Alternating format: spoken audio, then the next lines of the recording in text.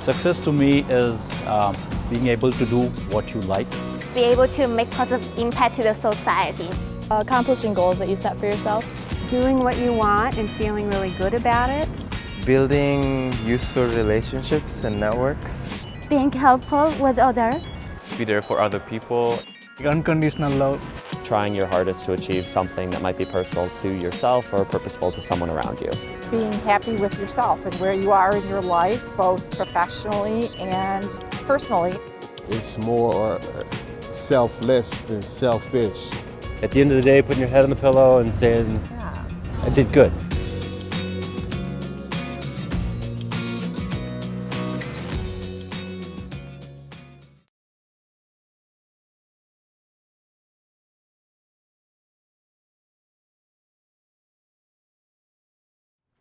Hi there, I'm Paula Caproni, and I want to welcome you to this course, The Science of Success, What Researchers Know That You Should Know. I'm teaching this course from the Ross School of Business at the University of Michigan in Ann Arbor, a town that's also known by its ancient name, the Land of 1,000 Coffee Shops. In this session, you'll learn about the specific goals of this course and how it will help you achieve the success that you desire and deserve. And let me start by asking you a few questions. Have you ever wondered, why do some people achieve their life goals while others muddle through and never reach the success that they desire? And why do some people who excel in school and they seem destined for success stall early in their careers, while others who demonstrate less than stellar academic ability end up enjoying meaningful and productive careers, often exceeding the expectations of others? Have you ever wondered, why do some people bounce back from failure while others fall apart? And what are some of the most important lessons that children should learn early in life to help them lead happy, fulfilling, and productive lives? Fortunately, researchers have asked the same questions, and they've come up with answers that you will learn right here in this course. Specifically, this course will give you answers to the following questions. What do the most successful people do differently than others? Can these characteristics and behaviors be learned? Thankfully, the answer to this one is yes. And what can you do to increase the possibility that you will achieve your goals throughout your life? In the following sessions, you'll learn strategies for achieving success, strategies that I wish I knew when I was younger. Like most people, I learned about success through the School of Hard Knocks, taking 2 steps forward and 1 step backward. I don't come from a family that talked about success. For the first 25 years of my life, I never even thought about what success would look like or feel like, never mind how to achieve it. Born in the United States, I'm the daughter of an Italian immigrant father and a Polish-American mother.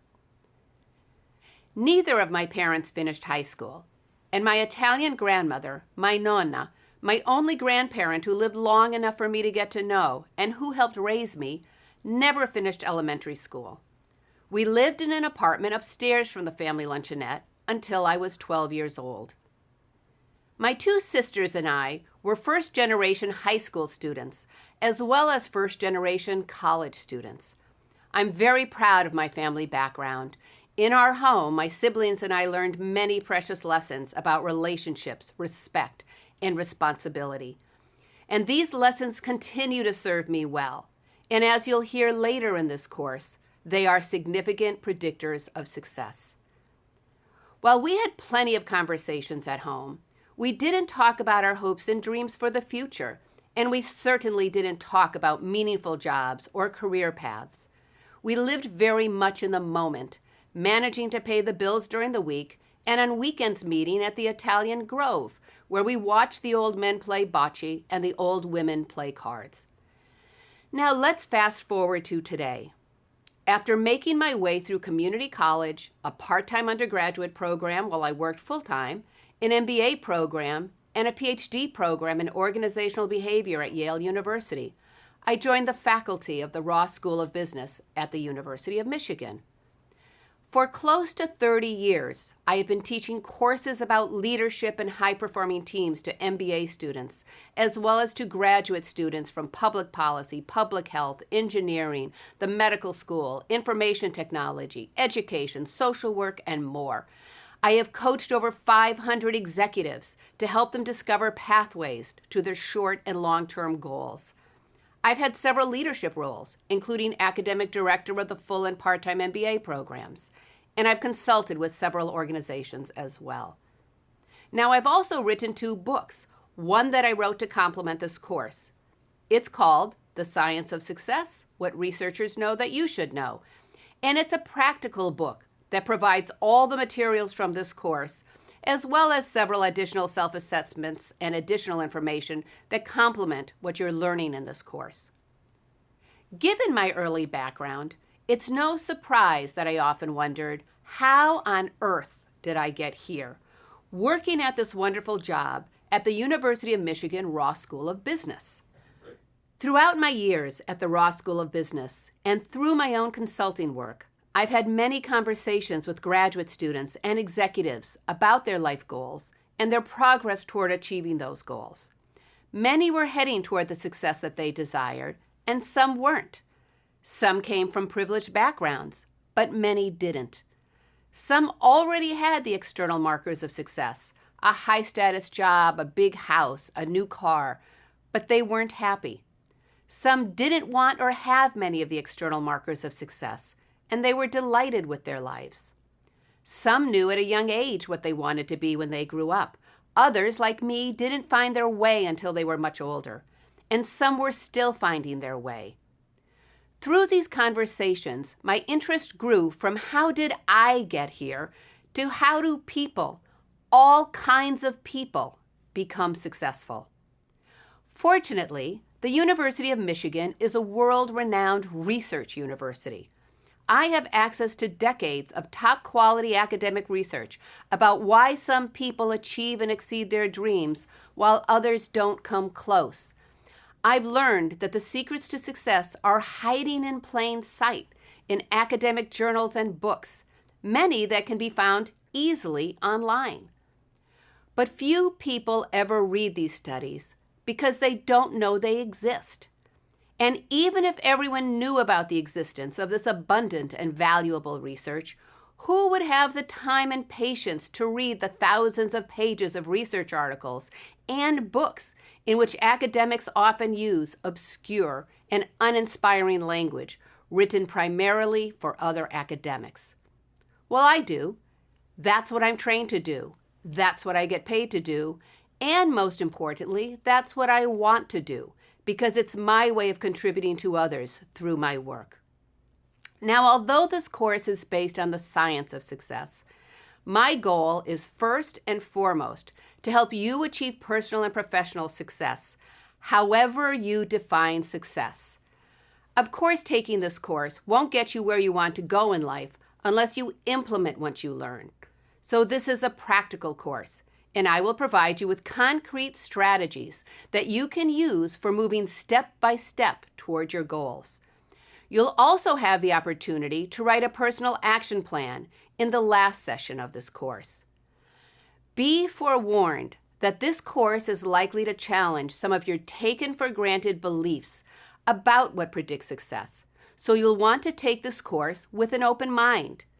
You'll need to unlearn limiting beliefs and behaviors that can hold you back, as well as learn new beliefs and behaviors that will propel you forward toward your goals. Now, you may be asking yourself whether the lessons in this course are universal, and that's a very good question. In addition to my work in the U.S., I've traveled to many different parts of the world, and I've worked with executives on their leadership development in the for-profit, nonprofit, and government sectors. I've worked with people who work in business, manufacturing, telecommunications, education, medicine, global health, sports management, the arts, and more. Based on years of working with people in many different jobs around the world, I found that the lessons about success are indeed universal.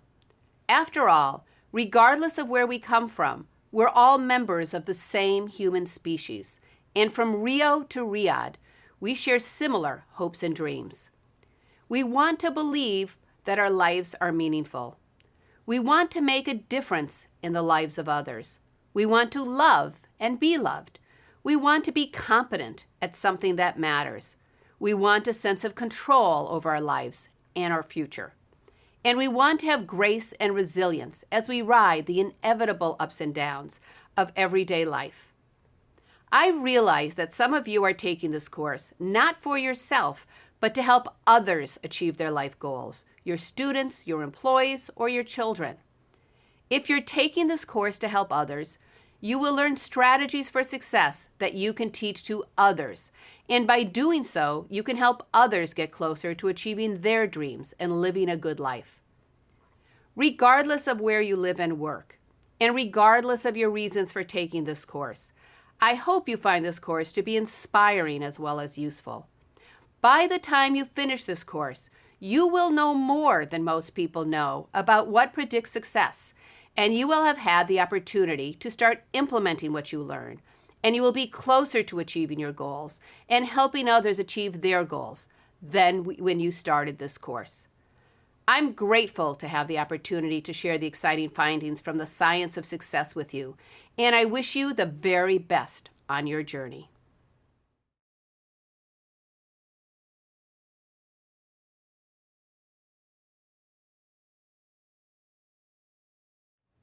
Welcome. It's good to see you. This session explores the question, what is success? Throughout this session, you're going to have the opportunity to think carefully about what success means to you. I'm not here to tell you what your life should look like. You should decide that for yourself because this is your one and only precious life on earth. My job is to help you achieve the success that you desire and deserve, and I'll do that by sharing with you what researchers have learned about what predicts success in life. The lessons you learn in this course will be useful to you in at least 3 ways. And these are the areas that most people think about when they think about what makes for a successful life. This course will help you get better and more meaningful results at work, regardless of the type of work you do. It will help you achieve your career goals, whatever those goals may be. And it will help you enjoy a happy, healthy life with time and energy to spend with the people you love and the communities you care about. Let's talk about each of these in more detail, beginning with the importance of achieving results. When we take on a job, each of us has a responsibility to add value to our organizations, our colleagues, and to the people our organizations serve. So this course is designed to help you get better results at work, whether your organization's purpose is to provide products and services, make money for shareholders, heal people, cure diseases, educate others, alleviate poverty, or any other goal. And in this course, we're going to make the assumption that getting results isn't enough.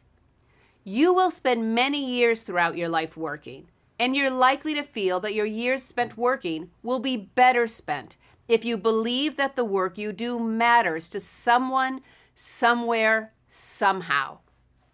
Researchers have found that when we believe we are engaged in meaningful work, we have greater pride in what we do, feel more responsibility for the outcomes of our work, are more willing to go above and beyond the call of duty, handle stress better, and are more likely to stay motivated during the inevitable ups and downs of everyday work.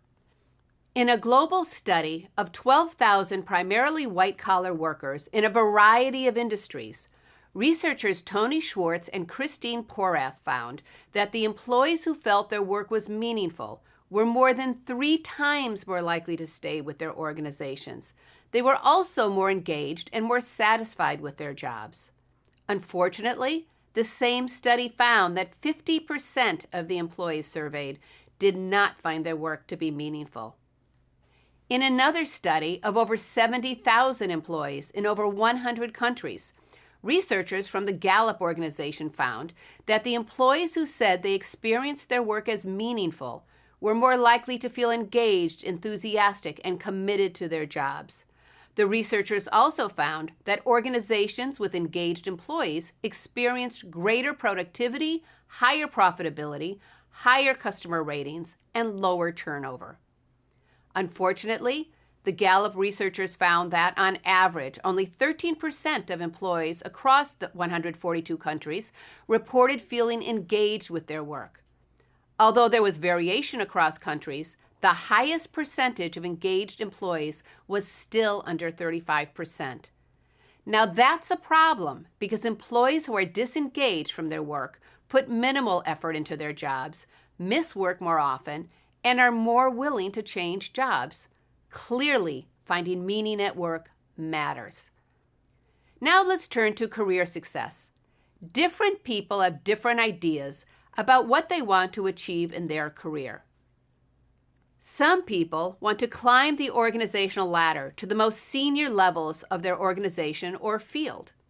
Others want to stay in the same job for many years and be respected for the expertise they bring to their job rather than taking on the obligations of senior levels of leadership.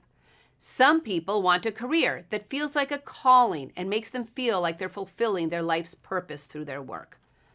Others want a career that gives them the energy, time, and flexibility to fulfill their purpose outside of work. And still others see success as having the choice to ramp up or ramp down their careers whenever they want to, in order to be able to take care of other interests and commitments, such as traveling or taking care of a family, at different times in their lives. Regardless of the type of career you desire, researchers define a career as a series of work experiences that evolve over the course of your life. They define career success as feeling positive overall, with both the career choices that you make and the outcomes of these choices. Researcher Ellen Kosick and her colleagues encourage us to create what they call a sustainable career. A sustainable career is one that fits with your values, provides enough financial security to take care of your economic needs, is flexible enough to evolve as your interest and life stages change. A sustainable career assumes that your personal life, your family, and community matter to you, and that you may be willing to make career decisions based on what's important to you in your personal life, your health, your family, your community, and you may be willing to adjust your career plans or your work schedule to support your spouse or partner's career plans. A sustainable career also helps you adapt to the demands and unpredictability of a complex and fast-changing environment in which opportunities come and go quickly. Jobs and professions can have a short shelf life due to technological advancements. Organizations transform themselves due to mergers and acquisitions, and the global political climate can change in the blink of an eye. Here's a video that will give you an idea of how quickly the world is changing around us. As you watch it, think about the implications these changes might have on your own career. There has never been a bigger force for change than technology. It changes absolutely everything about the way we live, the way we get around, the way we eat, even the way we talk to each other.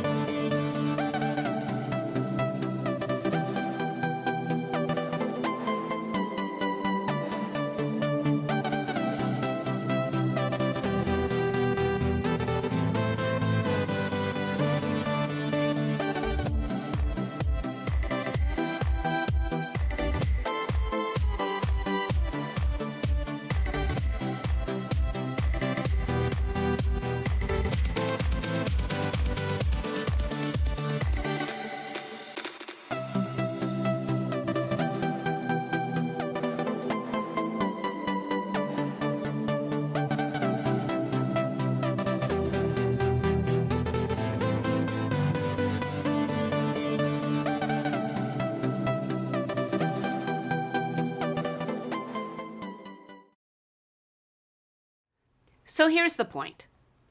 If you want a sustainable career, you'll need to actively manage your career in order to stay employable as well as employed. You'll need to take steps to ensure your expertise stays relevant, which means understanding how the environment is changing and investing in lifelong learning. You'll want to make sure you're getting measurable results in whatever jobs you have so that no one will ever doubt your ability to add value wherever you are. You'll want to be sure you have a diverse network of mutually supportive relationships, as well as a reputation for being a team player and for being the kind of person people want to work with, so that many people will support you in whatever career you choose. And you'll want to keep money in the bank as a cushion for the expected and unexpected changes that may come your way. When you think about your career success, you'll want to focus on both external and internal measures of success. External measures of success are things that are objective and can be seen and evaluated by others as well as yourself.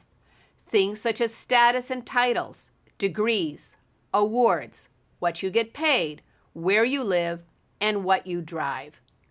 Your external measures of success are all fine and dandy if they make you happy, but you need to be cautious about pursuing external measures of success.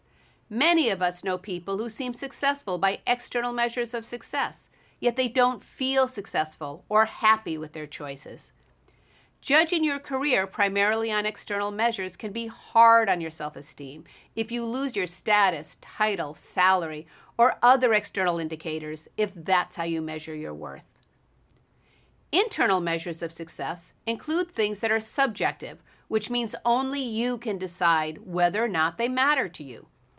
These are things like believing you're making a difference through your work, feeling as though your work is aligned with your values, taking pride in the day-to-day work that you do, appreciating the autonomy that comes with your job, enjoying your colleagues and the people you serve through your work, and being grateful for the opportunity to do what you do.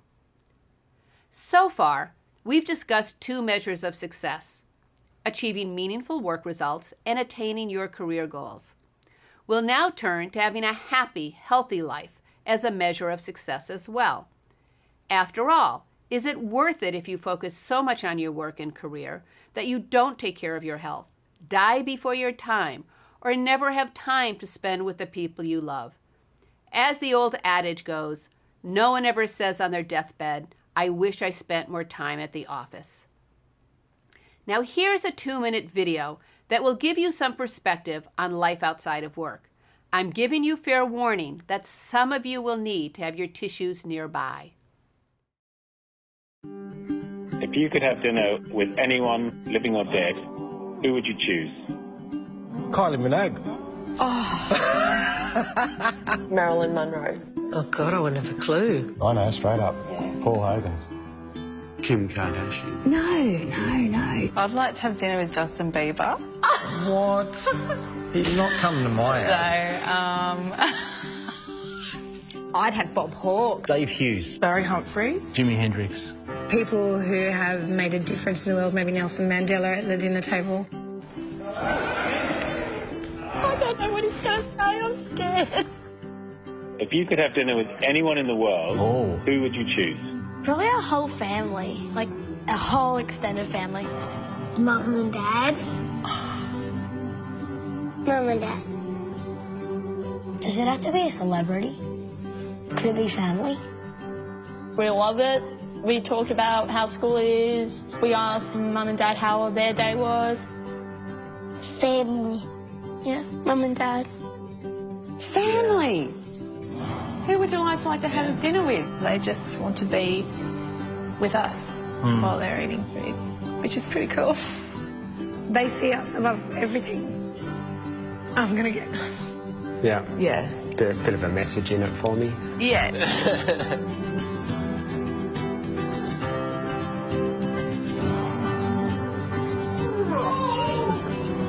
What are we having for dinner?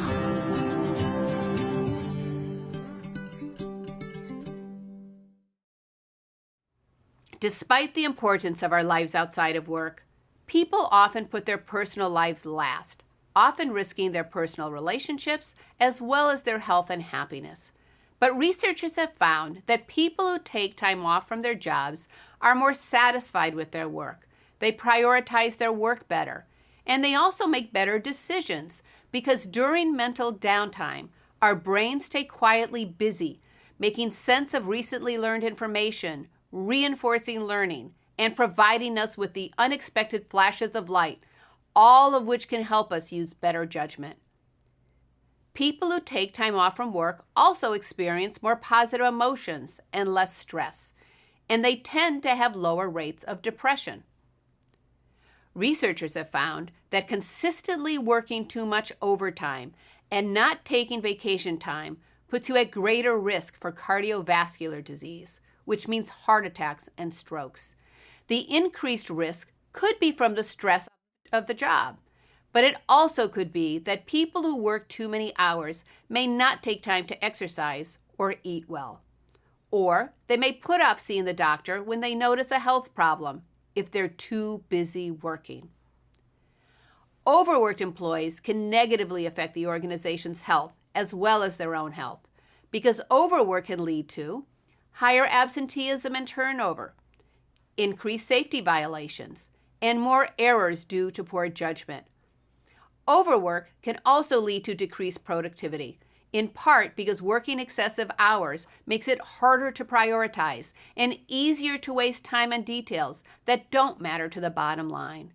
Sarah Green Carmichael, Senior Associate Editor at the Harvard Business Review, says it best. In sum, she says, the story of overwork is literally a story of diminishing returns. Keep overworking, and you'll work progressively more stupidly on tasks that are increasingly meaningless. Despite the personal and organizational advantages of taking a break from work, many people don't take time off. Although some people don't have the option to take time off. Even when people do have that option, many people don't take the time off that they're entitled to. Several studies have shown that the average employee in the United States takes only about half of their available days off. Many people who do take time away from their job work on vacation, check their emails, or are contacted by people about work-related issues. One study found that almost half of all working adults in the U.S. check their work emails every day when on vacation, and 10% check them every hour. Another study of 1,000 workers found that 50% checked their email while in bed and 38% checked it during dinner. One thing is certain.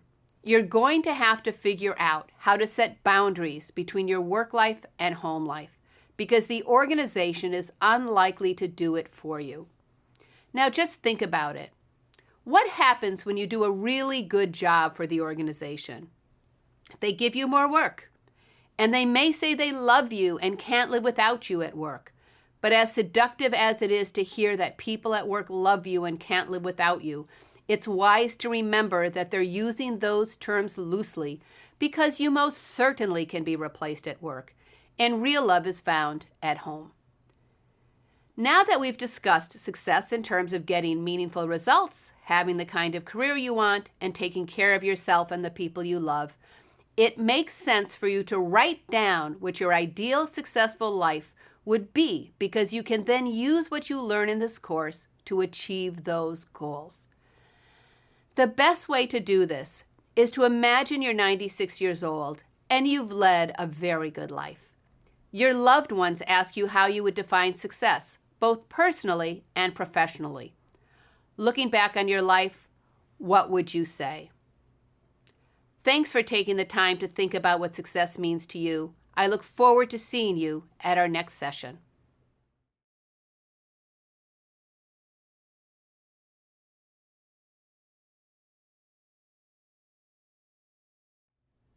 Hi there. It's good to see you. In this session, you'll learn about what predicts success, and I'm going to begin the session with a little quiz. Now, how much of your success, and let's say salaries and promotion, is predicted by your IQ, your intelligence quotient? For our purposes, we'll use IQ to mean how well you do on standardized tests of intelligence. And let's assume you're somewhere in the normal range of intelligence, and let's even assume that you're on the high end of intelligence. So again, how much of your success, let's say salary and promotions, is predicted by your IQ? 75 to 100%? 50 to 74%? 25 to 49%? Or below 25%? The correct answer is D, below 25%.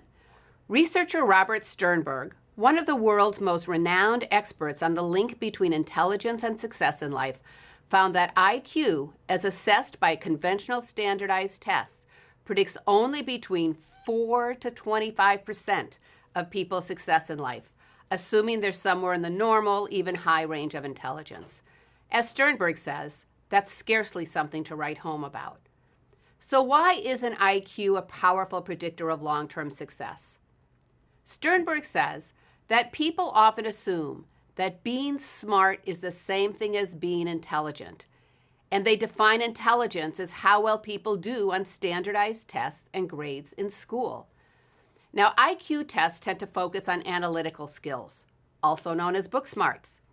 Although book smarts may help us get high grades in school, book smarts aren't the only kind of smarts we need to succeed in a complex, ambiguous, and ever-changing world in which real problems are often hard to define. The one best answer doesn't always exist, and we need the support of others to accomplish our goals. We also need flexibility, creativity, and the willingness to take calculated risks and invest in lifelong learning. We need to be able to inspire others, influence others, and develop mutually supportive relationships. And we need to be dependable because other people count on us to achieve their goals as well. And we need to be able to manage stress and be persistent and resilient, especially in the face of hurdles and failures. Finally, we need to know when to cut our losses and find opportunities that are better aligned with our values and life goals. This explains why some people who excel in school never achieve their goals after they graduate, and why some people who are mediocre students achieve or even exceed their goals. I'm not saying here that analytical skills aren't important to your success. The ability to think clearly and logically, being able to see the different parts of complex problems and how these parts fit together, being able to see patterns and solve problems in a systematic way using evidence in order to make decisions, and being able to communicate the steps you take to understand and solve complex problems certainly matter a lot in life. But analytical skills, as measured by standardized tests of analytical ability, will not be enough to help you achieve the success that you desire. Now, people often ask me whether IQ is something that is wired in at birth.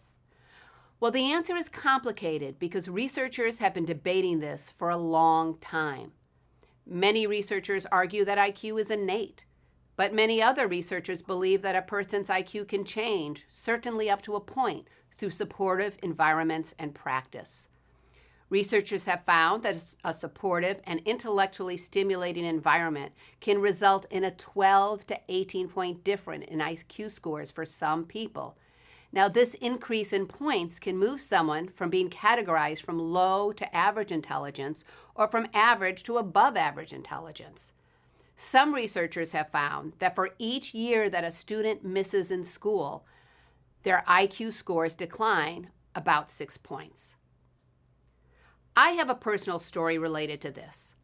MBA programs typically require that students take the Graduate Management Admissions Test that's designed to assess a variety of verbal, writing, and analytical skills believed to be relevant to success in business. These skills include analytical writing and problem solving, as well as skills in data analysis, logic, and critical reasoning. When I was applying for admission to MBA programs, I took the GMAT test twice.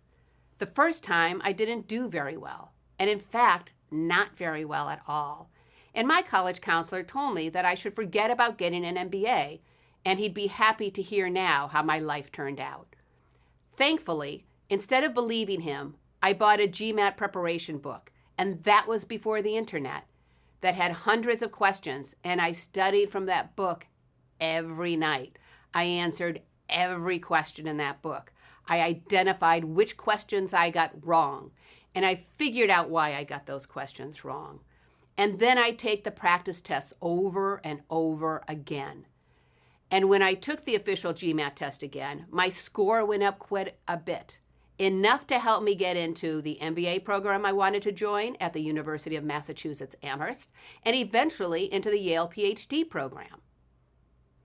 Now that's a photo of me after my graduation from the MBA program. And who knows where I'd be today if I had listened to that college counselor. Now, I'm not saying that studying for tests of scholastic achievement will always improve someone's grades, but it does for many people. My point is that you may have more control over assessments of your analytic abilities than you think. Jumping into the middle of the debate about whether IQ and analytical abilities are innate may be entertaining and they may be interesting, but it won't help you in your quest for success. How do I know that? Because Stanford professor of psychology, Carol Dweck, and her colleagues have shown that you're more likely to achieve your life goals if you believe your intelligence, talents, and personality are fluid, which means changeable with effort, rather than fixed, which means innate and unchangeable. You'll learn more about the power beliefs have in predicting your success later in this course. So, if IQ isn't as strong a predictor of success that many people assume it is, then what about natural talent? Do you find yourself saying, she's a natural leader, or he's a natural communicator? Do you ever say things like, I'm not a people person, or I'm not a numbers person? If so, you're showing one of the most common biases people have, and one that can hold you back from achieving the success that you desire. One of the most important lessons to take from this course is that believing in the idea that there are born leaders, natural talents, and overnight successes can hold you back from achieving your goals, because these beliefs can hold you back from putting in the years of dedicated time and effort that it takes to become successful in whatever you choose to do. Now, what looks like natural talent is usually the result of years of mindful, deliberate practice. Consider the following examples. Tennis champion Serena Williams, who has won 4 Olympic gold medals, is often portrayed as being a natural athlete. We don't know if she was born with any innate athletic advantages, but we do know that she started playing tennis when she was only 3 years old, when her family moved to Compton, California, to begin Serena's and her sister Venus's, another world-class champion, their tennis training in earnest. The family moved several times to give their daughters the best coaching available. Serena endured several losses and injuries throughout her career. By the time she was seen as an overnight success, she had invested over 15 years into becoming one of the most accomplished tennis players in the world. British Prime Minister Winston Churchill, whose impassioned speeches inspired the United Kingdom during the darkest days of World War II, is considered to be one of the greatest orators of the 20th century. Yet for years he worked hard to overcome a speech impediment. He practiced his speeches over and over again until they seemed to flow effortlessly. Churchill sometimes even used his speech impediment to his advantage by deliberately inserting long pauses in his speeches for emphasis. Actor James Earl Jones, the famous voice of Star Wars Darth Vader, overcame a childhood stutter to become one of the media's most powerful and memorable voices. In an interview, Jones said that he believes his difficulties speaking when he was a child helped him become a particularly good listener throughout his life. He credits his high school teacher's efforts to help him overcome his stutter by repeatedly encouraging him to recite poetry out loud in class as the first step along his path to becoming an actor. The Beatles, the best-selling rock band in history, was an immediate sensation in the U.S. when they made their television debut on The Ed Sullivan Show on February 9, 1964. An unprecedented 73 million people watched them, and that evening's Ed Sullivan Show became the highest-rated TV show ever at that time. What is less known is that the band practiced throughout Europe for several years, including 2 years in German bars for 8 hours a day before they became what seemed to be an overnight success. The band had played in over 1,200 concerts by the time they reached the Ed Sullivan Show. Now, natural-born geniuses and overnight successes may exist, but they are few and far between. Most successful people develop their talents and earn their successes day by day, play by play, while enduring roadblocks, mistakes, and failures along the way. Certainly, some people are born with advantages.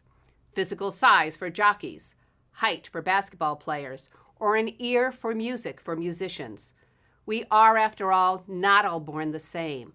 Yet only dedication to mindful, deliberate practice over many years can turn those advantages into talents and those talents into successes. So even though you may feel that you weren't born with a talent for math, you can significantly increase your mathematical abilities through such mindful, deliberate practice.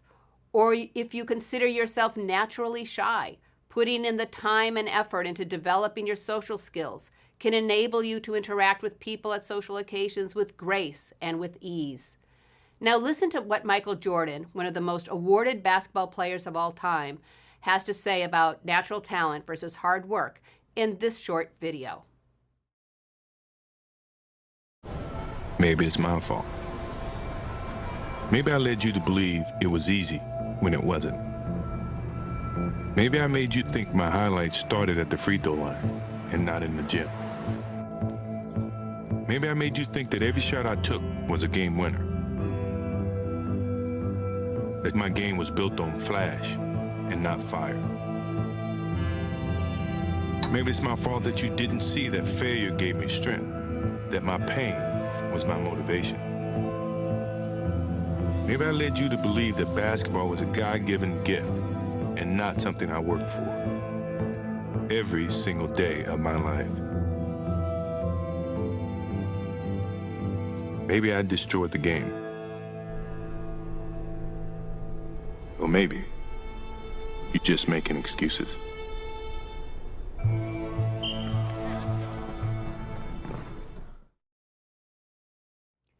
Note that Jordan also created a sustainable career that brought him outstanding success beyond his years as a professional basketball player.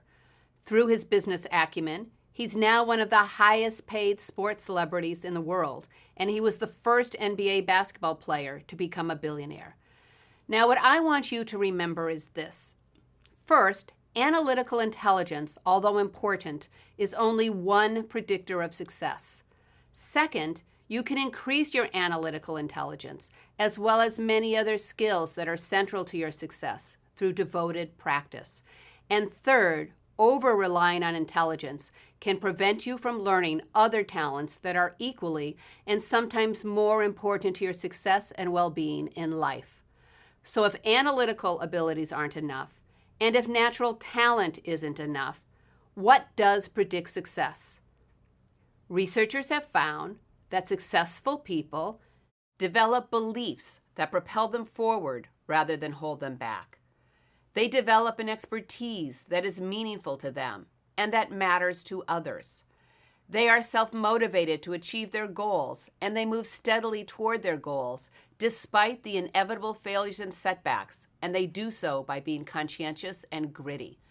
And they develop mutually supportive relationships through which they give and get resources that are necessary to their success and to the success of others.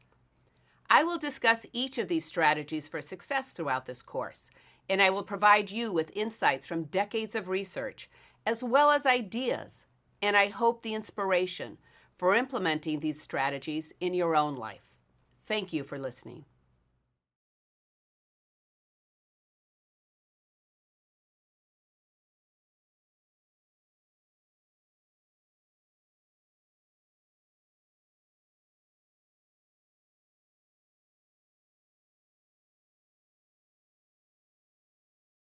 I've written 2 books, one called On Purpose, Lessons in Life from the Dung Beetle and Julia, and I wrote another book, and that is a graphic novel. And that was a special book that I wrote after my daughter Julia passed away. And she was 19 years old. She was a heart transplant recipient and caught a chickenpox virus when she was 6 months old. And she was born healthy. This attacked her heart, and her only hope was to get a heart transplant. And we had to decide whether to do that or not in the first place.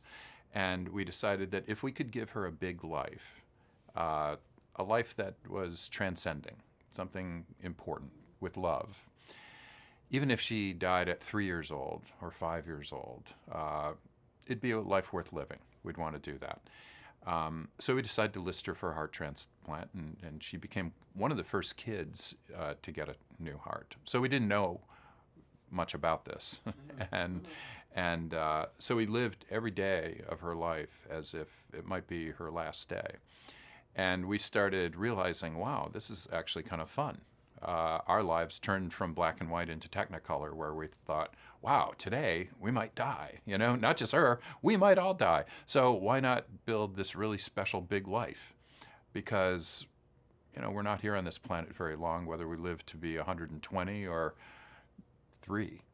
So we lived an interesting life with her, and she passed away when she was 19, and it was very sudden and unexpected.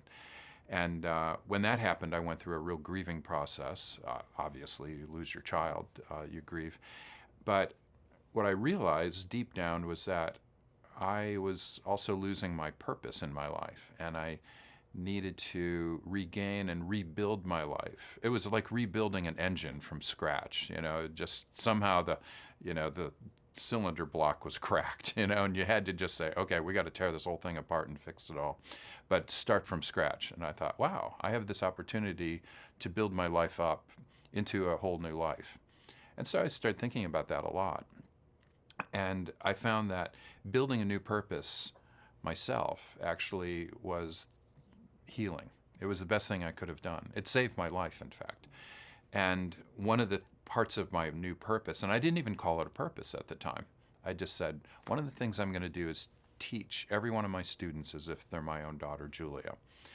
And I started taking tremendous joy in teaching. In fact, the school suggested maybe I shouldn't even teach for a year. Just take off, do whatever, because, it's losing your child is a big deal. It's hard. But I thought, and at first I took him up on this, and then I thought, no, I'm going to try teaching, but I'm going to teach in a totally different way. I'm going to teach every student as if they're my daughter, which means if they need anything from me, if they have a problem in school, if they need a recommendation to med school or to grad school, if they have an issue with alcohol or with anxiolytics or with their roommate or their boyfriend or their girlfriend, I'm here for them. I'm not a counselor. I'm not a guru. I remind them all, believe me, go to, counseling services if you need it. But at the same time, I'm just here for them. And I started getting so much joy from this. And I think the students really enjoyed this too. And it's not that I am perfect at this by any means. Sometimes I don't have time, but I really try as if that person were my daughter and I was a professor of my daughter, and I really needed, I would hope that the professor would do a lot for them, really help them out. And so that really changed my whole life. I started realizing this is a purpose and a direction, and it's nothing terribly spiritual. It's more like a goal. It's almost like a checklist. When you wake up in the morning, you say, what do I have to do today? Okay, I got to do this and this and this and this. Or you create a checklist, and you tend to get that checklist done more. Or if you say, I want to walk 10,000 steps, and say you have some sort of biometric device on you to monitor that, and you set a goal around 10,000 steps, you're more likely to walk longer, walk further. And it's the same. That's what a purpose is. It's really a goal that you deeply, deeply value, or a set of goals. And so I started thinking more about this idea of purpose, and I started thinking, wow, this is kind of a healthy thing. And also, it's gotten me to start changing other health behaviors, because in order to teach every one of my students as if they're my own daughter, I have 250 students. That's a lot. And it means that I need to have a lot of energy, and I need to have a lot of self-control or willpower. And I started thinking about these things, and I read this really neat quote by Seneca. this Stoic philosopher 2,000 years ago, 15 AD. He said, "It doesn't matter how much wind is in your sails if you don't have a harbor." And I thought, wow, I know a lot of people with a lot of energy, a lot of wind in their sails, and no harbor. You know, we call them annoying people. You know, they're just like, oh, I want to do this, I want to do that. And I thought, no, I don't want just a lot of wind in my sails and no harbor. I want this harbor, I want this purpose, this direction in my life, and that's why I need wind in my sails. But I also, to extend that metaphor, I need a rudder. I need like willpower. And I also need a strong boat to handle storms, because storms just happen. And I stopped worrying so much about all the storms and stopped worrying about the crazy waves in the water and the eddies in the water, and in other words, all of life's stressors, because those happen. There's nothing I can do about a lot of them. Some things I can control, most things I can't control, and stuff just happens. And if I have those things, if I have a strong boat and I have wind in my sails and I have a rudder, and especially if I have a harbor, if I have a purpose, then I don't worry so much about the stressors. I don't let other things bother me so much. And in fact, what I really do is start focusing on that harbor as opposed to the 19 other harbors that are available to me that day.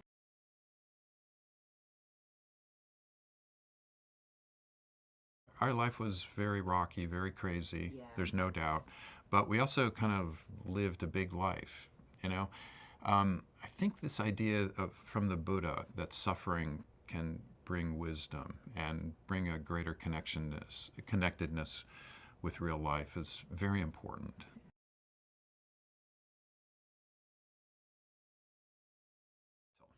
That's a fundamental difference, that in Hinduism and Buddhism, we believe that we're born godlike.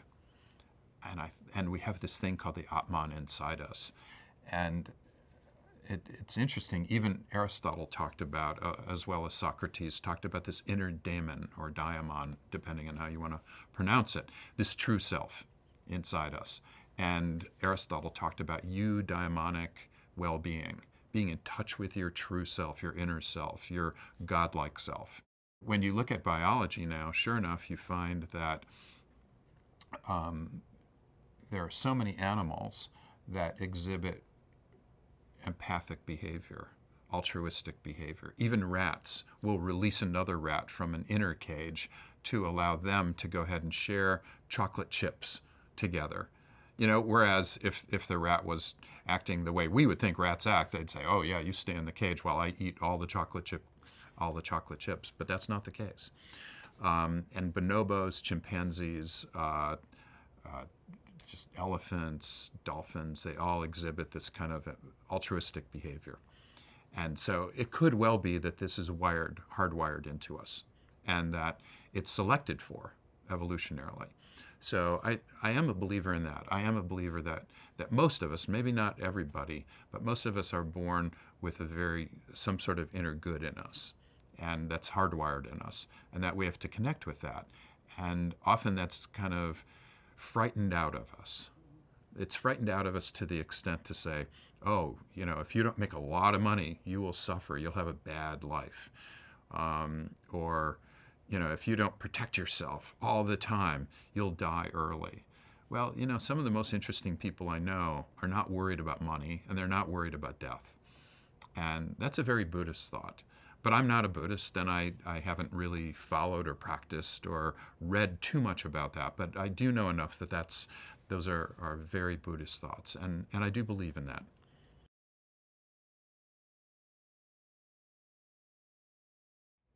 Ideally, as Nietzsche says, you should find your own path and your own purpose. And once you start doing that, then you start becoming successful. I think that's really the key. One of the real keys is slaying the thou shalt dragon. So one of the keys to success is finding your purpose. And by the way, purposes change over time. It's not like you have this life purpose and you have to stick with it. And it's not like you have just one purpose. I have a personal purpose, which is to enjoy love and beauty. I have a family purpose, to be an engaged husband, father, and now grandfather, and son. I have 2 85-year-old parents. But also my work purpose, to teach every student as if they're my own daughter. And then a community or global purpose, which is to help over 1 billion people find greater purpose and meaning in their lives. And that along with my work purpose, relates to how I hopefully have become successful. I don't think about success, by the way. That's the last thing on my mind. Success or fame or, some sort of image that I develop is the last thing, because I don't think you become successful that way, for one thing. And success to me is being aligned with my purpose. So having some purpose or direction, or harbor, as Seneca said, giving myself enough energy every day to align with that, but also enough willpower or self-control to align with that.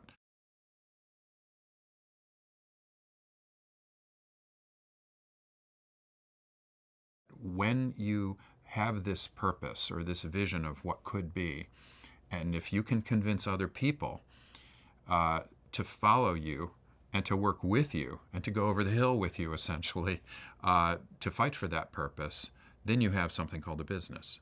And that's how it starts. So if you don't have that sort of collective purpose, if you don't have other people kind of following your vision, not necessarily obeying you or anything, it's just that they're connected to your vision. If you have that, then suddenly you have something that's kind of a juggernaut. And you may have, for me, since I build software, you have some software engineers, you have some designers, you have some creative people, but also you have to have some salespeople, and you have to have marketing people, and all these individuals. And for me also, I use a lot of psychology, so you have behavioral scientists working with you and physicians working with you, and they're all connected in this purpose because they're following you over the hill. Then you have something that's very important, and that can lead to success.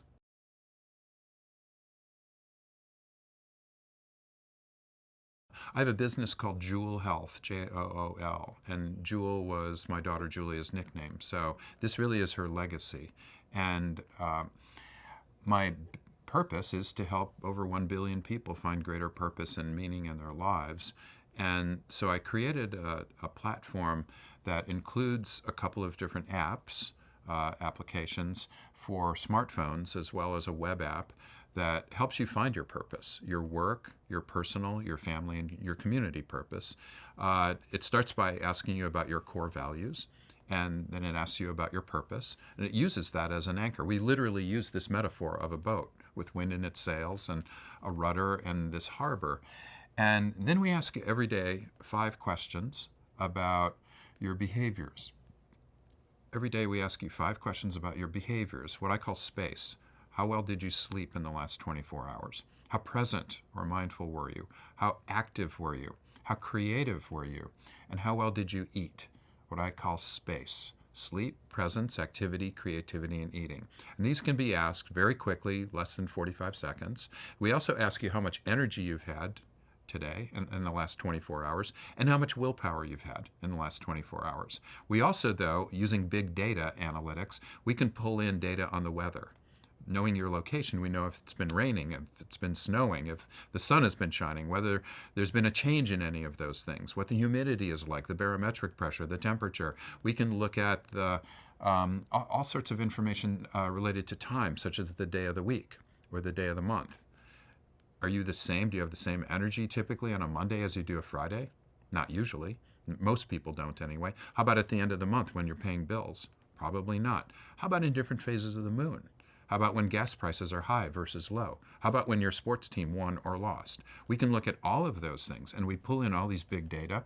We combine it with your space data, sleep, presence, activity, creativity, and eating, and we combine that and start predicting your energy and your willpower and what makes you tick. So we build a predictive model of you, as opposed to a predictive model of a population. You're not an average. I'm not an average. So an average product would not work for anybody, it turns out. But you being an individual, we can start building a model, a predictive model of just you, and that model gets smarter over time. So after 10 days, we can build a model that's quite accurate of you. We can even give you a forecast, like a weather report of you. Well, today, it looks like, Vic, you're going to have more energy or less energy. Why am I going to have less energy? Well, because you ate like crap last night and you didn't sleep well, and the moon is full, and that's when you tend to have less energy. Really? Wow, what can I do about all this? And it looks at the predictive model, and it says, if you're more present today, you would be able to solve that problem. So that's what this program does. It's a very unique wellness to well-being product.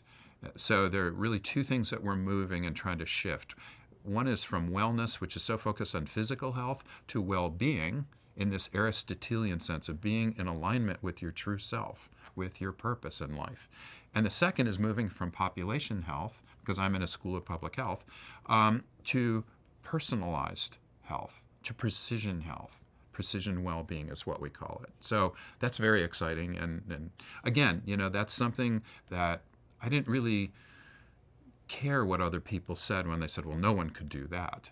It doesn't matter to me what they say. I had this purpose, this vision that we could do this. I rounded up a bunch of amazing software engineers, some amazing predictive analytic mathematicians and physicists, and we all got together, and then I got this amazing creative person working with me and an artist to boot, and we started just building this product, and now it's doing very well. Jewel Health is a software as a service, business to business company. So we're licensing our Jewel platform to companies and large employers, insurance companies, health plans, healthcare organizations.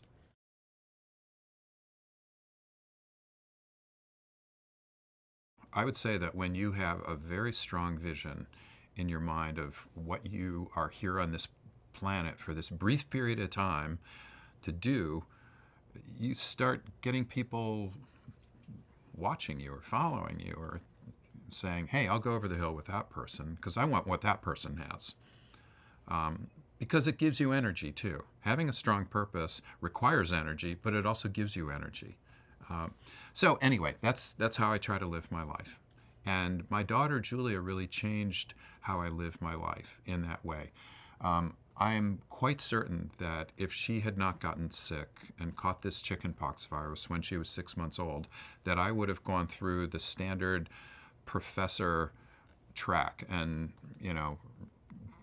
like written as many articles as I could and gotten as many grants. And I did that anyway, but I didn't care about doing it just to get promoted. I started doing it because I wanted to change the world. And so I started moving into areas in my research that I thought would have the greatest impact and the greatest meaning to people, not just the things that would get me promoted to an associate professor or a full professor. I actually didn't care about that. And in not caring about that, I ended up getting those things very easily. I ended up getting grants very easily and writing articles very easily. That just didn't become a problem, because I didn't care about that just for promotion's sake. I actually thought maybe, before Julia got sick, I thought maybe I'll become a full professor and then I can golf more. Who cares? So now I care a lot about my life and what I do and the brief period of time that I have. Steve Jobs was interviewed by Walter Isaacson for his book on Jobs. And Steve Jobs surprised Isaacson by saying, I never expected to live past the age of 30. And Isaacson said, what? Were you sick or something? He said, no, I don't even know why. But I never expected to live past 30. And Isaacson asked him something like, so how did you live your life? Did you change how you live your life? He said, well, I did. I had this urgency in my life. And how did that reflect who you are and what you do? He said, well, I created Apple before I was 30. So I had this urgency in my life because I knew I wasn't going to live forever. And in Jobs' 2005 commencement address at Stanford, he knew he was dying of pancreatic cancer. And he said these amazing words. He said, death is life's change agent. And he said, it's the single greatest invention of life. What an amazing thing to say to all of these young students who have everything in the world to live forever for. They probably think they're going to live forever. And he's going, no, you're not going to live forever. You live for a very brief time. And in thinking about that, you will end up becoming more successful in the sense that you will become more purposeful and you'll start aligning with that purpose more every day because you'll realize you don't have a lot of time to waste. Imagine if you had to live 500 years, or the promise of medicine, which is now, you can live 120 years or 150 years. If we think that we're going to live this long, we're going to squeeze in a lot of stuff. And that's, I think, the key to success.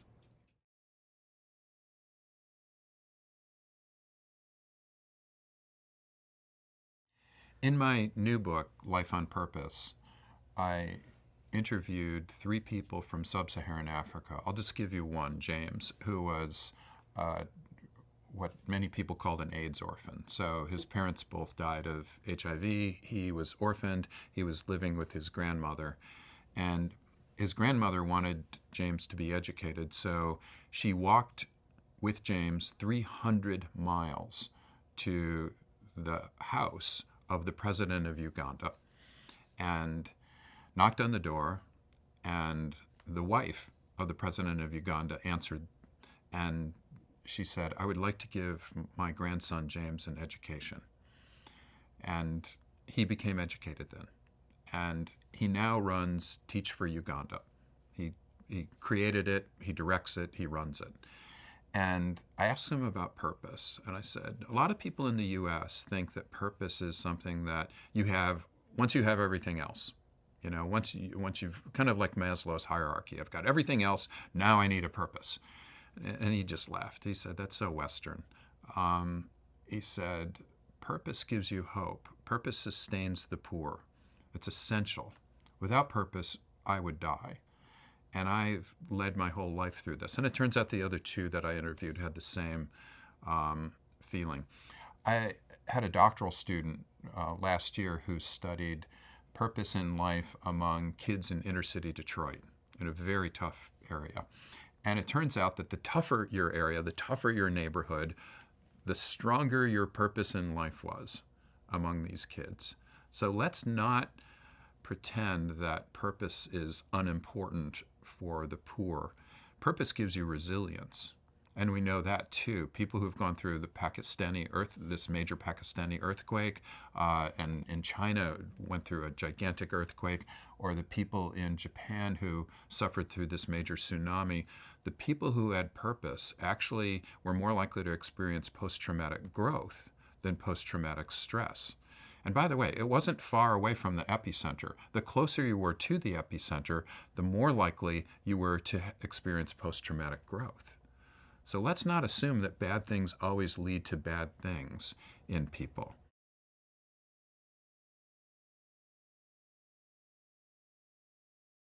Aristotle talked about purpose not as if I have a purpose, now I can go to Disney World. He talked about it more as I need to align myself with this purpose every day. That's what he called eudaimonic well-being, being in touch with your inner daemon. And he said that it requires energia and it requires will. And it's something that happens every day. He once said, one swallow does not a spring make. In other words, you have to have this happen time and time again. You need to train yourself. It's almost an athletic kind of training that you engage in. And that's why we built Jewel, because we want to help people build more energy and more willpower in their lives so that they can be aligned with their purpose. And then we have them start thinking about some essential basic behaviors like sleep or presence or activity, creativity or eating that you can engage in every day.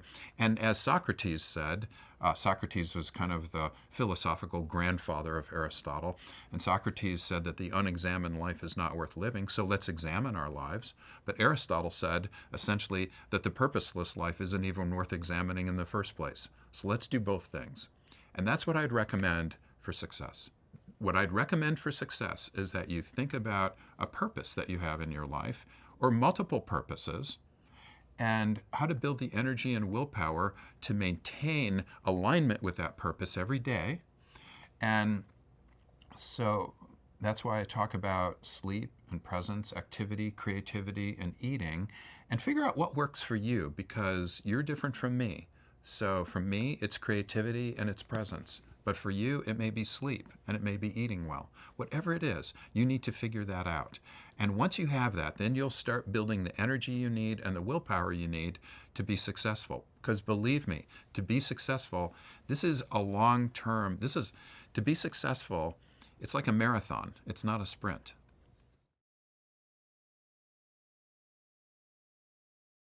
One thing that we've learned, in addition to having a lot of energy, success requires self-control too, or willpower. And we know a lot of people with a lot of energy, and they can be annoying without some degree of self-control or willpower. So combining those two things is very important. We know willpower now is increasingly viewed by psychologists as a muscle that can be trained, it can be strengthened, it can be fueled with glucose. In fact, it can be depleted over time. So if you have to exert a lot of self-control over a couple of hours, then it's more difficult to exert self-control as time goes on.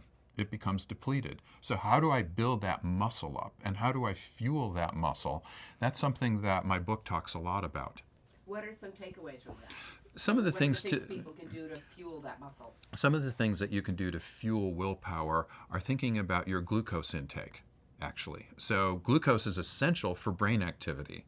And so when we decide to give up on glucose, if we drink nothing but Diet Coke, for example, or some diet drink, we're depleting ourselves of glucose, actually. It is important to have glucose, which is sugar. You just don't want giant boluses of it or boli of it. You don't want giant boli of this, big peaks of glucose where then it goes up a lot and then it shoots down a lot. You don't want that. What you ideally want is to think about eating right, and a Mediterranean diet that's filled with fruits and vegetables that release glucose gradually over time is really good for you. Another thing to do is ignore what your nutritionist said or your teacher said when you're a kid or your parents said, which was don't snack. Make sure you snack. Make sure you snack on healthy things throughout the day.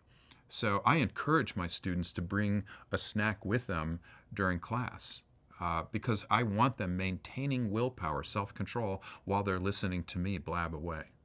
Another way to build willpower is through greater presence or mindfulness. So meditation seems to build a person's self-control. So I'm a big advocate of meditation, and I've been meditating for 35 years. So I'd really recommend that. But there are over 200 kinds of meditation. Some meditation actually allows you to release your self-control. It's observational mindfulness, whereas other mindfulness that's focused on a mantra or your breathing helps you develop greater self-control.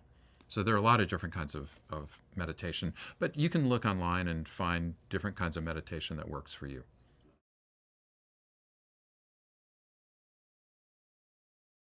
First of all, my own development of purpose came from my experience with my daughter, Julia. So I had this personal experience. And then you can read philosophy, you can read Aristotle, and you can read many other people. Albert Camus talked a lot about purpose, or Nietzsche talked a lot about purpose. And so you can read about this philosophically. What's amazing to me, though, is the latest science about purpose, where people with a strong eudaimonic purpose, in other words, really being in alignment with this true self, especially a transcending self, actually their DNA is more likely to be repaired. It's amazing. So our telomeres, which are the ends of our chromosomes, these are like the plastic caps or aglets on our shoelaces. When they get shorter, and our DNA starts to fray. And when that happens, we start getting sick and we die. Well, it turns out people who develop greater purpose actually have greater repair of these telomeres, this DNA. And that's amazing. Also, the gene expression, the expression of our genes of chemicals that are good for us, such as antibodies, are higher among people with purpose. And things like pro-inflammatory cells are more likely to be expressed when you don't have a strong purpose. So I didn't know that. It turns out that people who have a strong purpose who have recently retired, 7 years later, are 2.4 times less likely to develop Alzheimer's disease than people with a weak purpose. And this is after statistically controlling for the kitchen sink: age, race, gender, income, education, health status, health behaviors. After all those things, you still see people with a strong purpose less likely to develop heart attacks, stroke, more likely to live much longer, less likely to develop Alzheimer's disease. I could go on and on. It's amazing. The other thing, like if this were a pill, this would be $1 billion drug, wouldn't it? It'd be like the greatest drug ever. And yet it's free. And then you might ask, well, okay, if this were a drug that, prevented Alzheimer's and helped you live longer and all these things, what would be the side effects? Well, if it were a regular drug, there'd be 3 pages of side effects, right? Every part of your body would fall off. But the side effects to having strong purpose seem to be, first of all, you have more friends. People with purpose have more friends. And better sex. People with purpose have better sex. Nice.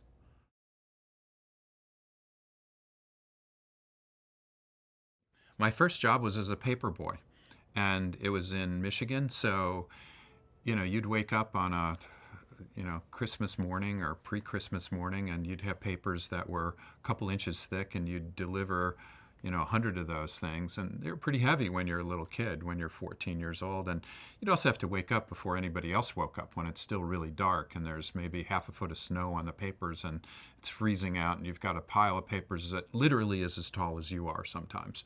And you're it's 6 o'clock in the morning or so, and you need to walk around delivering these things. That's a lot of work, actually. That kind of is tough. The other part, though, is you kind of have to be an entrepreneur, because you have to go out then and collect the money. I remember collecting the money was the hardest part, because literally there were some people who'd go, well, I didn't like the news this week, so I'm not going to pay you. I go, I didn't make the news. I'm sorry. But somehow you have to cajole people who didn't want to pay you, the couple dollars a month, that they needed to pay you for the paper.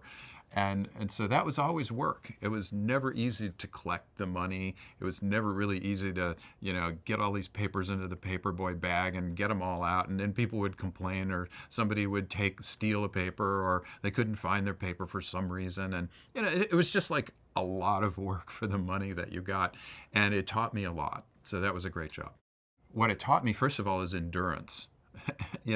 Of all the things that I've learned, I really think that I need endurance. It is a marathon. And doing this paper route, which I had a big one, I would run the paper route every day. And it taught me just how important endurance was. Even if I had a big paper bag, I'd run the route so that I could get done. I was always for some reason, anxious. I had an urgency.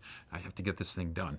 And so I would do that. So it taught me that. It also taught me how to interact with people at a very young age. Like, how do you interact with adults who are grumpy because you're asking them for money? How do you deal with a dog who sprints out of a person's house and starts biting you, or wants to? Just like a whole bunch of, you're dealing with blocks and blocks of people who are pretty much strangers, and you're knocking on their door and you're interacting with them, and you're 14 years old. That's a good job.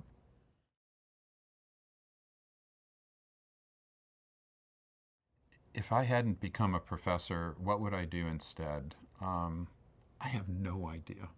I really don't. Sometimes I do think about that. It's a question I ask myself. I got very lucky, I think, in fitting into this field called public health, which is such a broad field. I mean, what does it mean? It's sanitation, or it's epidemiology. It's health services, or it's the delivery of medical care. But it's also health-related behaviors, and our health behaviors contribute to over 50% of disease and death. And I thought, wow, that's interesting. Why we do what we do, and helping people live better lives. I thought that's such an awesome area. So I got into that. But I honestly, I think I could have done a lot of different things. I think the key is, regardless of the job, finding the beauty in that job, finding out how you could be creative in that job, how you could do that job extremely well and get into the job. So I don't really think about other jobs, what would I have done, because I probably could have ended up doing 100 different things. What I would hope I would do in any of those things is try to create meaning from that and create some kind of purposeful life out of that job.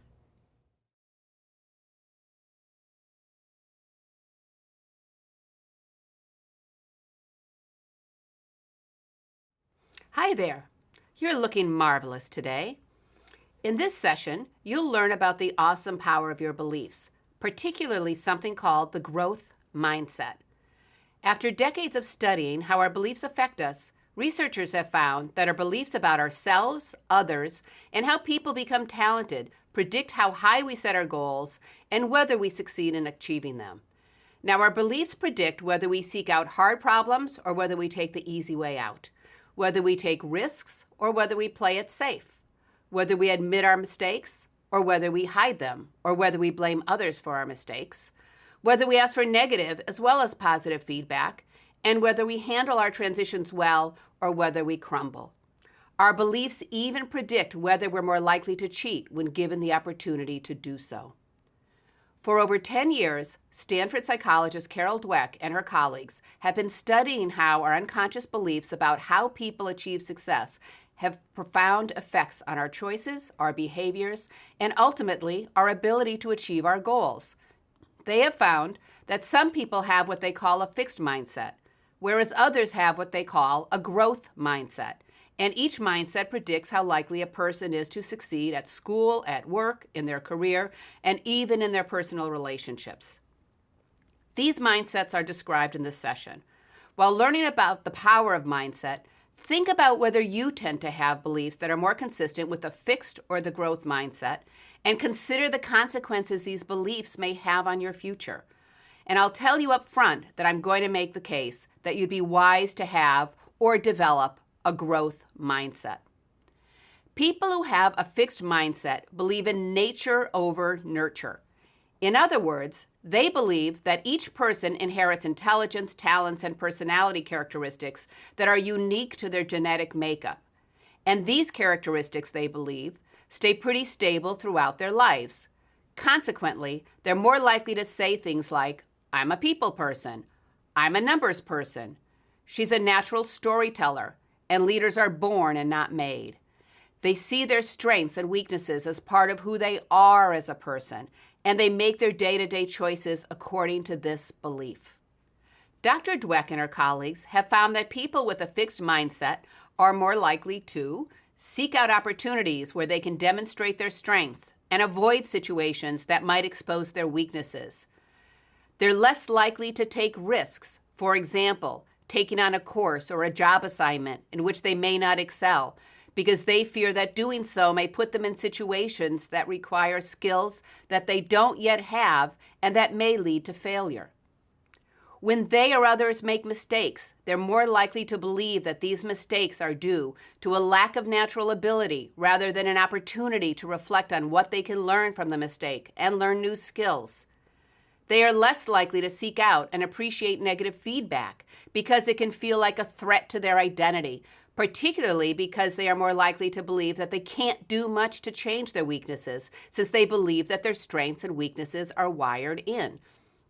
They are also more likely to quit when facing hurdles and setbacks because they believe that struggles suggest that they don't have the natural ability in those areas, so why even try? For people with a fixed mindset, focusing primarily on their strengths may serve them well for a while as they continue to excel in what they already do well. But as they continue to miss out on opportunities to take risks, learn, and grow, their strategy of focusing on their strengths can backfire in the long run because their strengths that helped them in the past may not help them in the future, especially if the environment changes and they don't change with it. In contrast, people who have a growth mindset believe more in nurture than in nature. They believe that intelligence, talents, and personality characteristics are learned and can change over time with effort and practice. They are more likely to say, "She worked hard to get where she is today. I can become a great speaker if I put my mind to it." And leaders are made, not born. They believe that effort, careful planning, and ongoing learning, more so than natural ability, predict people's ability to achieve success, and they make their day-to-day choices and pursue their goals according to this belief. Because they believe their strengths are the result of effort rather than innate abilities, they are more likely to take on projects in which they can learn things that they have not yet mastered, even if doing so highlights their current weaknesses. They are more likely to take risks because they are more interested in growth than in protecting themselves from the possibility of mistakes and failure. They are more likely to see mistakes as opportunities for learning rather than as signs of permanent personal flaws. They are more likely to seek out negative feedback and persist when faced with hurdles and setbacks because they believe these are to be expected as they move step by step toward their goals. In fact, many people with a growth mindset find negative feedback, hurdles, and setbacks to be motivating rather than demoralizing, and they double up their efforts to improve their performance. The hallmark of people with a growth mindset is that they believe in the adage that the harder I work, the smarter I get. Day by day, they focus more on developing their future self than on validating and protecting their current self. They don't see the advantage of being the smartest person in the room, and they're not comfortable receiving only positive feedback. Now, here's another way that a growth mindset pays off. Because they start taking risks and learning from mistakes earlier in their careers, people who favor a growth mindset tend to be better prepared to handle the bigger problems, and they make fewer mistakes later in their career when the stakes are higher. Dr. Dweck and her colleagues have conducted and inspired over 10 years of research on the power of the growth mindset in predicting success. Now listen for yourself to Dr. Dweck talk about this research and the power of what she calls not yet. I hope you found Dr. Dweck's presentation to be useful. Here's what's really interesting about the growth mindset. A theme in this course is that small interventions can trigger big changes, and this is demonstrated in a study by Dweck and her colleagues. In the study, researchers gave hundreds of adolescent students a test that was made up of 10 questions designed to assess nonverbal ability, and most of the students did pretty well on the test. After taking the test, the researchers praised some of the students for their ability, a fixed mindset, saying, "Wow, you did very well on those problems. You got X many problems right. That's a really good score. You must be smart at these problems." The researchers praised other students for their effort, emphasizing a growth mindset. They said things like, "Wow, you got X many right. That's a really good score. You must have worked hard at these problems." The researchers later gave the students the choice to tackle an easy or a hard task. 80% of the students who were praised for their intelligence, the fixed mindset, chose the easier task, and 67% of the students who were praised for their effort chose the challenging task. Now, as part of the study, the researchers also asked the students to write a private letter to their peers discussing their experience with the study and revealing their scores on the test that they took for the study. Interestingly, 40% of the students who were told, "You must be really smart," lied and overstated their scores, compared to only 13% of the students who were praised for their effort. It seems that the students with a fixed mindset were more invested in demonstrating that they were smart, not only to themselves, but to others as well, even if that meant inflating their scores. In study after study, researchers have found similar results. For example, the growth mindset has been associated with academic performance in both underachieving and high-achieving students. It has been associated with adolescents' resilience in responding to peer exclusion and bullying, girls' test scores in math, community college students' grades in remedial math courses, medical students' grades, Hong Kong students' willingness to take classes to improve their English language skills, and managers' willingness to coach employees and their effectiveness in doing so. Let me tell you a personal story about the power of not yet. About 15 years ago, I was academic director of the part-time MBA program at the Ross School of Business at the University of Michigan. A student was trying to get admitted to the MBA program, even though he had a low score on the graduate management admissions test, a test that was required for admission to the MBA program, and it's supposed to be designed to assess one's ability to successfully tackle the rigors of an MBA program. He took the test several times, studying hard between each test, but despite his efforts, his test score would not budge. He applied to the MBA program twice, and he did not get admitted, in large part due to his low GMAT scores. The third time he applied to the MBA program, he tried a different strategy. He visited the dean of the business school and made the dean a promise. He said that he was certain that he would get excellent grades if he was admitted to the MBA program, and he promised that if he did not get high grades, he would voluntarily leave the program. Based on that agreement, he was admitted to the program, where he indeed earned a very high grade point average by the time he graduated with his MBA. A few years later, I ran into him while I was teaching a leadership program at his place of work. He had enjoyed several promotions since graduating from the MBA program, and although I didn't know about the research comparing the fixed and growth mindsets at the time, I believe that having a growth mindset played a key role in this man's success. He lived in a world of not yet, and that world was serving him, his teams, and his organization very well. Now, before moving on, you'll get more out of this session if you take time to think about your own mindset and how it may affect your ability to achieve your goals. To assess your mindset, ask yourself the following questions. Do you say things like, I'm a natural people person, or I've learned to work well with people? Do you say he's a born mathematician, or he must have worked hard to develop his math skills? Do you say she's a natural leader, or she worked her way up to the leadership role? If you're a parent, do you say things to your children such as you're so smart, or you worked hard? You're a natural athlete, or you sure practice a lot. I guess math just isn't your talent. Or what can you do to do better at math? How does what you say every day reflect the growth or fixed mindset? And what might be the consequences on your own or others' performance and ability to achieve important goals? How can you encourage yourself to use language that reflects the growth rather than fixed mindset?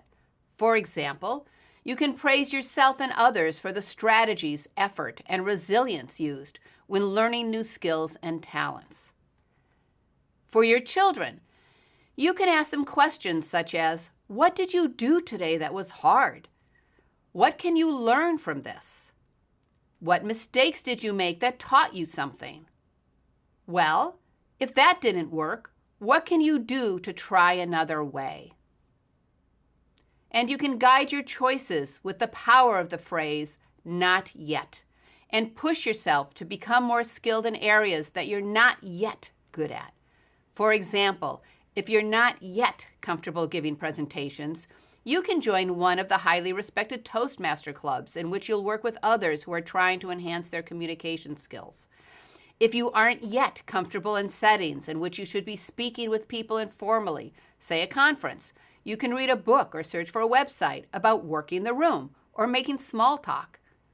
You can take courses, including online courses, to increase your skills in many different areas.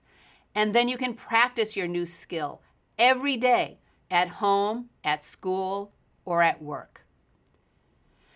I hope you found learning about the growth mindset to be interesting and useful for yourself and for the people you care about at work, at school, and at home.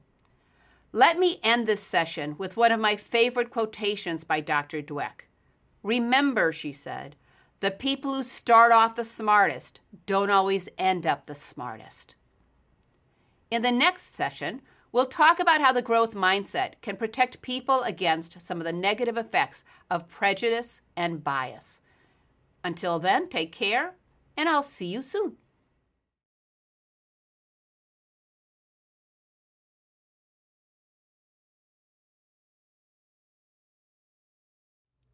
Hi there. It's good to see you. In this session, you'll learn about how the growth mindset can protect people against some of the negative effects of bias and prejudice. Unfortunately, every society divides people into groups based on categories such as race, gender, nationality, religion, sexual orientation, region, and economic class. The possibilities seem endless. And then society stereotype members of those groups as being more or less competent and worthy than others. Sadly, these stereotypes and their negative effects play out every day in playgrounds, in schools, colleges, communities, work organizations, and in politics. For example, some groups are stereotyped as being lazy or achievement-oriented, having high or low intellect, being naturally better or worse at math or at language skills, having the skills or the temperament to become a leader, or more likely to be model citizens or dangers to society than other groups. One of the many negative impacts of bias is called stereotype threat. Researchers have found that when people are in situations in which they feel evaluated, for example, when taking tests or while speaking up in classes or at meetings, in which the groups that they strongly identify with, such as gender, race, class, or nationality, are negatively stereotyped, they are more likely to perform worse than they're capable of performing, particularly on difficult tasks. Now, researchers believe that their performance suffers because they are concerned about being judged, they feel more stressed, and they experience heightened performance anxiety. As a result, they may find it hard to focus on the task, and they're more likely to use narrow problem-solving strategies, which in turn can result in lower performance.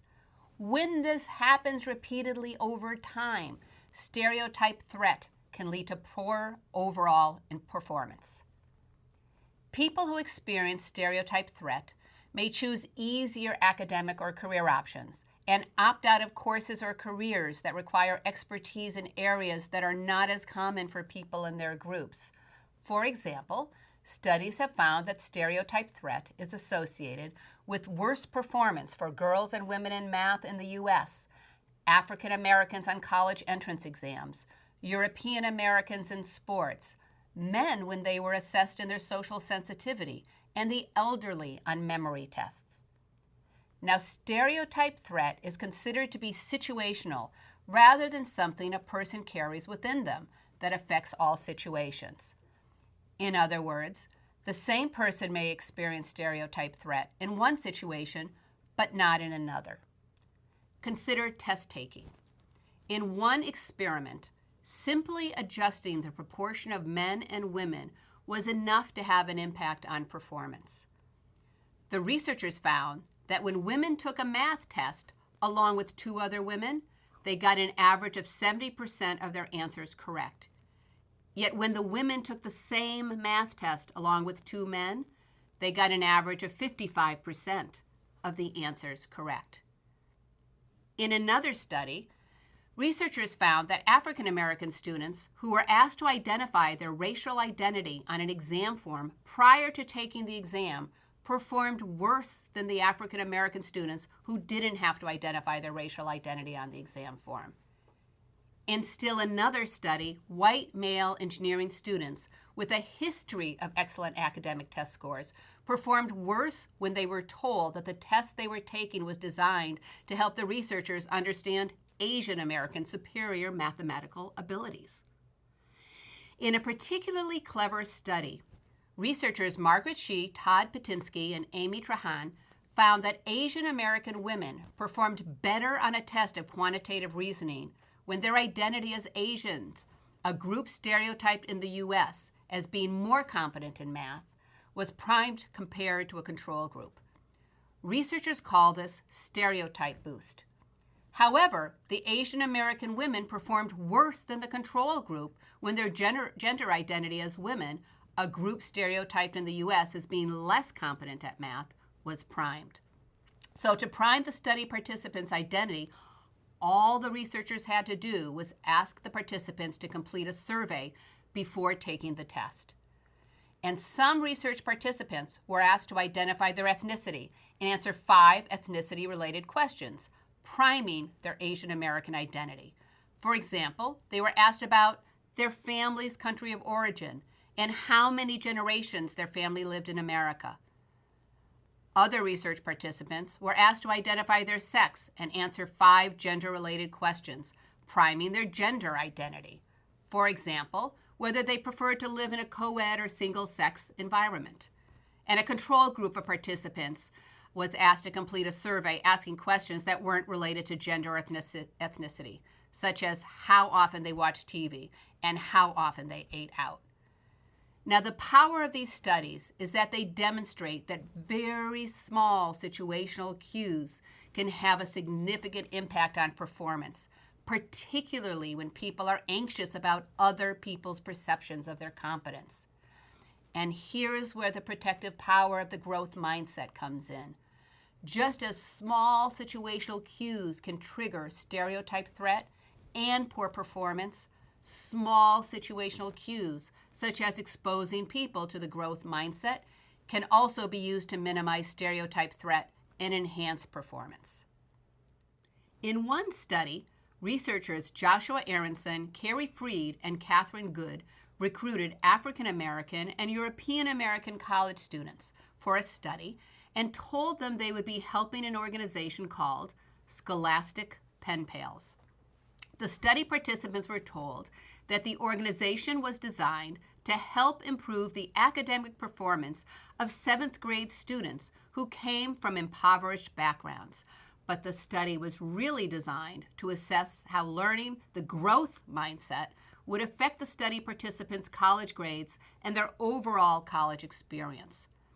To start the pen pal relationship, the researchers created handwritten letters from boys and girls in which the younger students described the struggles they were having in school, as well as some of their favorite school activities. In other words, the letters weren't really from students from impoverished backgrounds.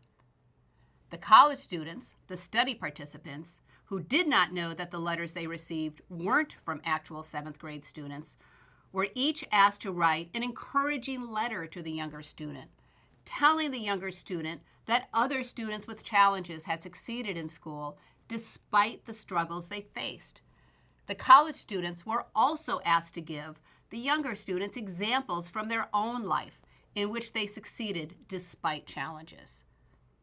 The participants in the study did not know what the researchers were interested in, and they were interested in learning how the college students' own academic performance would be affected if they were exposed to training that taught them the growth mindset.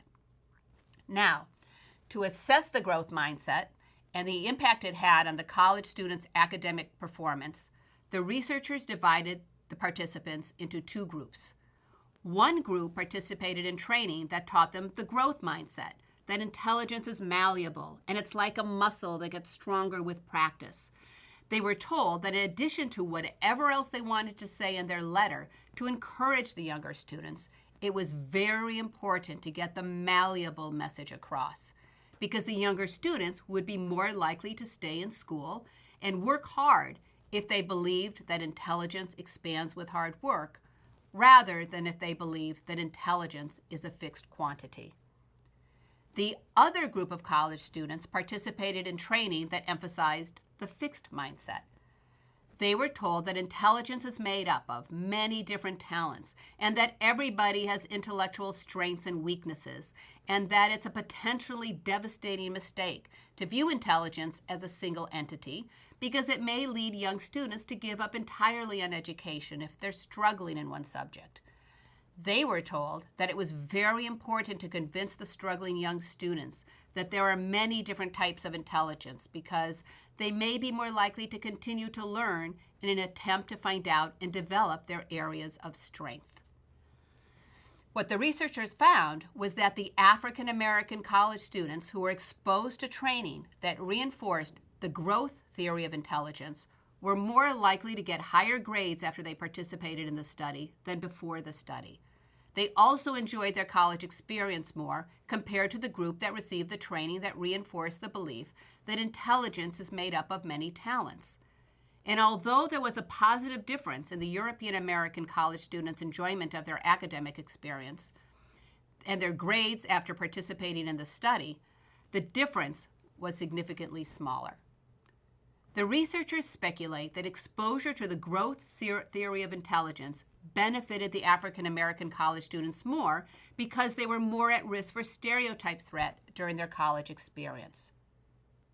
Now, Dr. Dweck and her colleagues also found that people who have a growth mindset are more likely to confront someone who expresses a prejudiced opinion, yet they're less likely to cut off a relationship with someone who expresses prejudiced beliefs, leaving the door open for future interactions. The researchers speculate that people with a growth mindset are more likely to believe that people who express prejudicial beliefs can change and can grow. The sad reality is that unfair and untrue stereotypes continue to exist in schools, communities, organizations, and societies. And unfair and untrue negative stereotypes can hinder people from setting high goals and achieving those goals. Developing a growth mindset is one strategy for resisting some of the damage these stereotypes can wreak on individuals and on societies. So now you know about the power of having a growth mindset.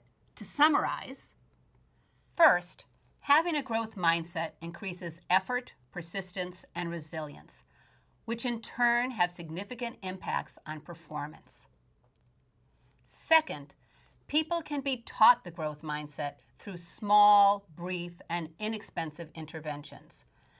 And third, the benefits of a growth mindset may be even more important for people who are exposed to negative stereotypes because it can protect them from the damaging effects of these stereotypes and enable them to perform better, enjoy their work more, and take on more challenging studies and careers. In the next session, we'll turn to another kind of belief that can move you more successfully towards your goals. And that's the power of what researchers call positive core self-evaluations. Take care, and I'll see you soon. Thank you.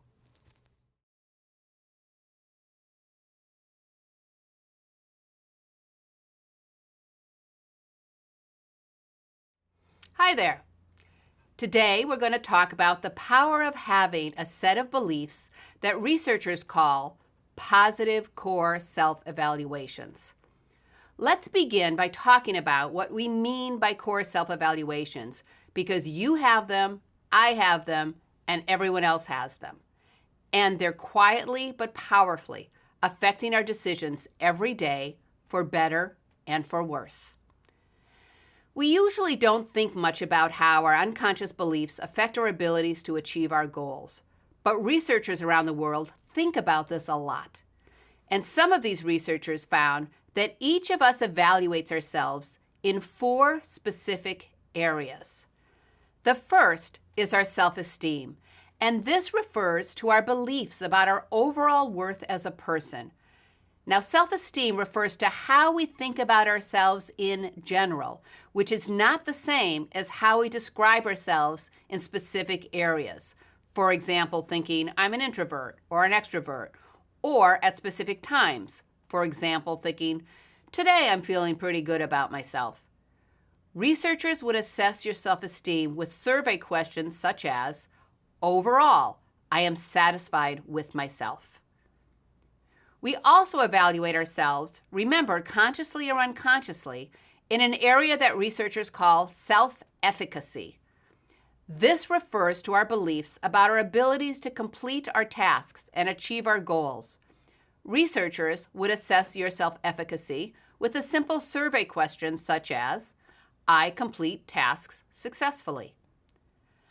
A third way we evaluate ourselves is through our beliefs about what researchers call our locus of control. This refers to how much we believe our efforts, rather than fate, luck, or other external influences, can have an impact on ourselves, others, and life outcomes. A survey question to assess your locus of control would be something like, I determine what will happen in my life. Emotional stability refers to our beliefs about the degree to which we can effectively cope with the ups and downs of everyday life. A survey question to assess your emotional stability would be something like, I'm capable of coping with most of my problems. Keep in mind that core self-evaluations refer to our general and fundamental assumptions about ourselves and our abilities to achieve our goals, not our assessment of ourselves and our abilities in any specific situation, such as performing well on a particular test or giving a good presentations, or a specific domain, such as in our specific roles as a student, an engineer, a teacher, an artist, or a parent. People who have high core self-evaluations think positively about themselves. They have confidence in their abilities, and they feel like they have some control over their environment. They tend to see the world around them in a generally optimistic way. Now, this matters because life is full of complex situations that have both positive and negative aspects to them. For example, personal relationships and work relationships can be both exhilarating and nerve-wracking. Our jobs have times that are engaging and times that are boring or extremely stressful. Here's an example. As you know, working in teams often brings more diverse information and ideas to the table, which can lead to better decisions and more successful implementation of decisions. Yet working in teams also requires suppressing your self-interest in the service of the group, working with people who are different than you in important ways, and making decisions that are different than those you might make on your own. Because people with high core self-evaluations are more likely to emphasize the positive aspects of working in teams, they're more likely to approach team tasks enthusiastically and, as a consequence, reap the rewards associated with teamwork. In contrast, people who have low core self-evaluations think less positively about themselves. They have less confidence in their abilities, and they believe they have little control over what happens to them. They are more likely to focus on the negative when assessing the environment around them. As a result, they're likely to experience more stress and anxiety in these situations. When working in teams, for example, they may be more likely to focus on the challenges of working in teams, the fact that they may have to agree to support team decisions that they don't completely agree with, or that the team may take longer to make decisions than the individual could make on one's own, or that the delegation of the team's work may not be exactly 100% equal and fair, or that everyone on the team may not be equally competent. Because people with low core self-evaluations are likely to focus on the potential costs of working in teams rather than the potential benefits, they may be more hesitant to join teams and less likely to engage productively when they're in team situations. As poet John Milton said over 350 years ago, the mind is a place of its own, and in itself can make a heaven out of hell and a hell out of heaven. In a review of 149 studies about the impact of core self-evaluations, researcher Daisy Chong and her colleagues concluded that people with high core self-evaluations tend to have higher work motivation and take on more challenging tasks, and are even more satisfied when their work involves complex tasks. They tend to go above and beyond the call of duty more frequently. They persist longer to achieve desired outcomes, and they react more constructively to change. They tend to work more positively with others, and they experience less stress and burnout at work. Consequently, they are more likely to be satisfied with their lives in general. They're more likely to contribute to their communities, and they're more likely to feel less conflict between their roles at work and outside of work. They're also more likely to enjoy their work itself, perform better at their work, and get evaluated more positively by their bosses. They are also likely to make more money. Researchers Timothy Judge and Charlize Hurst conducted a study in which they assessed the core self-evaluations of over 12,000 teenagers and young adults between the ages of 14 and 22 years old. The researchers then looked at whether having a high or low core self-evaluation at a young age was associated with salary at midlife, and this would be in the late 30s, early 40s.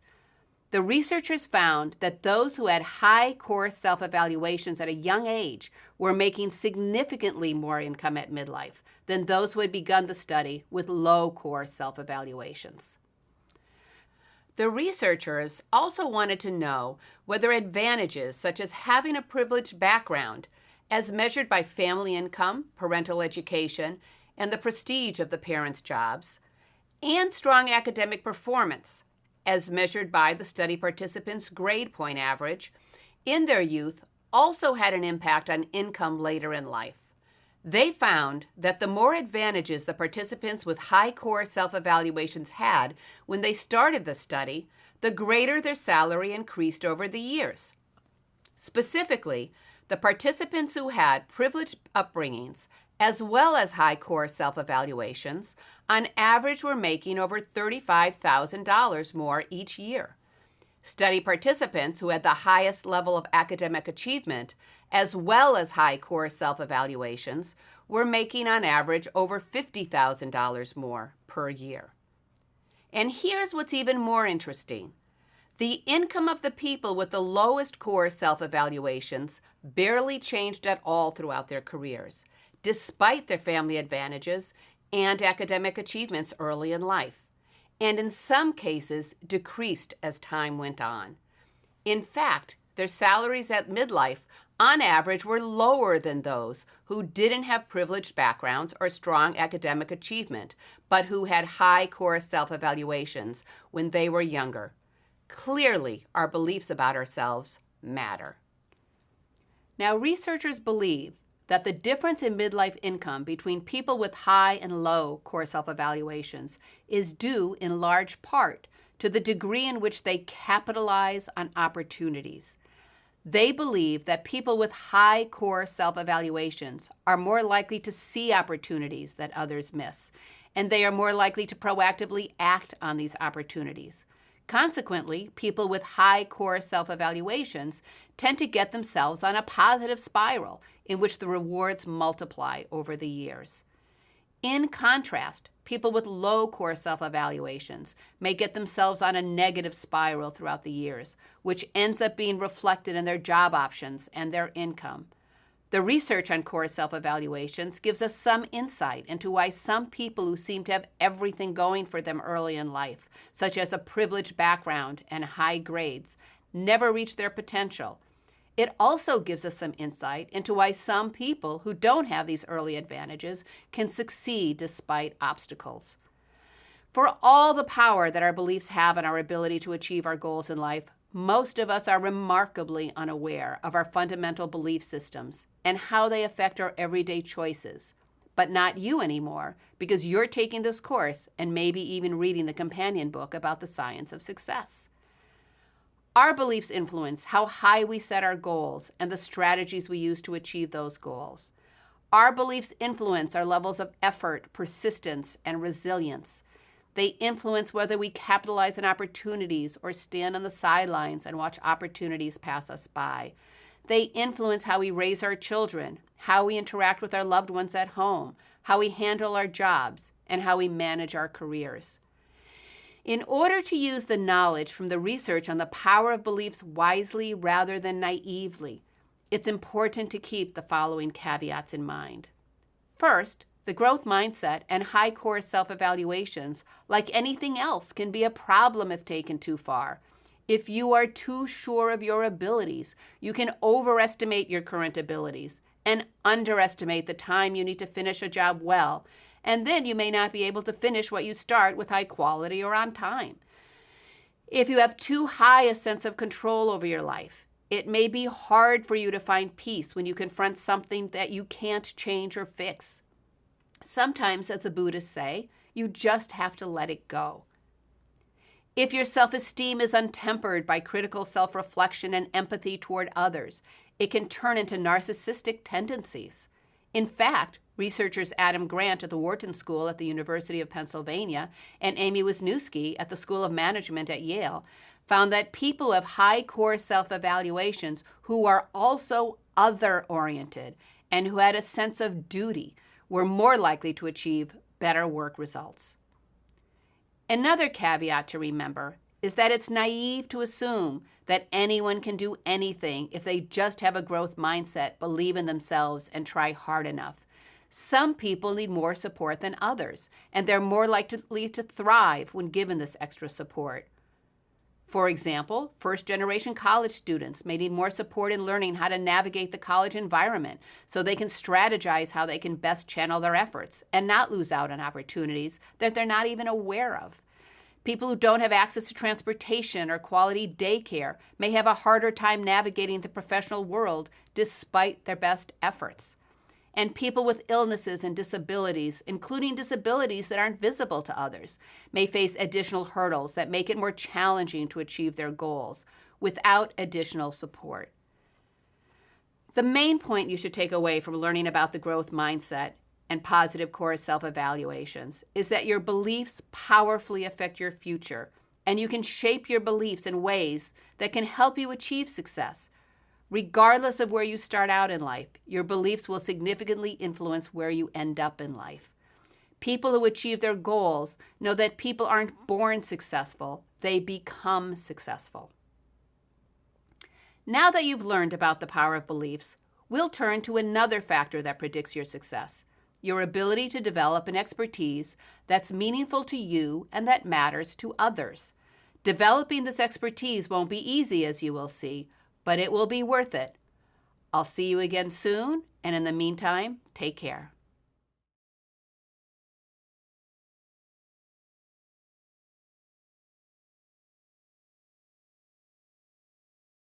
Hello there. It's good to see you. In this session, we're going to talk about the power of expertise, because developing an expertise that's meaningful to you and that adds value to others is one of the most important things you can do to have a successful career. I'll guarantee you that it won't be easy to develop this expertise because it takes years of what researchers call mindful, deliberate practice. Now let's begin with a story. Imagine you're on an airplane getting ready for takeoff from LaGuardia International Airport. 3 minutes into the flight, at 2,900 feet in the air, you hear thumping sounds. You feel the plane shudder, and light smoke and a putrid smell start filling the inside of the plane. You look out the window, and you see flames coming from the engine.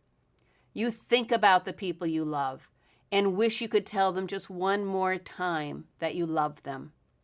Now, this is exactly what happened to the 150 passengers on the U.S. Airways Flight 1549 on January 15th in 2009.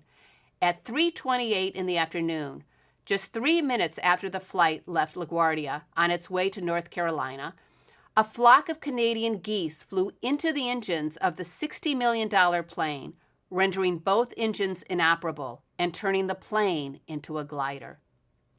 At that moment, the 57-year-old pilot, Chesley, known as Sully, Sullenberger, had only seconds to make a series of life-or-death decisions. When he realized he would have to land the disabled plane within minutes, he quickly assessed the situation. He decided that he couldn't safely return to LaGuardia or reach the Teterboro Airport in nearby New Jersey.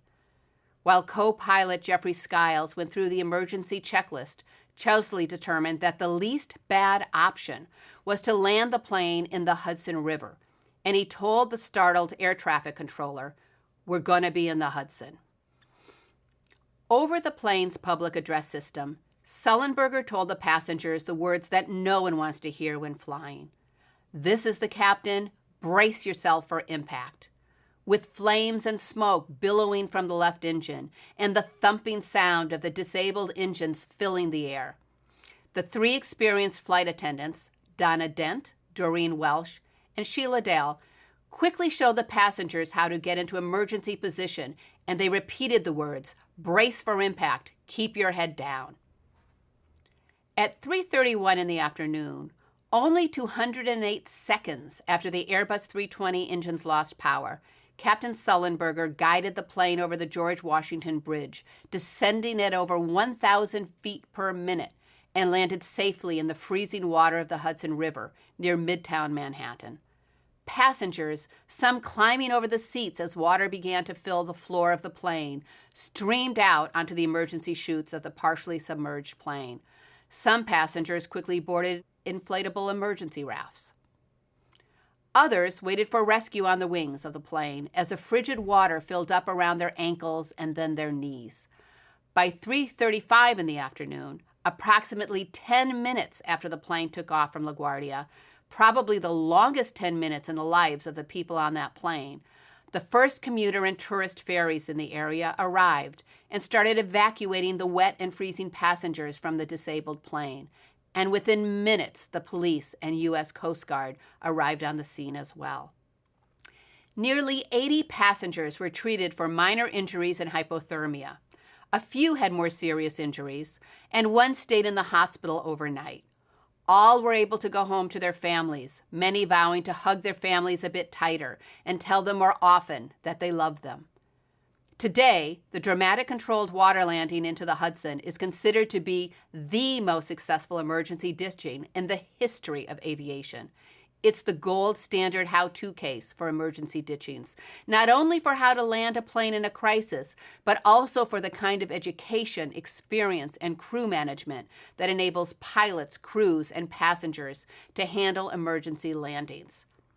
We're going to use this case to learn about the power of expertise, what separates experts from non-experts, as well as how one develops expertise through a particular kind of focused and structured practice. In this case, if a devastating bird strike was going to happen, the passengers were lucky to be on this flight because it was staffed by a very seasoned crew.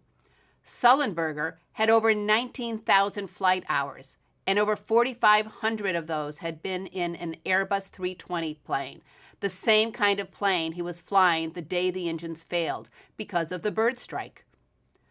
Although this was First Officer Jeffrey Skiles' first flight at the helm of an Airbus 320, he had over 15,000 flight hours behind him, and he had recently been trained to fly the Airbus 320.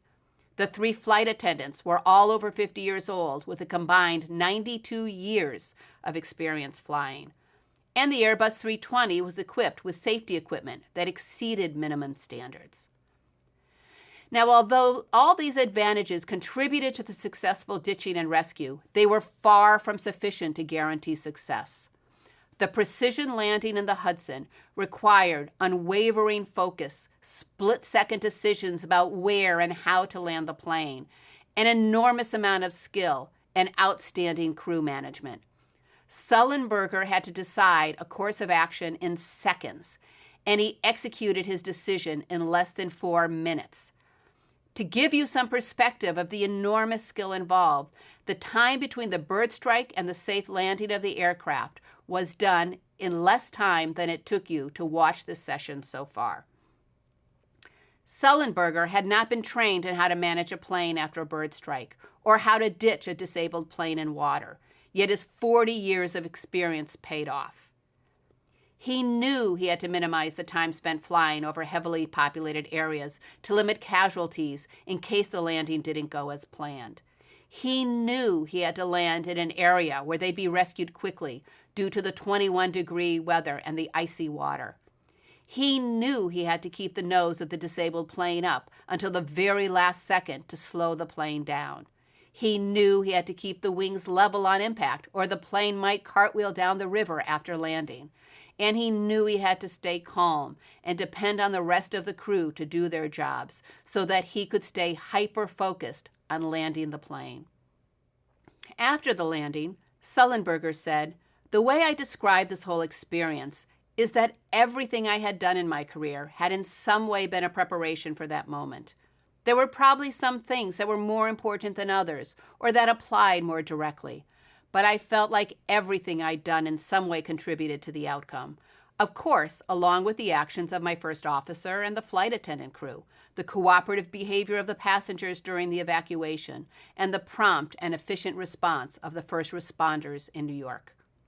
Reluctant to be seen as the sole hero of U.S. Air Flight 1549, Sullenberger accepted the invitation to attend Barack Obama's inauguration only under the condition that the other 4 crew members would be invited as well.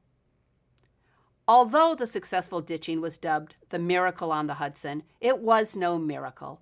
When journalist Katie Couric asked Sullenberger if he took time to pray in the first few minutes between the bird strike and the landing, Sullenberger responded, "I would imagine someone in the back of the plane was taking care of that for me while I was flying the airplane. My focus at that point was so intense on the landing, I thought of nothing else." And he did his job very, very well. How did Captain Sullenberger develop world-class expertise that provided him with the quick judgment, exceptional skill, and the calm demeanor that he needed during the crisis? Sullenberger developed a passion for flying at a young age. At age 16, he convinced his neighbor, an experienced crop duster in Denison, Texas, to teach him how to fly, giving him 45 years of experience by the time he ditched the disabled plane in the Hudson. While earning a degree in psychology at the U.S. Air Force Academy, his studies focused on the psychology of cockpit crew behavior during a crisis. He joined National Transportation Safety Board and U.S. Air Force committees that investigated airplane accidents, and he helped develop safety procedures for surviving flight emergencies. So it wasn't just the years of experience he had flying. It was the culmination of his years of experience used wisely that helped save the passengers and crew of Flight 1549. In the next session, you'll learn how people become experts, what separates the best from the rest. You'll learn how you can apply this knowledge to your own quest for success. I realize that some people watching this course want to become a superstar in their field. Others want to become better at what they do in an existing job or want to learn techniques for developing a new set of skills for an unfamiliar role. Still others will want to learn about how to develop an expertise because they want to help someone else, their children, students, or employees, develop an expertise that would help them achieve their goals. Whatever your goal is, you will be better able to achieve it if you implement what you learn in the next session. I'll see you soon.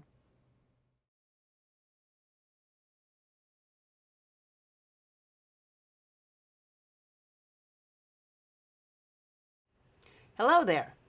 In this session, you'll learn about how experts differ from non-experts.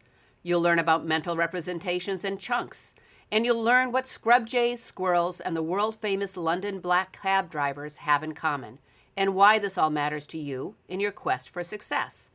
To understand what experts do differently than non-experts, researchers have studied world-class musicians, athletes, surgeons, engineers, pilots, teachers, managers, chess players, and experts in many other professions. They've studied why some radiologists are far more accurate than others in identifying cancerous tumors, and what the best surgeons do differently than other surgeons, and how the highly trained London black cab drivers' brains differ from the brains of average taxi drivers. These discoveries provide useful lessons for us all, whether we want to be superstars in our fields or develop enough of an expertise to do our jobs at a level that we can be proud of. One of the most well-known researchers of expertise is Professor of Psychology Anders Ericsson. According to Ericsson, experts have the following in common, regardless of their field of expertise. They have achieved the highest level of performance in their fields, and they typically have a reputation for this achievement. Their performance can be objectively measured, and it can be compared to the performance of others. They consistently get far superior results to those of most others in their area of expertise.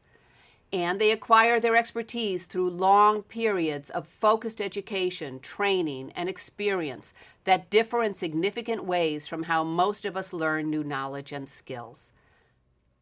Experts have two advantages over most people. First, they have more knowledge in their area of expertise, so they're able to use this knowledge to make better and faster decisions in routine and non-routine situations. Second, they have superior skills in their area of expertise that enable them to implement these decisions in ways that are consistently superior to others' performance. It's not that they always are at their best or that they never make mistakes. They are, after all, human like the rest of us. But they are usually at the top of their game in their area of expertise. How do experts gain these advantages? In most ways, experts are just like everybody else. They put their pants on one leg at a time. They love their families, and they have bad habits and plenty of weaknesses. When she was a law student at Harvard and Columbia, Supreme Court Justice Ruth Bader Ginsburg, for example, was an intellectual force to be reckoned with. Yet she claimed she failed the driving exam 5 times. Experts, like everyone else, also forget a lot of things. Due to the normal limitations of short-term memory, they too say things like, "Where did I put my keys? What did I come upstairs for? And what's the name of the person I was introduced to just 5 minutes ago?" They also have normal limitations with long-term memory. They forget much of what they learned in class 3 weeks ago. Most of us forget most of what we learned in class yesterday. They forget how to set the clock in their car when the time changes, and how to get to that little out-of-the-way romantic restaurant they visited just a few years ago. But here's the difference between experts and non-experts. Experts differ from non-experts because experts develop effective strategies for overcoming the limitations of memory in their area of expertise. Long-term memory helps us remember knowledge and skills long after we first learn them. Once learned, most of us remember how to do basic arithmetic, speak one or more languages, write sentences and paragraphs, get dressed in the morning, cook at least basic meals without a recipe, and many of us learn how to ride a bike and drive a car. We remember how to do these things because we spend a lot of time learning the knowledge and practicing the skills associated with these abilities. And then we continue to use these capabilities almost daily throughout our lives. Through years of practice, we begin to do these activities automatically, and then we forget how hard we worked to learn them. Every time we learn something and practice it long enough, we commit it to long-term memory in the form of mental representations.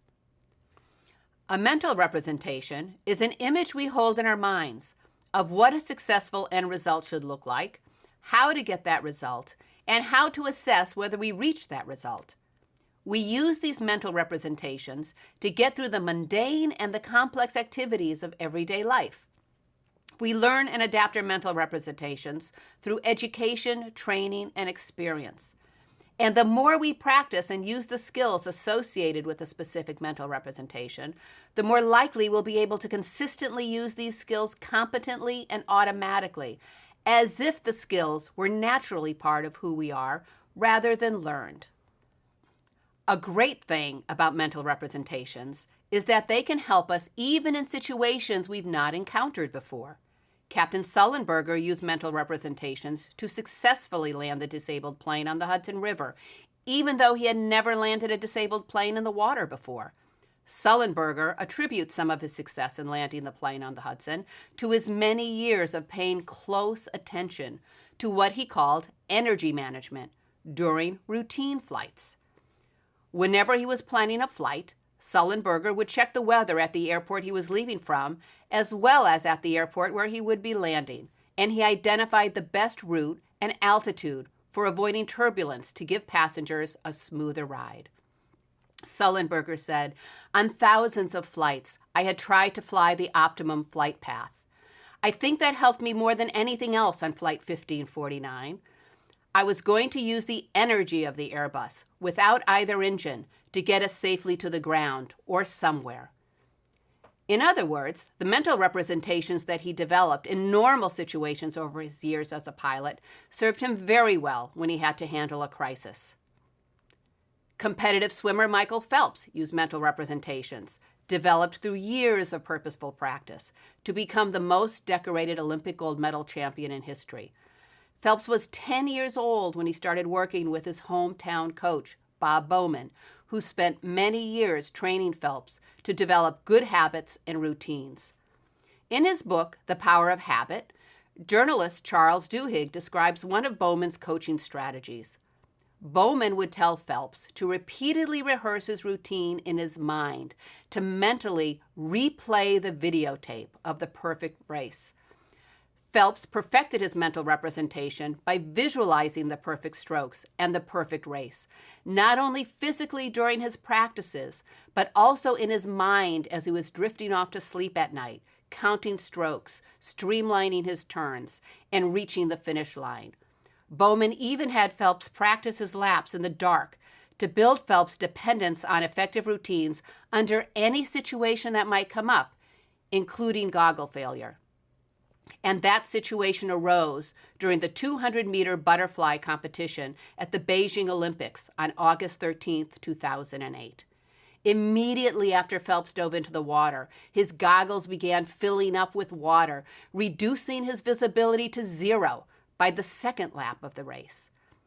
Phelps stayed calm, and he replayed the tapes in his mind, just as he had practiced and imagined in his mind throughout many years, counting each stroke and estimating the length of the final stroke with perfect timing.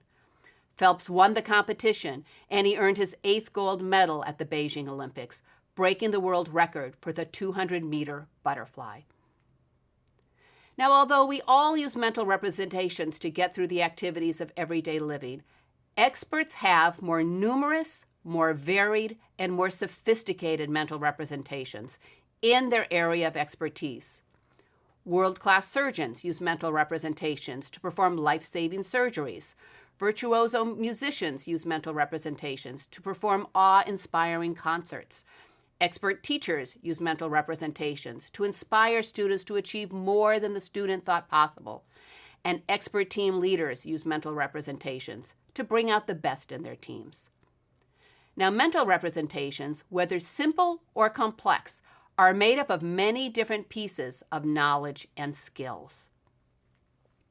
Researchers call these small bits of knowledge and skills chunks, and we create mental representations by stringing together chunks of knowledge into meaningful patterns that we use to make sense of situations and perform complex activities. One benefit of chunking is that it's easier to learn and remember small pieces of information. For example, it's hard to remember a long string of numbers like 800-155-0199, but it becomes easier if we break the numbers down into chunks, such as 800-155-0199. Chunking is how we remember phone numbers, passwords, and mathematical equations, as well as dance moves, phrases in a new language, and how to do our jobs.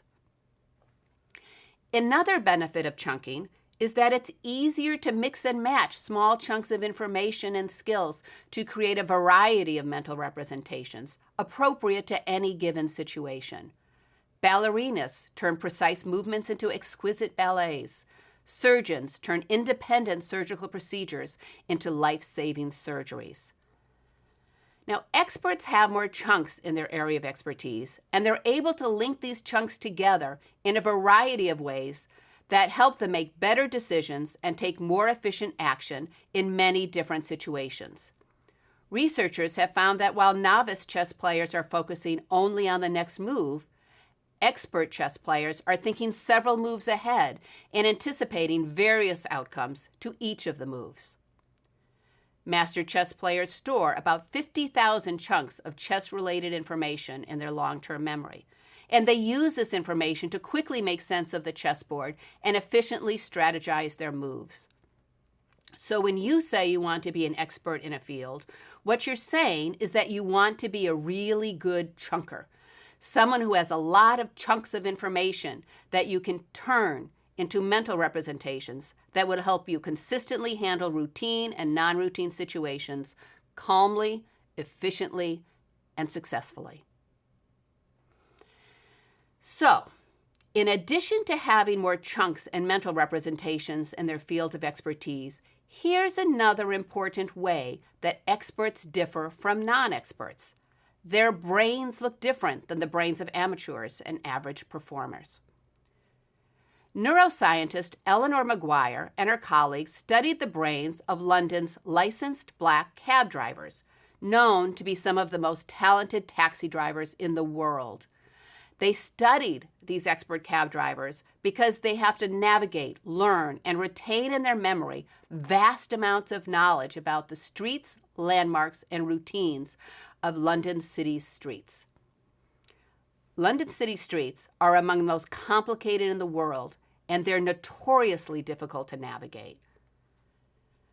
The street layout in London has been described as being, and I'm quoting different sources here, a preposterously complex tangle of veins and capillaries, the cardiovascular system of a monster, and more like a tangle of yarn that a preschooler glued to construction paper than a metropolis designed with architectural foresight.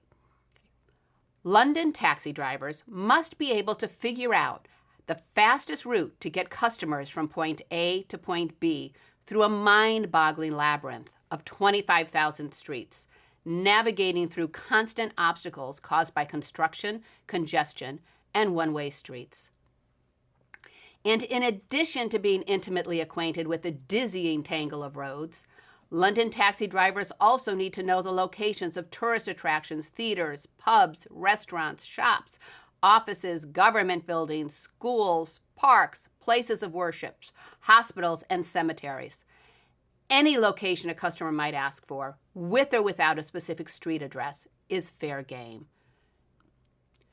When someone wants to become a licensed cab driver in London, they take a rigorous course called The Knowledge to prepare for a grueling test that requires that they memorize not only the 25,000 streets, but also 320 routes and the location of at least 20,000 well-known and obscure landmarks. They must also be able to calculate the most direct and fastest routes from A to B without using maps or a GPS. They have to store all that information in their brains.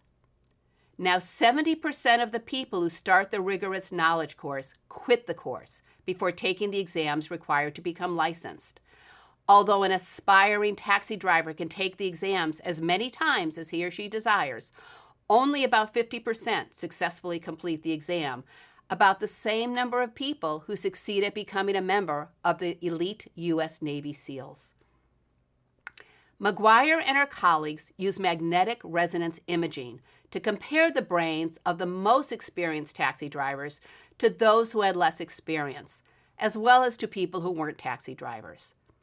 They found that the most experienced taxi drivers had larger posterior hippocampi than those with less experience. And the longer someone worked as a taxi driver, the larger their posterior hippocampi were. The two seahorse-shaped hippocampi are located at the front of each side of our brains. The posterior of the hippocampus, the tail of the seahorse shape, acts as a cognitive map without which we would not know where we are, where we've been, or how to get to where we want to go. At the beginning of this session, I mentioned that you'd learn what expert cab drivers, scrub jays, and squirrels have in common. So here it is. Scrub jays and squirrels also have larger posterior hippocampi because they hide their food in different locations and need to find it again months later to avoid starvation. Birds and mammals that play hide and seek with their food have larger posterior hippocampi in their brains than those that don't hide their food, because just like London's black cab drivers, they need to have expert long-term memory and spatial navigation skills, and these are the skills that are associated with the hippocampi. In a different study, neuroscientist Veronique Bobat found that people who regularly use GPS systems to get around tend to have smaller hippocampi than those who regularly use maps or other methods that require them to put in more effort to navigate their way from point A to point B. Bobat believes this is because people who passively depend on GPS systems don't learn and use the complex skills associated with map reading and navigation, and they don't tax their long-term memory to remember landmarks, turns, and street names. Bobat argues this may be a problem because people with smaller posterior hippocampi are more likely to get dementia later in life. Bobat says that she uses her GPS system a lot less now, and I'm going to turn mine off as well, at least some of the time. Note that researchers have found that developing high levels of expertise in other domains creates changes in the brain as well. For example, the area of the brain related to the right index finger is larger in the brains of people with limited or no eyesight who read Braille. Extensive training in music, dance, and athletics can lead to structural changes in the brain. So now you know the ways in which experts differ from non-experts. Experts have more and deeper knowledge in their area of expertise because they have more chunks and mental representations than novice or average performers. They are able to use their extensive number of mental representations and chunks to make faster and better decisions and take a wider variety of actions that help them consistently achieve superior results in their area of expertise in routine and non-routine situations. You now know that the structure of experts' brains actually changes as a result of their years of intense training. This supports the ideas that adults as well as children could learn new complex knowledge and skills, and that experts are made and not born. And there's a downside to expertise that I haven't mentioned yet. Developing world-class expertise comes with a cost. In the taxi driver study, the front part of the hippocampi was smaller in the expert taxi drivers' brains, suggesting that gains in expertise in one area may result in losses in other areas. In the next session, you'll learn how people become experts through a special kind of practice. Until then, take care, and I'll see you soon.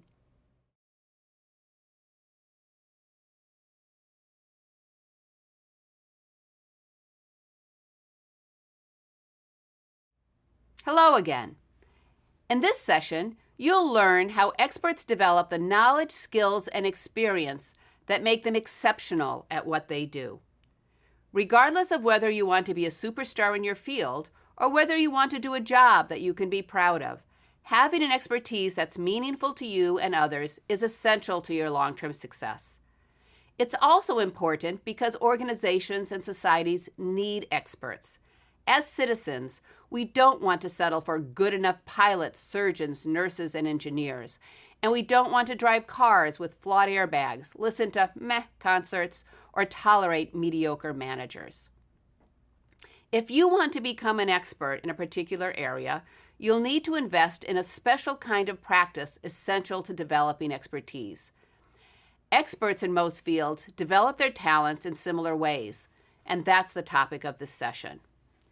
Researcher Anders Ericsson calls the kind of practice that develops expertise purposeful, deliberate practice. And it should come as no surprise that experts spend more time developing their craft. Eleanor McGuire of the cab driver studies found that the taxi drivers who passed the knowledge exams put in twice as many hours of studying than those who didn't pass the exams.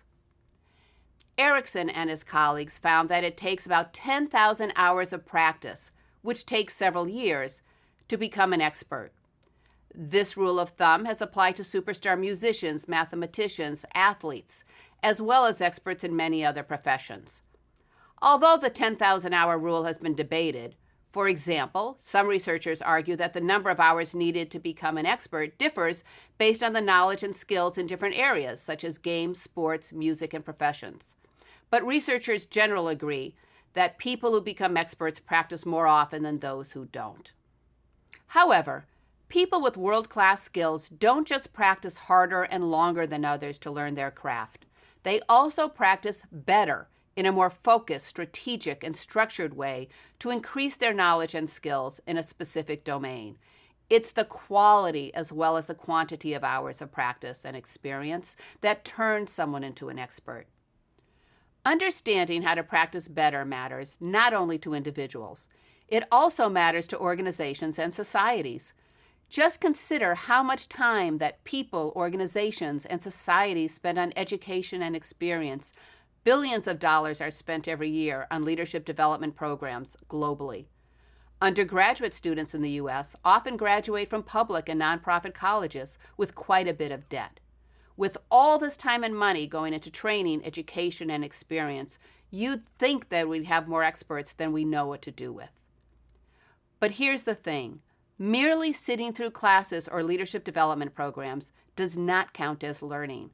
And going to work every day and doing your job doesn't count as experience if you're spending a lot of time just going through the motions. To become outstanding in a particular area of expertise requires that you engage in focused, intensive, and organized practice day after day and year after year. It requires delayed gratification and a lot of willpower. And that's why most people settle for good enough. Good enough is okay in many areas of our lives, but it's not okay if people are depending on us to do our jobs with a high level of expertise. Now, people who engage in intensive practice have the willpower to resist short-term temptations so that they can achieve their long-term goals. Researcher Roy Baumeister warns that willpower is a limited resource, so we have to use it wisely. And here's what he has to say about willpower. People who engage in intensive practice have developed the willpower to resist short-term temptations so that they can achieve their long-term goals. Researcher Roy Baumeister warns that willpower can be depleted. You can think of willpower as filling a bucket. It doesn't matter what you use your willpower on. The bucket gets emptied a bit each time you use it. This means that if we use a lot of willpower in one area, we'll feel like we have less willpower available to use in another. And that's why people who are experts in one area are often mediocre in several other areas. It's also why successful people often do their hardest work early in the day, before the distractions of the day kick in and their willpower begins to dwindle. For example, you can develop good habits so that you don't wear yourself out making so many decisions every day. That's why Mark Zuckerberg, the founder and CEO of Facebook, wears the same light gray t-shirts and dark gray sweatshirts most of the time. He says he wants to save his energy for the more important decisions he has to make every day. You can also manage the environment around you so you don't have to engage your willpower. For example, you can keep unhealthy foods out of the house so you don't have the option to eat them at home. Or you can install an app that won't let you search the internet when you should be working. We'll discuss these strategies, as well as others for increasing your willpower, later in this course, when you start working on your action plan. Now we'll turn to 5 steps for becoming an expert through purposeful, deliberate practice. These steps include: first, identifying your purpose. Second, creating a mental representation of excellence. Third, developing your step-by-step strategy. Fourth, practicing with precision and push. And fifth, measuring your progress. Okay, so first, you need to choose a meaningful purpose. To commit to the rigors of intensive practice, you need to sincerely believe that your long-term goal is worth the time, toil, and sacrifice it requires. Although most people stop practicing once the practice gets too difficult or is no longer enjoyable, experts continue to practice to develop their outstanding talent. They do so because they're committed to their goals, and they connect them to making a positive difference in the world, such as contributing to the well-being of others. Second, you need to create a mental representation of excellence. To become an expert, you need to have an idea in your mind about what expertise looks like. To do this, you can watch experts in action in your desired area of expertise and figure out what they do better than novice or average performers. What makes them special? What knowledge and skills do they have? And how do they develop these? What degrees, certificates, and awards do they have? For example, when I started out teaching, I sat in on the classes of some of the top teachers at the business school. I watched how they taught. I paid attention to the techniques they used to engage the students. I looked at the strategies they used to organize their materials. And I went to workshops and read books about how to become a teacher who can inspire others. Over time, of course, I developed my own style and strategies, but to this day, I still use some of what I learned by watching expert teachers earlier in my career. The third thing you need to do is develop a step-by-step strategy.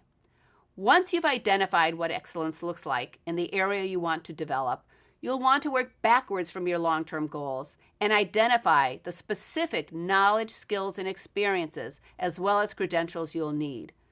Then you'll need to assess the knowledge, skills, and experiences and credentials you already have. Once you've identified that gap, you can create your step-by-step strategy.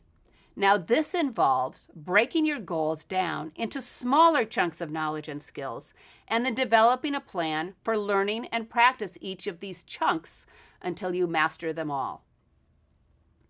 As you know, chunking helps you turn an ambitious goal into a set of achievable steps. Specifically, what knowledge or skill will you learn, and how will you learn it? Learning each small chunk of knowledge and skill on its own may not feel that impactful, but as Erickson says, progress comes as a series of baby steps. None very impressive on its own, but they can add up to an incredible journey. The next thing you need to do is practice with precision and push. Once you've identified the area of performance you want to improve, you'll need to practice it in a purposeful and deliberate way. For example, if you want to improve your communication, you might decide to say and ah less often, or you might decide to use more compelling gestures. Give your full attention to the task each time you practice. Erickson says, it's better to train at 100% effort for less time than at 70% effort for a longer period. Many experts engage in concentrated practice for only 2 or 5 hours each day. In one study, Erickson asked expert, average, and least accomplished violinists to keep a log of the time they spent practicing each week. He found that the violinists said they spent the same amount of time practicing, but the most accomplished violinists used their time in a more focused way than the others. And practicing for just 2 hours each day in a focused way for 10 years adds up to 7,300 hours of deliberate practice. And the good news is that many experts take naps to rejuvenate after their intensive practice. Once you've reached a high level of competence in a precise area, push yourself on to the next chunk, even if doing so means that you'll make more mistakes. Doing the same kind of practice of the same skill over and over again may feel comfortable, but it will not increase your abilities. Competition figure skaters, for example, fall more during practice than average skaters because they set more difficult challenges for themselves. Failure is part of the learning process because making mistakes helps you understand what skills you don't yet have. Erickson says that the most learning happens at the edge of one's comfort zone. Leadership researchers Scott DeRue and Ned Wellman found that the best way to learn leadership is to create what they call optimal challenges. If a challenge is too hard, it can be overwhelming to the point that it's disheartening and nothing can be learned. If the task is too easy, it often offers no opportunity for new learning. Then you can also get a coach. Experts often have coaches, particularly early in their careers, who help them develop their learning goals and optimal challenges. A coach can also motivate you to push yourself harder than you would on your own. Over time, you're likely to internalize the ability to develop your own stretch goals and stay motivated even without a coach. The last thing you need to do is objectively measure your progress. You'll need to decide how you'll assess whether you've achieved optimal performance in a particular area. And one way is to create SMART goals for every chunk of knowledge or skill you want to develop. Now, SMART stands for specific, measurable, attainable, relevant, and time-bound. Specific means that you've identified a clear and unambiguous area of improvement that you want to develop. Saying, I want to get healthy wouldn't be specific. Saying, I want to eat more fruits and vegetables still wouldn't be specific. Saying, I want to eat the equivalent of 3 cups of fruits and vegetables every day would be specific. Measurable means that you've established concrete criteria for assessing when you've achieved the standard of quality you want to achieve for each chunk of knowledge or skill you want to develop. Clear quality standards are important because they help you self-correct along the way before bad habits become etched in and hard to change. Attainable means that you can realistically achieve progress towards your goal. Remember that optimal challenges are those that aren't too easy, but they're not overwhelming to the point that you can't make any progress towards your goal. Said another way, you don't want to bite off more than you can chew. Relevant means that the knowledge and skill you want to master fits with your short and long-term plan to become an expert in your area. It's easy to become distracted focusing on developing knowledge and skills that may be interesting, but they're not central to the expertise you need to develop to become an expert in your desired area. And time-bound means that you set clear times that you will spend developing the knowledge and practicing the skill, as well as a clear deadline by when you expect to have mastered the specific goal. So that's what experts do to build the knowledge and skills that put them at the top of their field. One of the most misleading things about experts is that by the time we see them do their thing, they make it look easy, we rarely see the toil behind the talent. But if you look at the history of anyone who's a known expert, you'll find that they engaged in years of purposeful, deliberate practice. For example, Chris Rock has achieved the pinnacle of success in his field of stand-up comedy. Rock makes his stand-up comedy routines look easy, despite the years of purposeful, deliberate practice that he put into each of his routines. Journalist David Carr described the work that Rock put into developing his routine for the New Year's Eve show at Madison Square Garden in 2007 this way. He said, "For Mr. Rock, being gifted is just about doing the things that make it look easy. For many months, he has been piecing together his act in clubs in New Jersey, New York, Florida, and Las Vegas. Comedy bit by comedy bit, he has built 2 hours of material, 1 minute at a time, culling the belly laughs from the bombs. For him, the 18 warm-up shows he did at the Stress Factory in New Brunswick, New Jersey, preparing for the tour, are more important than his 3 Emmys." Vinnie Brand, the owner of the Stress Factory, said, "He knows that they're going to give him the first laugh because of who he is, but he came out here and worked on his material over and over, cutting and trimming, until by the last show, you could not believe what he put together." And so there you have it. Experts master their craft through years of purposeful practice towards something they believe is worth doing very, very well. They develop systematic plans for developing small chunks of knowledge and skills that they build on to step by step create the vast body of knowledge and skills that puts them head and shoulders above the rest. And when we see experts do what they do, seemingly so effortlessly, think of Yo-Yo Ma playing the cello. It's easy to attribute their mastery of their craft as being the result of natural talent, because we don't see how hard they worked for so many years with so much discipline to develop the talent they have that now looks natural. So now you know a lot more about expertise than you did just a few hours ago. I'll leave you with these questions. First, for you personally, what expertise is worth investing years of mindful, deliberate practice in to become an expert in that area? Second, if you don't want to become a world-class expert, how can you use what you learned in this session to help you achieve your goals? Thanks for watching and learning about expertise.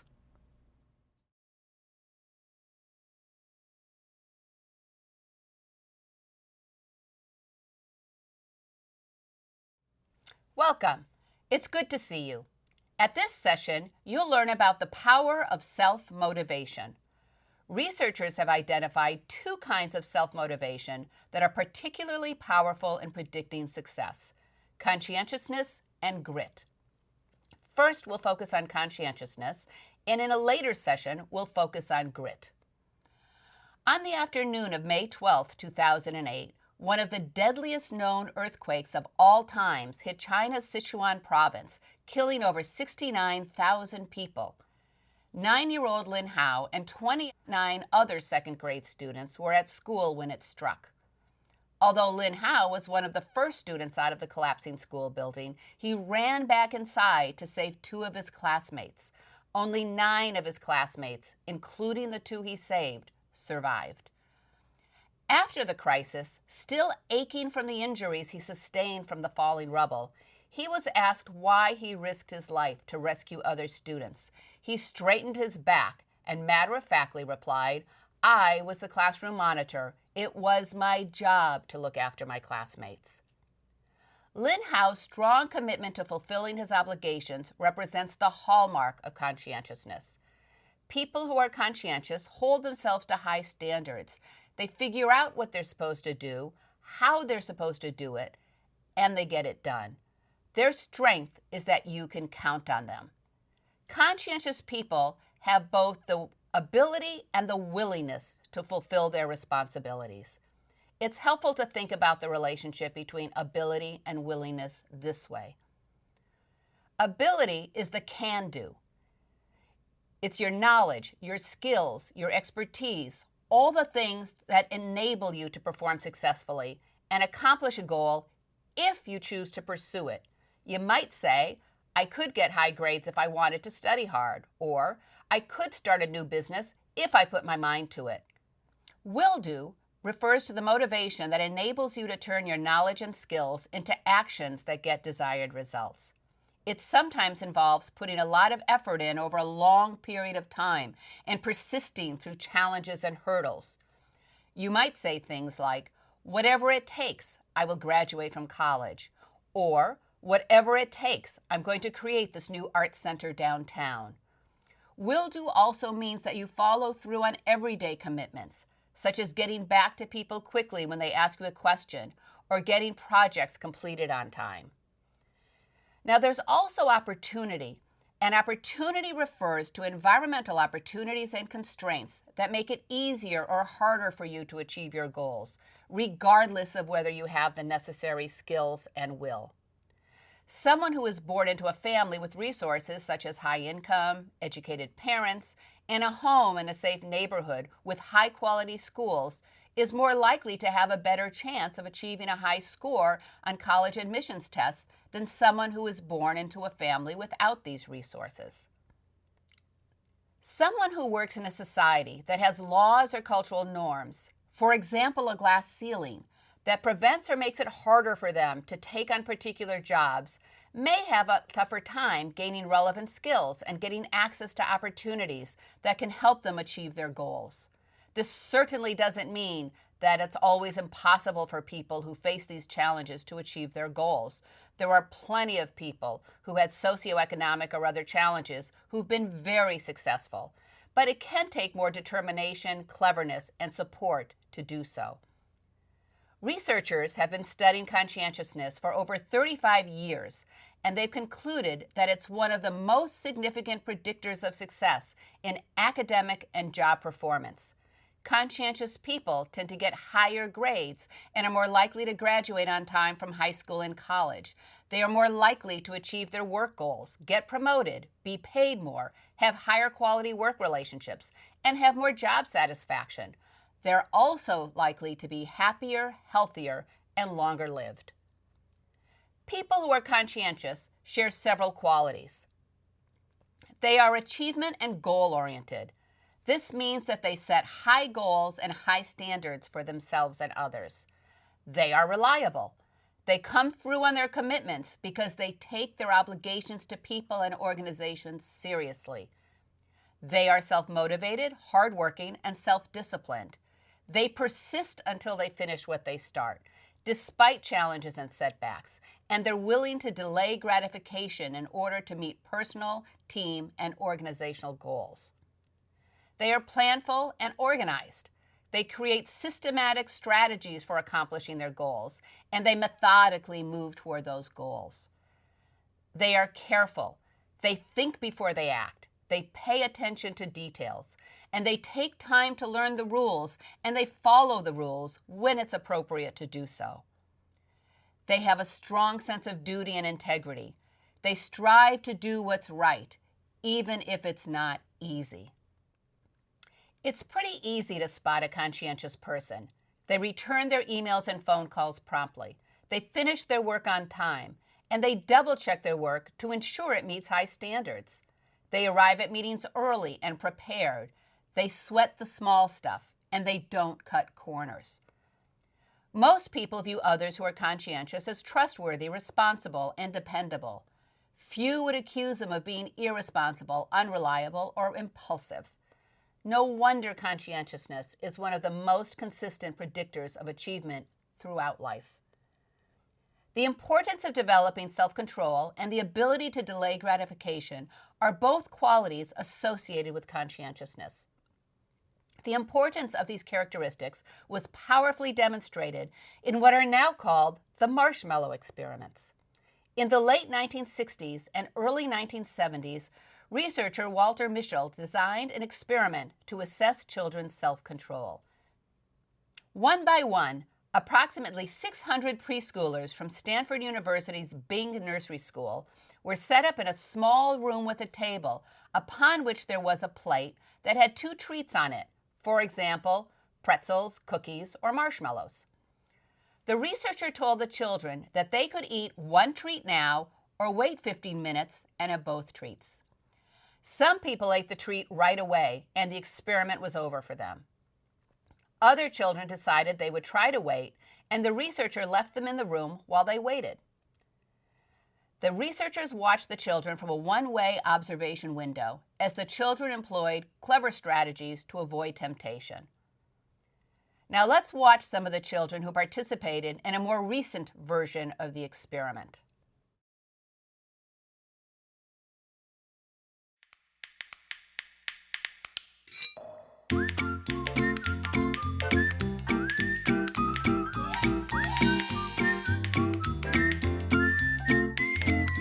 The marshmallow test is a really great way to show how children delay gratification. We tried it out with the 4 children we've been following since September 2010, Alfie, Millie, Mackay, and Pratmesh. Here's how it works. We had each child on their own sit at the table at a desk with a plate and 1 marshmallow. They could either choose to eat the marshmallow, the 1 marshmallow, right then and there, or they could wait until I came back into the room and have 2 marshmallows. I left them alone in the room for 15 minutes. Take a look. The marshmallow test has been used for decades by psychologists. It's been used with children to predict later academic success, including literacy, SAT scores, and other academic outcomes. There's no definitive answers from the marshmallow test. It's not a matter of passing or failing. What we're looking for is whether children can really resist this piece of white candy sitting in front of them that's sweet, that, the smell of it, the allure of the marshmallow. In Pratmesh's case, we really saw this added curiosity because he had never actually tasted a marshmallow before. All of the children managed to show some level of self-control and resist the temptation to eat the whole marshmallow. As you can see from the footage, you can catch a glimpse into children's ability to control their impulses. This ability, which is developed around the time of kindergarten, can be linked to other outcomes later in life. At the end, the marshmallows were in kind of different states. Some had been squished, ripped apart, nibbled around. There was this temptation and there was this impulse to kind of try it out.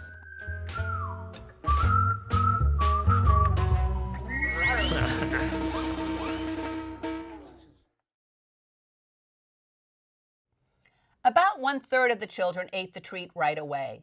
1/3 waited an average of 3 minutes, and 1/3 waited the full 15 minutes and earned the 2 treats.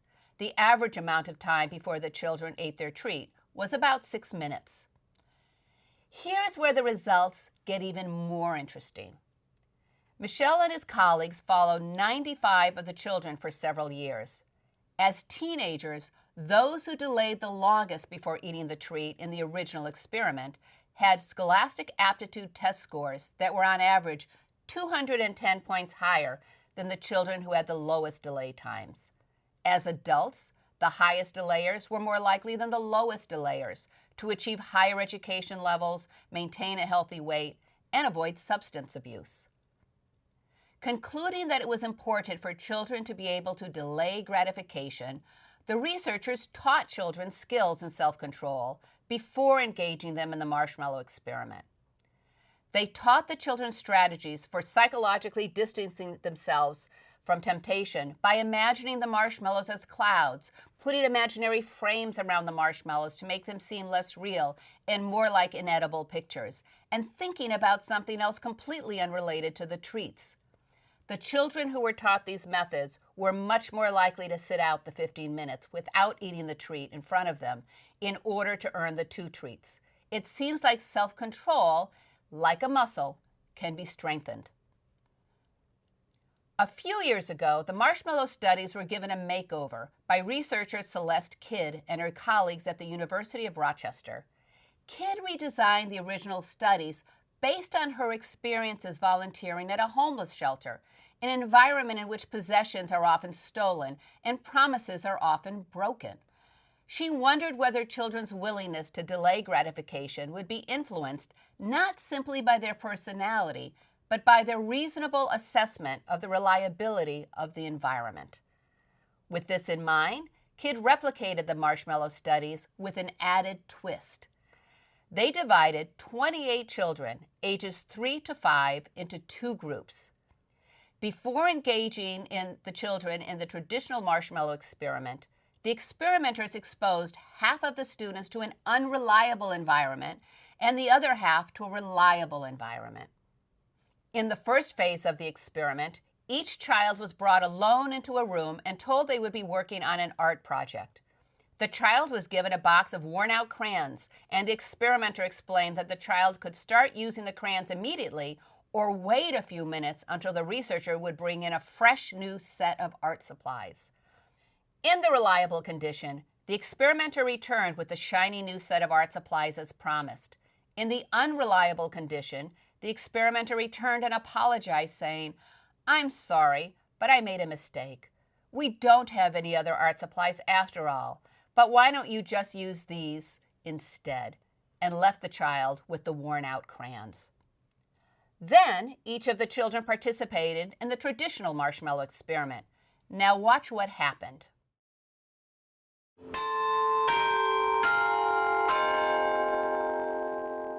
If I eat 100 marshmallows, I'll be filled.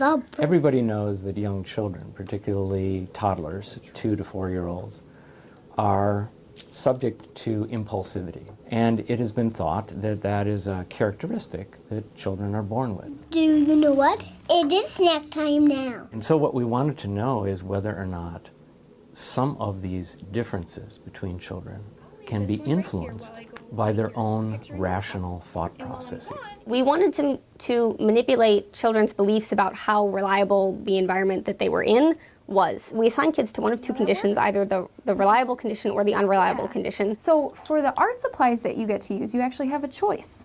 You can either use these crayons right now, or if you can wait for me to go get some from the other room, you can use our big set of art supplies instead. The kids in the reliable condition, when the experimenter came back into the room, had the better thing. And for the kids in the unreliable condition, the experimenter apologized and said she'd made a mistake. We didn't have that available and then helped them use the first option. Listen, I'm so sorry, but I actually don't have that big set of art supplies I told you about. Sorry about that. But you can still use these ones to make your project. The classic example of a task in which children show impulsivity is what's called the marshmallow task. For your snack, you have a choice. Look what I've got. Marshmallow. Yeah, so wait just a second, let me explain. So you can either eat this one marshmallow right now, or if you can wait for me to go get it from the other room, you can have 2 marshmallows instead. I want 2 marshmallows. And what we found, which was an incredibly large effect, the children who were in the unreliable group were more likely to fairly quickly pick up the marshmallow and eat it. So on average, they waited about 3 minutes. And did you know I'd not eat this marshmallow? The children who were in the reliable group waited 4 times longer. So they waited about 12 minutes, which is an incredibly long time for young children to wait before they get a reward. The difference is maybe due to a difference in expectations about what's likely to happen in the world. That's what this experiment was designed to address. Any 3-year-old, self-control is not necessarily at the top of their skill base, but in general, when she sets her mind that she's going to do something, she's going to do it. In the marshmallow task, I was like, what you want to do is you want to get the most amount of marshmallow possible, but there may be other considerations. Given that I have this one marshmallow now that's guaranteed, what are the chances that if I wait, there's going to be a second marshmallow later? If it was a teacher he had all the time, that if they would have that trust bond a little bit longer, that he'd probably wait longer. One of the lines of work that evolved as a result of the marshmallow task was to look at the outcomes of children's behavior later in life. But something that's been missing from the equation is this rational process by which children are accessing information in their environment and making decisions about whether they should behave in the short term or behave in the long term. So if they're in an environment in which long-term gain is very rare, well, then it makes perfect sense for them to behave impulsively because that's going to maximize their reward. How's it taste? A production of the University of Rochester. Please visit us online and subscribe to our channel for more videos.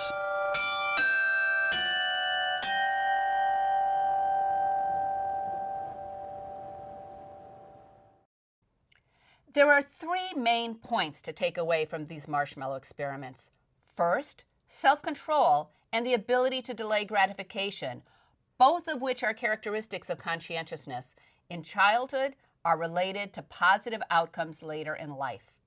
Second, self-control and the ability to delay gratification can be learned. And third, deciding whether or not to delay gratification in a specific instance may be based on a rational assessment of whether or not waiting will result in future rewards. Now let's turn to some of the benefits that conscientious people are likely to gain in life. Let's begin with academic success. Doing well in school depends on what researchers call cognitive and non-cognitive resources.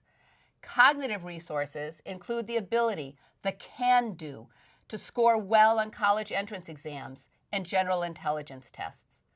Non-cognitive resources include the motivation, the will-do, to achieve good grades, work hard, turn in assignments on time, be a reliable team member, and stay focused on schoolwork despite the many temptations that can easily lure students away from their studies.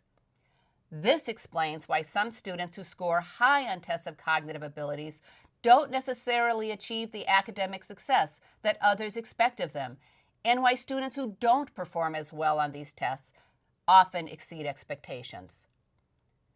Conscientiousness also predicts success at work. Who would you rather have work for you? People who are self-motivated or people who need a lot of direction and reminders to do their work? People who have high standards for their work and complete it on time, or people who throw their work together haphazardly and submit it late?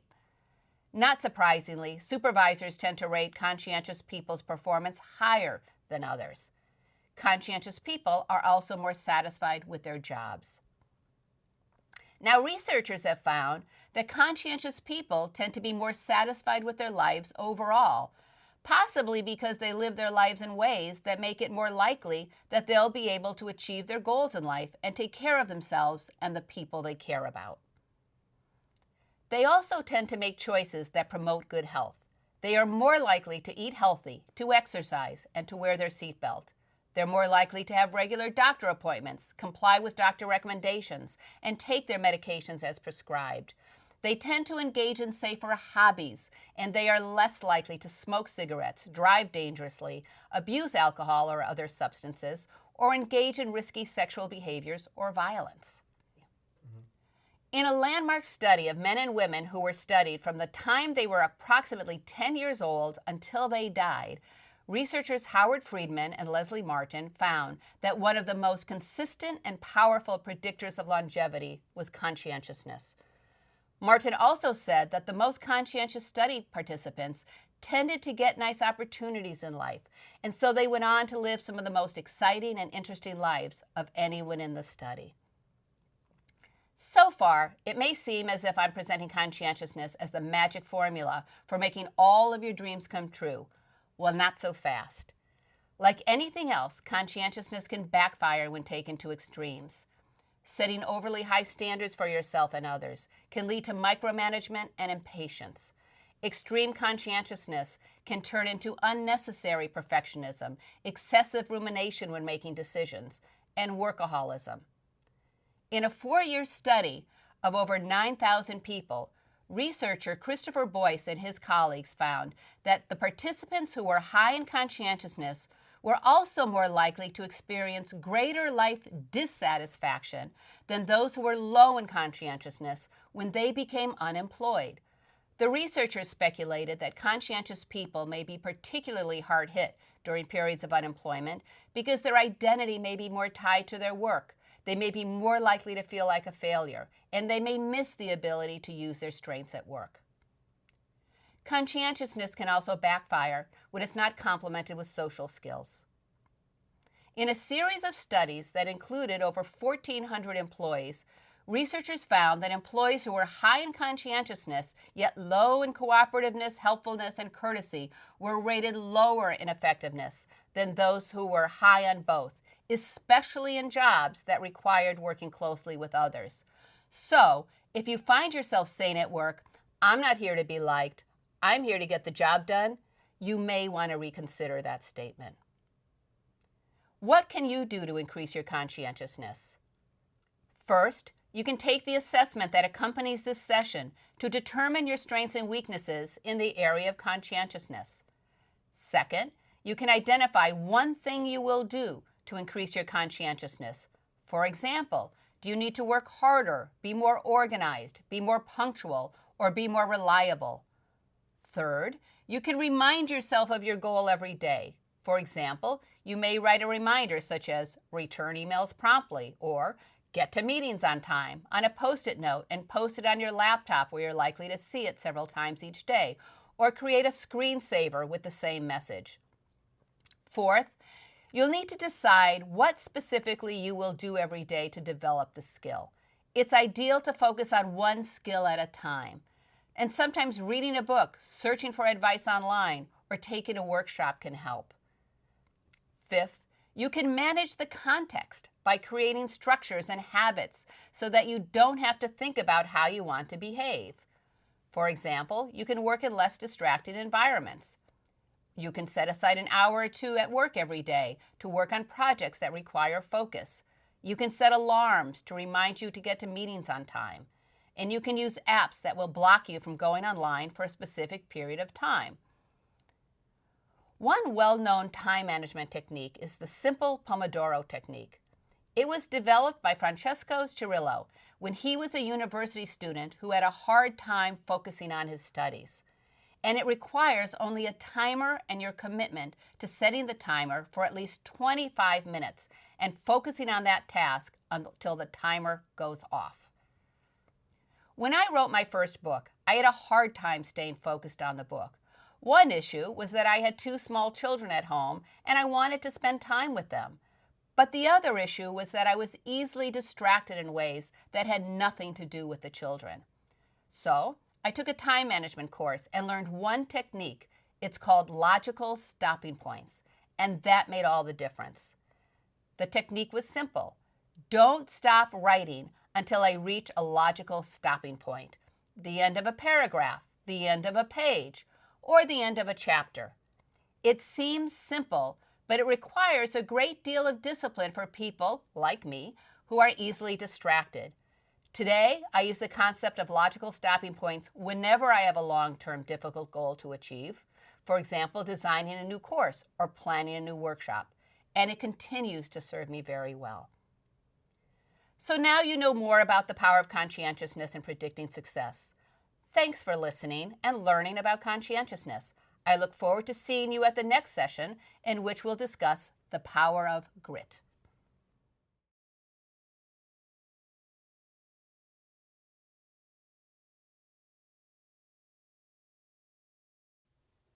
Welcome. As always, it's good to see you. In this session, you'll learn about a characteristic associated with self-motivation, and that's the power of grit. New cadets at the U.S. Military Academy, West Point, go through a staggeringly tough, physically and mentally challenging program during their first 7 weeks. This program is called The Beast. It's well known that many new cadets drop out of West Point before the end of those harsh 7 weeks. For years, West Point was unable to pinpoint why. They found no patterns related to high school rank, college entrance exam grades, for example, SAT and ACT grades, physical fitness, leadership potential assessments, or any other measure that would seem to be relevant to whether a cadet would go the distance or drop out. In 2004, along came psychology doctoral student Angela Duckworth. She got permission to give the cadets a 12-question assessment on their second day at West Point. She found that the higher the cadets scored on this simple assessment, the more likely they were to complete the Beast as well. The lower they scored, the more likely they were to drop out. The assessment was Duckworth's grit scale. She defines grit as passion and perseverance toward a long-term goal. The assessment questions included statements such as, I finish what I begin, I am diligent, I never give up, and I often choose a goal and later on choose to pursue a different one. She also explored whether teenagers who performed best in the U.S. Scripps National Spelling Bee competition rated higher on grit, and they did. Not surprisingly, Duckworth found that the grittier teenagers spent more time studying for the spelling bee, and this paid off in their higher ranking. In her research, Duckworth found that grit did not relate positively to IQ, but it was highly correlated with conscientiousness.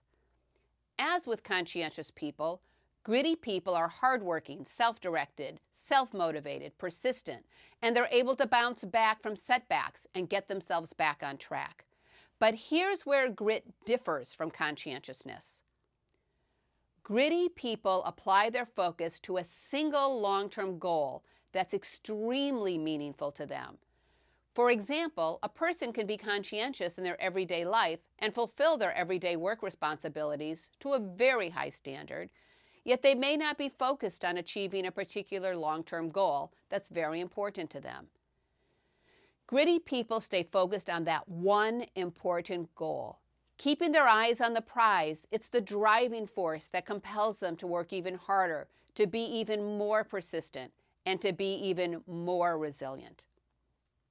Rejection and being told they can't do something fuels their determination. Steven Spielberg was rejected from film school 3 times. Oprah was told she was unfit for TV, and Beyoncé was told she couldn't sing. Being gritty takes even more stamina for longer periods of time, all in the dogged persistence of achieving a single long-term goal. Grit is like conscientiousness on steroids. Actor Will Smith describes the secret to his success as an actor this way: "The only thing that I see that is distinctly different about me is that I'm not afraid to die on a treadmill. You might have more talent than me, you might be smarter than me, you might be sexier than me. You might be all of those things, but if we get on the treadmill together, there's 2 things. You're getting off first, or I'm going to die. It's really that simple." U.S. Supreme Court Justice Sonia Sotomayor demonstrated grittiness ever since she was a child.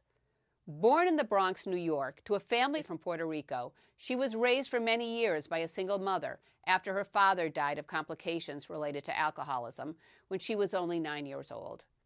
Her mother was an orphan, and her father never completed the 3rd grade. Her mother worked hard to save money to send Sotomayor to Catholic school. Sotomayor learned responsibility at age 7 when she was diagnosed with type 1 juvenile diabetes and had to give herself daily insulin shots for the rest of her life. In her autobiography, she said, "I probably learned more self-discipline from living with diabetes than I ever did from the Sisters of Charity."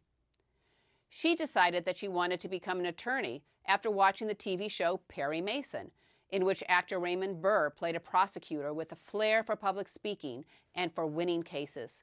She was fascinated with the way Mason eloquently presented his cases and served the law. Sotomayor did not have the resources at home to help her pursue her dream of becoming an attorney, but she had the grit to figure it out. Inspired by the fictional Perry Mason, she practiced public speaking whenever she could. When she was ready to become the first person in her family to attend college, her friend Kenny from her high school debate team encouraged her to get admitted to an Ivy League college. He gave her the names of colleges, and then he helped her adjust to life at Princeton and then Yale Law School. She relied heavily on students with more experience to help her develop the confidence and political skills to not only survive, but thrive. Today, Sotomayor is quick to advise people to remember that no one succeeds alone. She expresses pride that she was one of the early beneficiaries of affirmative action, and she worked hard to live up to expectations. She was awarded the Pine Prize, the highest academic award given to Princeton undergraduates, and she was an editor for the prestigious Yale Law Journal. She bounced back after not being offered a job after her school summer internship with a prestigious law firm. Reflecting on that early failure, Sotomayor said, "I would do what I had always done, break the challenge down into smaller challenges, which I would get on with in my methodical fashion." Now, Duckworth notes that grit is like living life as a marathon, not as a sprint. And she is convinced that grit can be learned.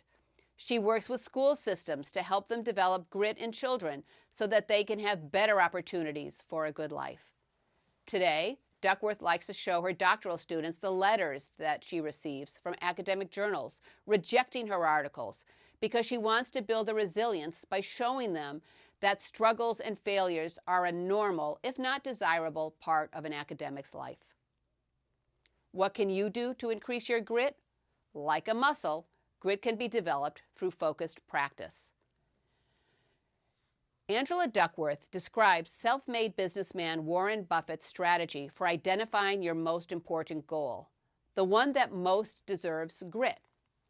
First, list up to 25 goals. Second, circle the 5 that are the highest priority, those that are most aligned with what's most important to you in life. Third, look at the goals that you didn't circle and don't pay much time and energy toward those goals because they'll distract you from your top goals. Buffett says it more starkly. Avoid the goals on the second list at all costs. Deciding what you're not going to do is as important as deciding what you will do. Then make a plan for achieving your top 5 or fewer goals. Then Duckworth adds another step. She recommends that you ask yourself, to what extent do my top 5 goals serve a common purpose? By aligning your goals, the effort you put into one of your top goals is likely to benefit your other goals as well. Warren Buffett is known to be clear about his priorities. Despite his wealth, he's worth over $60 billion. Buffett lives frugally in the house he bought in 1958 for $31,000, which today would be around $260,000. He has pledged to donate 99% of his wealth to charitable causes when he dies, with most of it going to the Bill and Melinda Gates Foundation, which is dedicated to lifting people out of poverty to lead healthy, productive lives. Before we end this session, it's worth noting that being overly gritty carries some risks. Sometimes it's healthier to quit, particularly when the goal is unachievable or if the situation has changed to one in which the goal is no longer worth the effort required. Researchers have found that people who are able to let go of goals that are for some reason unattainable had lower C-reactive protein, and that's a molecule that's associated with health issues related to inflammation, than people who continue to pursue an unattainable goal. In another study, researchers found that people who were able to detach from unattainable goals and invest in new attainable goals reported higher subjective well-being, otherwise known as happiness, lower stress, and higher self-mastery, which the researchers defined as a belief that one has control over what happens in their future. Another risk of excess grit, that you can become so invested in achieving your goal that you lose interest in other important parts of your life. For example, your health and relationships. As researcher Walter Mischel, the creator of the original Marshmallow Experience, says, a life with too much self-control and delayed gratification can be as unfulfilling as one with too little. So now you know how grit can help you achieve your goals, what steps you can take to increase your own grit, and what risks are associated with grit. And I must say that you've shown quite a bit of grit by staying with this course so far, because it can be easy to get sidetracked with everyday distractions. So it looks like you already have some of the grit it takes to succeed. Thanks for taking the time to learn about the power of grit, and I hope you found this session to be useful and enjoyable.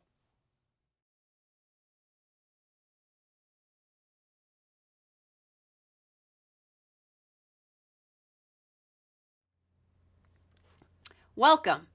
In these next few sessions, you'll learn about the power of developing mutually supportive relationships.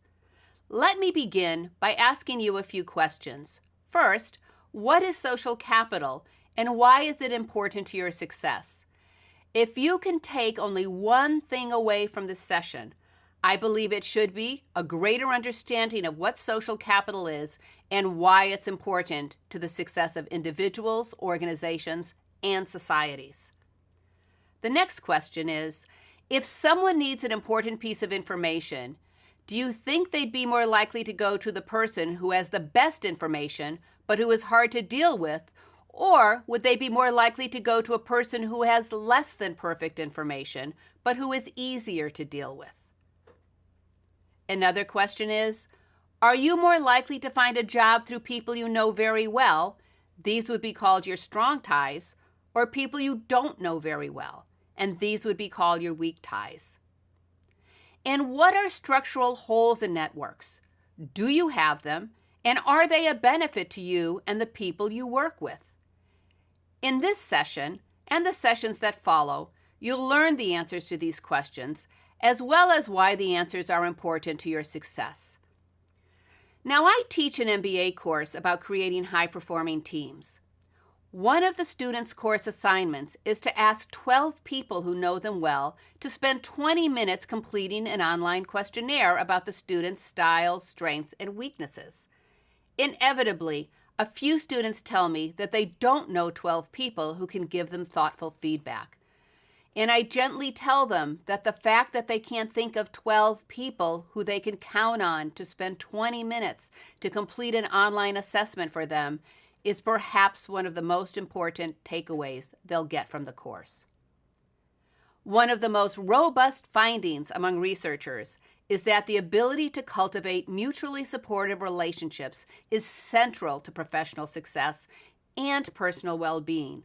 No matter how conscientious and gritty you are, and no matter how deep your expertise, no one succeeds alone. The mutual goodwill, trust, cooperation, and influence that you develop through your relationships helps you get the resources you need to add value to your organizations, achieve your career goals, contribute to your communities, and take care of yourself and the people you love. Researchers refer to the resources you get through your personal and professional relationships as social capital. These resources include things like information, contacts, opportunities such as job leads, mentoring, reputation, money, encouragement, and support for your ideas. These resources also include tacit knowledge that would be hard to learn on your own. For example, how to get along with a cranky boss or neighbor, what not to say during an important meeting, which courses to take, and where to meet people who share your interests. Despite the power of relationships, some people don't take the time to invest in relationship building, and this is often because they believe the following myths that can hold them back from achieving their goals. Myth number 1, it's not what you know, it's who you know. What you know, your knowledge, skills, expertise, as well as your dependability, are as important as who you know. After all, people want to work with people they trust and who will add value. People are unlikely to put their reputation on the line and recommend you for an opportunity if they don't think you'll live up to their endorsement of you. Myth number 2, proactively networking is manipulative. Many people assume that there's something insincere about connecting with others for instrumental reasons. For example, to ask for help on a task or to get introduced to a contact who can give you information about a potential job. But the most effective instrumental relationships, like all relationships, are those that are built on authenticity, respect, goodwill, and reciprocity. And if your job is to add value to your organization, then it's your responsibility to reach out to let others in the organization, to let them know what you're good at, where you need help, and how you can help others so that they can place you where you can add the most value and make your best contributions. Myth number 3, extroverts have better networks than introverts. Although it seems intuitively likely that extroverts would have more effective networks than introverts, research is quite mixed on this. The general consensus is that if there is a significant relationship between extroversion and network size, it is small. Researchers have found that extroverts may spend more time talking to other people, but they may not be more strategic or more skillful than introverts in developing effective networks. Myth number 4, I'm so busy, I don't have time for building relationships. By now, I hope you're convinced that building mutually supportive relationships is a need to have, not just a nice to have. If you are responsible for adding value at work, building relationships is a significant part of your real job because your relationships help you and others get better results in less time using fewer resources. And if you want to create a home environment in which you and the people you care about thrive, Building relationships both inside and outside your home will be central to making that happen. My point is that you should never underestimate the power of relationships in making important things happen. Societies depend on people connecting with each other in order to alleviate poverty, increase civil rights, fuel entrepreneurship, stimulate economic growth, and create safe communities. The World Bank calls social capital the glue that holds societies together because it provides the solidarity, the trust, and cooperation that encourages the exchange of critical information and resources, as well as the means for communicating common goals, gaining influence, and mobilizing action. For example, newly arrived immigrants with strong network ties have more access to opportunities such as jobs, living arrangements, and religious institutions. In a meta-analysis of the relationship between social capital and children's well-being, researcher Kristen Ferguson found that children who grow up in families with strong connections to each other, as well as to the people and institutions in their community, are more likely to stay in school and less likely to be depressed and get involved in delinquent activities. She concluded that social capital was second only to poverty in predicting children's well-being. Organizational success depends on relationships and social capital as well. Now just think about it. Organizations have long known about the competitive advantage of financial capital, that's money, structural capital, that's buildings and equipment, technological capital, that's information and communication technologies, and human capital, which refers to employees' skills, education, and experience. More recently, however, many organizations have come to understand the competitive advantage of social capital, the benefits the organization gains by fostering mutually supportive relationships inside and outside the organization. Now notice that there's a difference between human capital and social capital. Human capital refers to individual benefits that employees individually bring to an organization.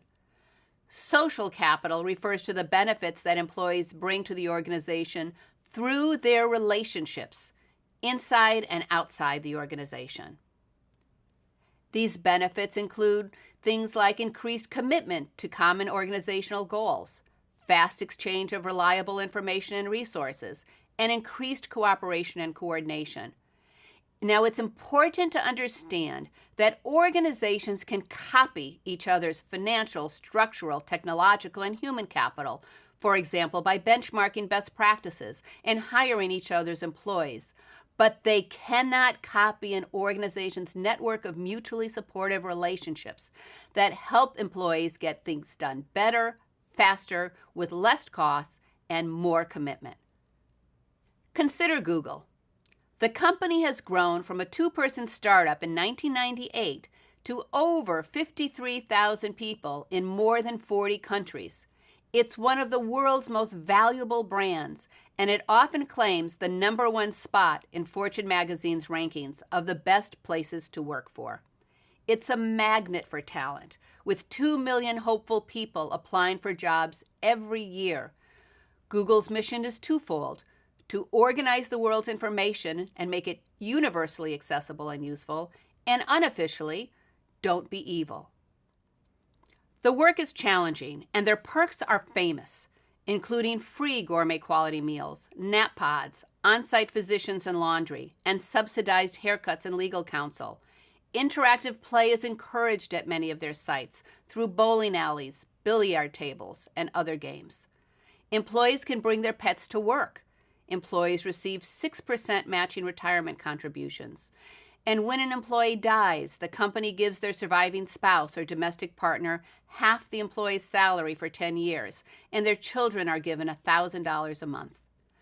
The company designs relationship building into everyday work because they know that relationships drive innovation, employee satisfaction, retention, and organizational growth. No detail is too small in Google's People Analytics Department's obsessively data-driven efforts to create one of the happiest and most productive and creative workplaces on earth. To encourage informal interactions among employees, They figured out that the optimal amount of time people should wait in line for meals is about 3 to 4 minutes, because that encourages conversation. They installed long tables in their cafeterias so that employees are more likely to sit near someone they don't know. And the long tables are placed close together so that employees are likely to bump into the chair behind them, encouraging brief interactions. Google employees, known as Googlers, call it the Google bump. Discussing the design of their New York offices, Craig Neville Manning, Google's engineering director in Manhattan, explains, Google's success depends on innovation and collaboration. Everything we did when building our Manhattan office was geared toward making it easy to talk. Ben Weber, author of the book People Analytics, agrees. He says the data are clear that the biggest driver of performance in complex industries like software is serendipitous interaction. For this to happen, you also need to shape a community. That means if you're stressed, there's someone to help, to take up the slack. If you're surrounded by friends, you're happier, you're more loyal, and you're more productive. Now you know the different ways that social capital is essential to the success of societies and to organizations, and rightly so. It's also critical to your own success. Regardless of whether you work for the private, public, or nonprofit sector, regardless of your position, and regardless of the focus of your particular job, the quality of your relationships will significantly determine your ability to achieve your professional and your personal goals. Researchers have found that people who develop a strong network of mutually supportive relationships are more likely to find jobs more easily through personal contacts, be more satisfied with their jobs, and stay longer at their jobs. They're more likely to add value to their organizations because they can harness the power of their relationships inside and outside the organization to get the resources and support they need to get better results. They're more likely to get promoted more often and paid more because they are likely to add more value, hear of more opportunities, have more visibility both inside and outside the organization, and have more sponsors who endorse them. They're more likely to get more venture capital for their entrepreneurial endeavors. And they're more likely to be able to help their children achieve academically, stay in school, and go to college. They're also more likely to be happier, healthier, and longer lived, in part because social relationships enhance the immune system and buffer the negative effects of stress associated with everyday life. Now that you've learned more about the value of social capital, in the next sessions, you'll learn specific strategies for building mutually supportive relationships. Thanks for learning about the power of social capital, and I'll see you again soon.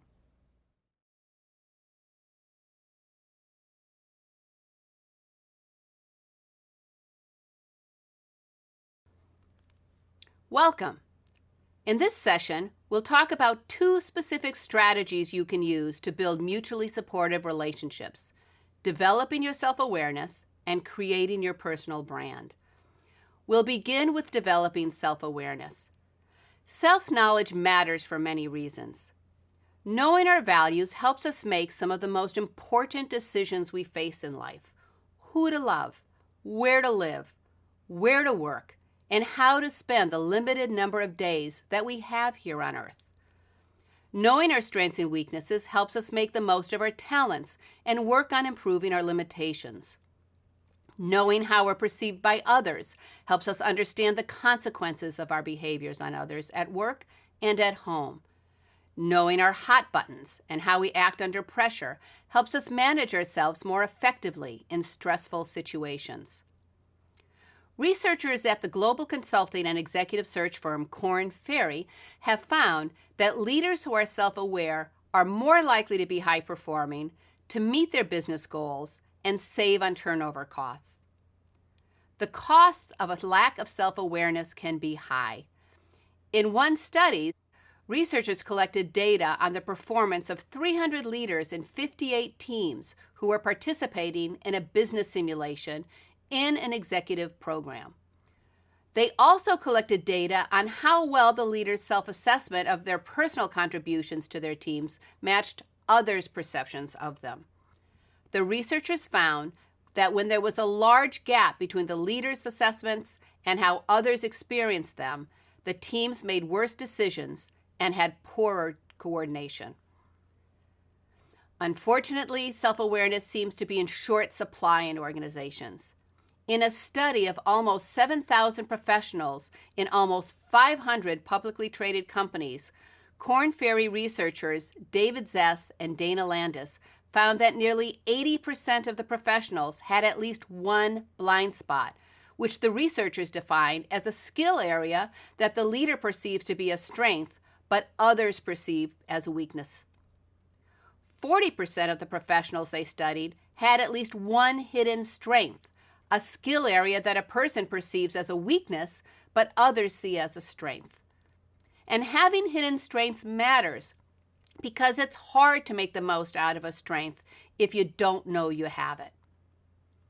Some of the biggest blind spots were in areas such as making tough people calls, demonstrating personal flexibility, getting work done through others, being too narrow, doesn't inspire or build talent, and doesn't relate well to others. When employees lack self-awareness, it hurts the bottom line. Zess and Landis tracked the stock performance of the 486 Fortune 500 companies over 30 months. They found that the companies that had the highest percentage of self-aware employees consistently outperformed the companies that had the lowest percentage of self-aware employees on return on revenue and other measures of company performance. Benjamin Franklin once said, "There are three things that are extremely hard: steel, a diamond, and how to know oneself." That said, there are several things you can do to develop self-awareness. You can take self-assessments such as the Myers-Briggs, Social Styles, or DISC to help you understand how you see the world, make decisions, and interact with others. These types of assessments are useful because they assume that we all have predictable and taken for granted ways of seeing the world, making decisions, and behaving in our everyday life.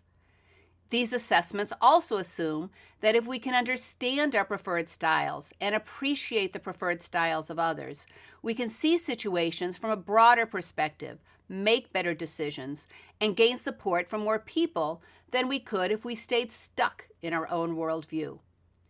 You can find many free assessments online, including a free Kiersey-Bates assessment, which is similar to the Myers-Briggs framework. Another effective way to increase your self-awareness would be to get 360 feedback in which your boss, colleagues, and direct reports all complete an assessment for you. You can then compare how you're perceived by your boss or bosses, peers, and direct reports, and identify in which ways these groups see you similarly and differently. If your organization doesn't offer you 360 feedback, you can take it upon yourself to ask others to give you the feedback.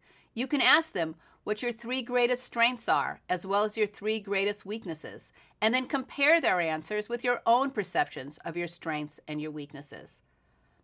The point is that developing self-awareness is a critical life skill, and it can be systematically developed with effort.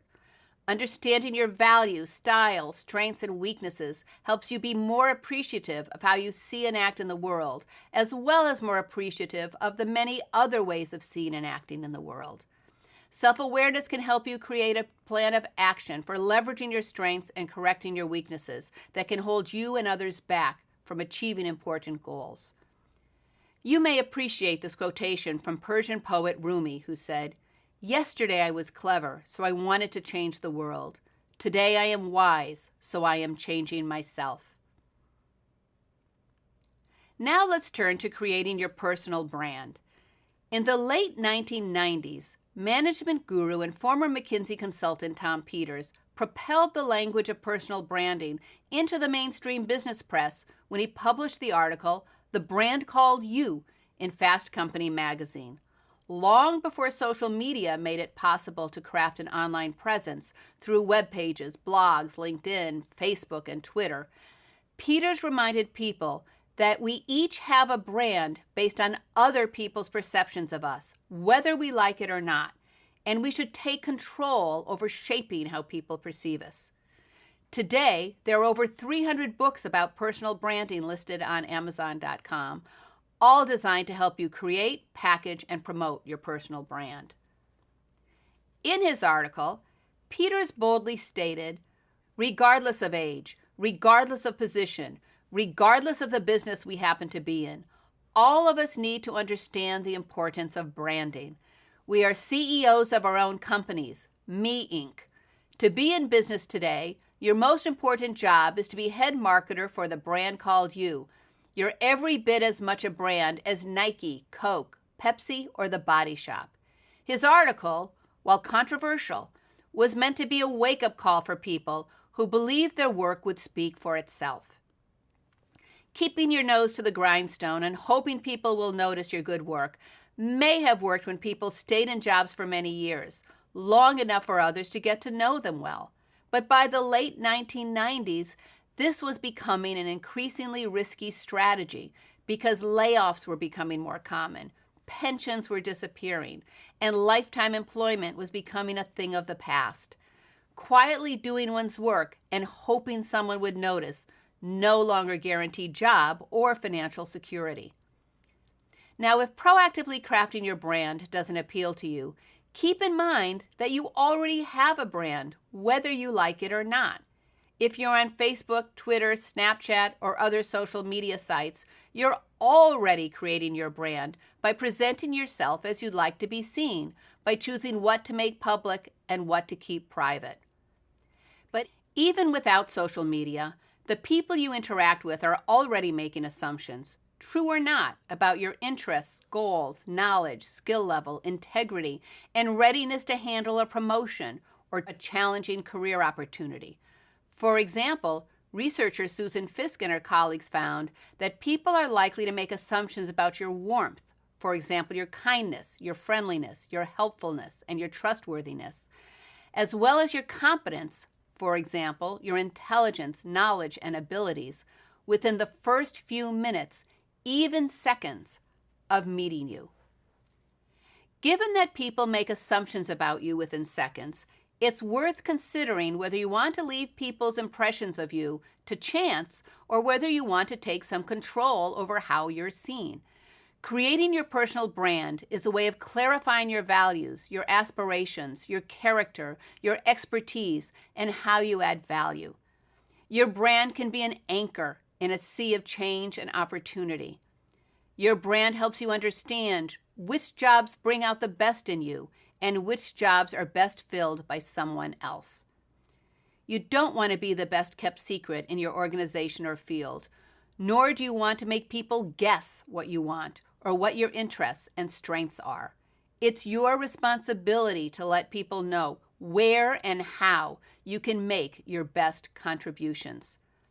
And your brand, if it's authentic as it should be, reflects the story of your life, your hope for your future, and the source of your strength. Listen to what Dartmouth professor Ella Bell has to say about authenticity. Although she's speaking to a network of women, her lessons are useful for everyone. As Professor Bell notes, our authentic selves come not only from understanding our strengths and our weaknesses, what she calls our good and bad, but also from our struggles, what she calls our ugly. Other researchers agree that every leader, and I'd say every person, has their crucibles, their periods in life when they face intense, sometimes traumatic, often unexpected moments that test their strength, their resilience, and their values. It could be the death of a beloved friend or family member. It could be a particularly rough childhood. It could be an illness. It could be a bankruptcy. It could be escaping a war-torn country. Or it could be a period of extreme self-doubt. It could be anything that tests what we're made of. It's these traumatic periods that teach us important lessons about how to face the inevitable challenges of life. Our crucible moments can teach us wisdom, judgment, strength, and compassion. Although we may not explicitly discuss or present our crucible moments in our brands, an authentic brand reflects the hard-earned lesson from these crucibles. And these lessons are how people connect to the most important parts of who we are and what we believe. Whether you want to consider yourself a brand is, of course, your own decision. But one thing is certain. How you present yourself to others matters because people's perceptions of you will determine whether you have an opportunity to make your best contributions, add value to your organizations, and reap the rewards of your efforts. Your brand is a promise you present to others based on an honest assessment of your values, character, knowledge, and expertise. To create your brand, Tom Peters recommends that you answer the following questions. What do I do that I'm most proud of? What do I do that adds remarkable, distinguished, distinctive value? What do my colleagues and customers say is my greatest and clearest strength and most noteworthy personal characteristic? What have I done lately, this week, that added value to the organization? Do people view me as a dependable colleague and team member who is interested in the success of others? Are my skills difficult to copy? Is my work clearly aligned with the organization's goals, strategies, and priorities? And am I doing what it takes to make sure that my brand is not at risk of becoming out of date? Clearly, a thoughtfully crafted brand is not the same as style over substance. If there's a gap between the brand you present and who you are, sooner or later, people will recognize these inconsistencies between what you promise and what you deliver, and your brand will lose its power. Remember that your brand is built on what other people say about you, not just what you say about yourself. So now you know more about the importance of developing self-awareness and creating your brand. In the next session, you'll learn how to be an energizer. I'll see you again soon.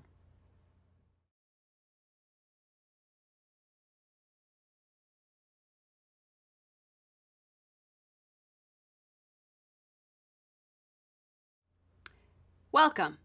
In this session, you'll learn whether you're an energizer or not, and what that means for your ability to build mutually supportive relationships that get results. As you know, some people are able to bring out the best in others, whereas other people have a knack for sucking the life out of every interaction. Researchers Rob Cross, Wayne Baker, and Andrew Parker studied the impact of people they refer to as energizers and de-energizers. They conducted research in many different organizations to identify the energizers, what they do differently than others, and the impact on performance. The researchers mapped out the social networks in each of these organizations to identify who was connected to whom, and they interviewed people within those networks to identify who were the energizers and de-energizers. They also asked study participants the following question for each of the people in their network. When you interact with this person, how does it typically affect your energy level? And the study participants responded on a scale of 1 to 5, with 1 being very de-energizing and 5 being very energizing. They found that the people who were identified as energizers had higher performance ratings. They got promoted more quickly, and they inspired more learning and innovation in the organization. In another study, researchers Bradley Owens and his colleagues studied networks in a wide variety of organizations to identify the impact energizing bosses had on their direct reports' feelings, thoughts, and behaviors. They found that employees who worked with energizing bosses were more productive, engaged, committed, helpful to their colleagues, and more willing to do work outside their official job descriptions in order to meet organizational goals. They also had less absenteeism and were less likely to quit. One employee in the study described his boss this way: "His energy made me feel that my feedback was very factual and useful. This person motivated me to work harder, and I also paid more attention to detail. On days after having meetings with him, I got twice as much work done because of the motivational energy that he brought to the room. Says Professor Kim Cameron, one of the study researchers, managers spend so much time managing information and influence, but relational energy trumps both of these by a factor of 4 as an outcome determiner. What specifically do energizers do? They are realistic optimists who communicate a compelling vision. They show respect for others and faith in people's abilities to achieve their goals. They focus on opportunities rather than roadblocks. They show employees their progress toward important goals. They encourage participation and contribution from employees, demonstrating that they're clear about the team and organizational goals, yet flexible in how they achieve them. They fully engage in their interactions with others, making others feel heard, appreciated, and respected.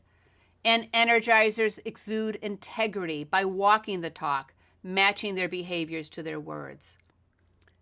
People who energize others bring many benefits to their organizations. Not only are energizers higher performers, but the people who work with them are higher performers as well, because energizers release what researchers call psychological resourcefulness in others. Psychological resourcefulness refers to the commitment, motivation, stamina, and the intellectual stimulation that increase people's willingness and ability to put in extra effort and perform their work to the best of their ability. People are also more likely to listen to energizers and enthusiastically support and implement their ideas. And people prefer to work with energizers, so the most talented people want to be on their projects, and other energizers are drawn to working with them. As you can imagine, energizing relationships are precious resources for organizations because they typically don't cost anything, and they're hard to copy. They're also renewable, which means they regenerate themselves and spread rather than get depleted with use. The value of energizing relationships increases over time because of what's called emotional contagion. Emotions, whether positive or negative, are catchy because people act as role models for appropriate ways of feeling, thinking, and behaving. Researcher Sigal Barsad explains that people are walking mood inductors who pass their moods on to others. When organizations have an abundance of energizing relationships, they create a virtuous cycle in which positive emotions cascade throughout the organization, and the benefits associated with energizing relationships spread and increase steadily over time. Employees find more meaning in their work. They dig deep to find resources within themselves that they didn't even know they had, and they work harder to help their colleagues and clients. In contrast, de-energizers can create a vicious cycle in which people think more about protecting themselves rather than contributing to the greater good. When people have to deal with de-energizers, even people who are fully capable of doing good work may not be able to muster the energy to do so. Instead, they think, as some researchers have said, not now, not in this activity, and not with these people.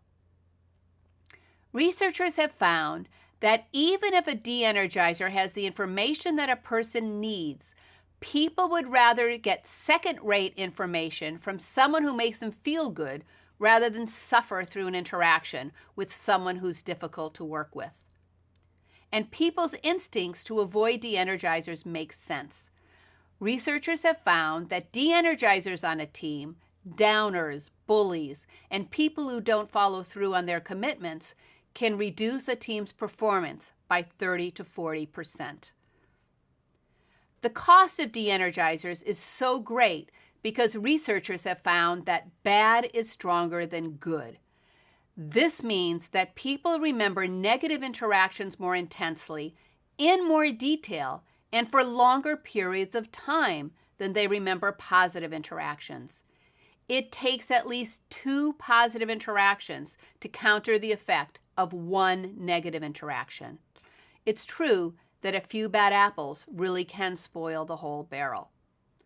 The point to remember here is that relational energy can be an abundant or a scarce resource in organizations.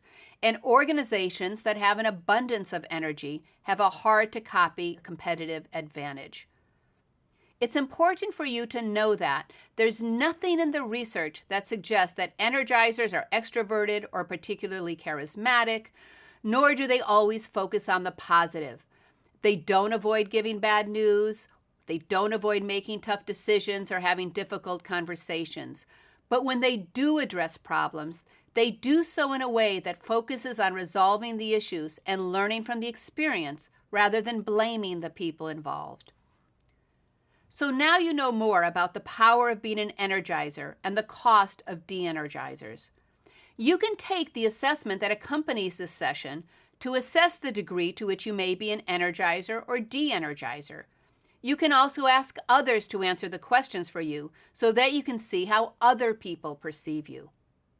And after taking the assessment, ask yourself these questions. Do your scores lean more toward energizing or de-energizing? Are there some areas in which you are more energizing than others? Are there gaps between how you see yourself and how other people see you? And what's the most important action you can take to become more energizing to others? Thanks for learning about the power of energizers, and I'll see you again soon.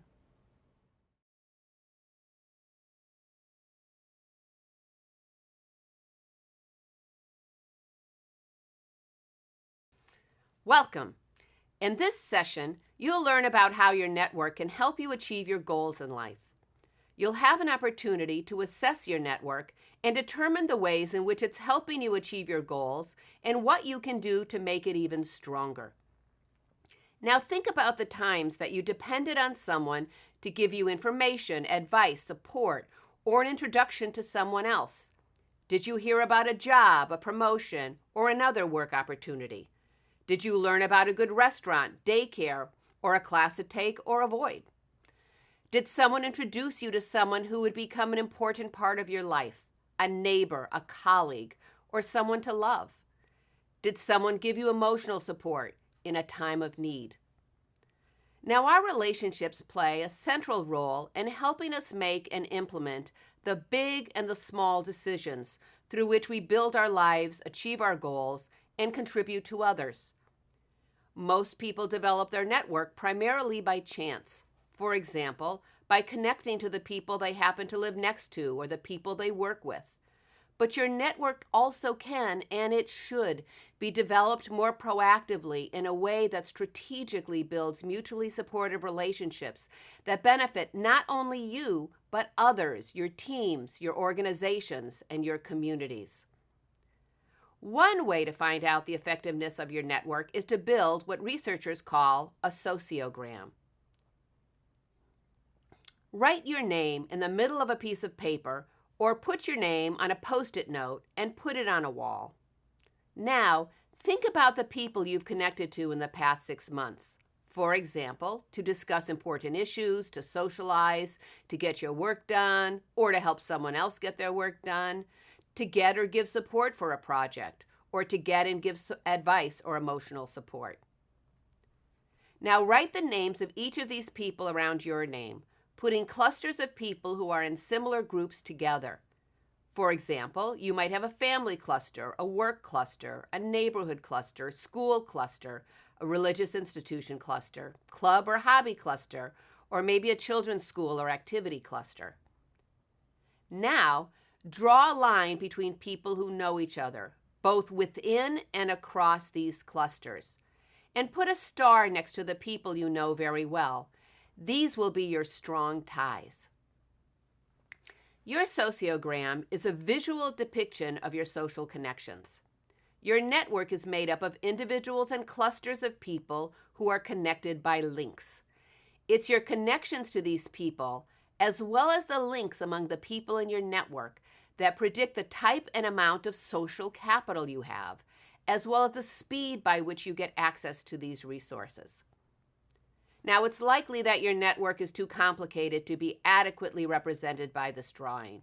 Eventually, you'll run out of space, or the lines that connect people will become so dense that you won't be able to make sense of your network diagram anymore. But by drawing your sociogram, even if it's an imperfect and simple drawing, you'll learn about some of the key characteristics of effective networks and how your network can help and hinder you from achieving your goals. Researchers are clear that the most successful people do not leave their networks to chance. Rather, they systematically build, maintain, and use their networks to create mutually supportive personal and professional relationships that add value not only to themselves but to others as well.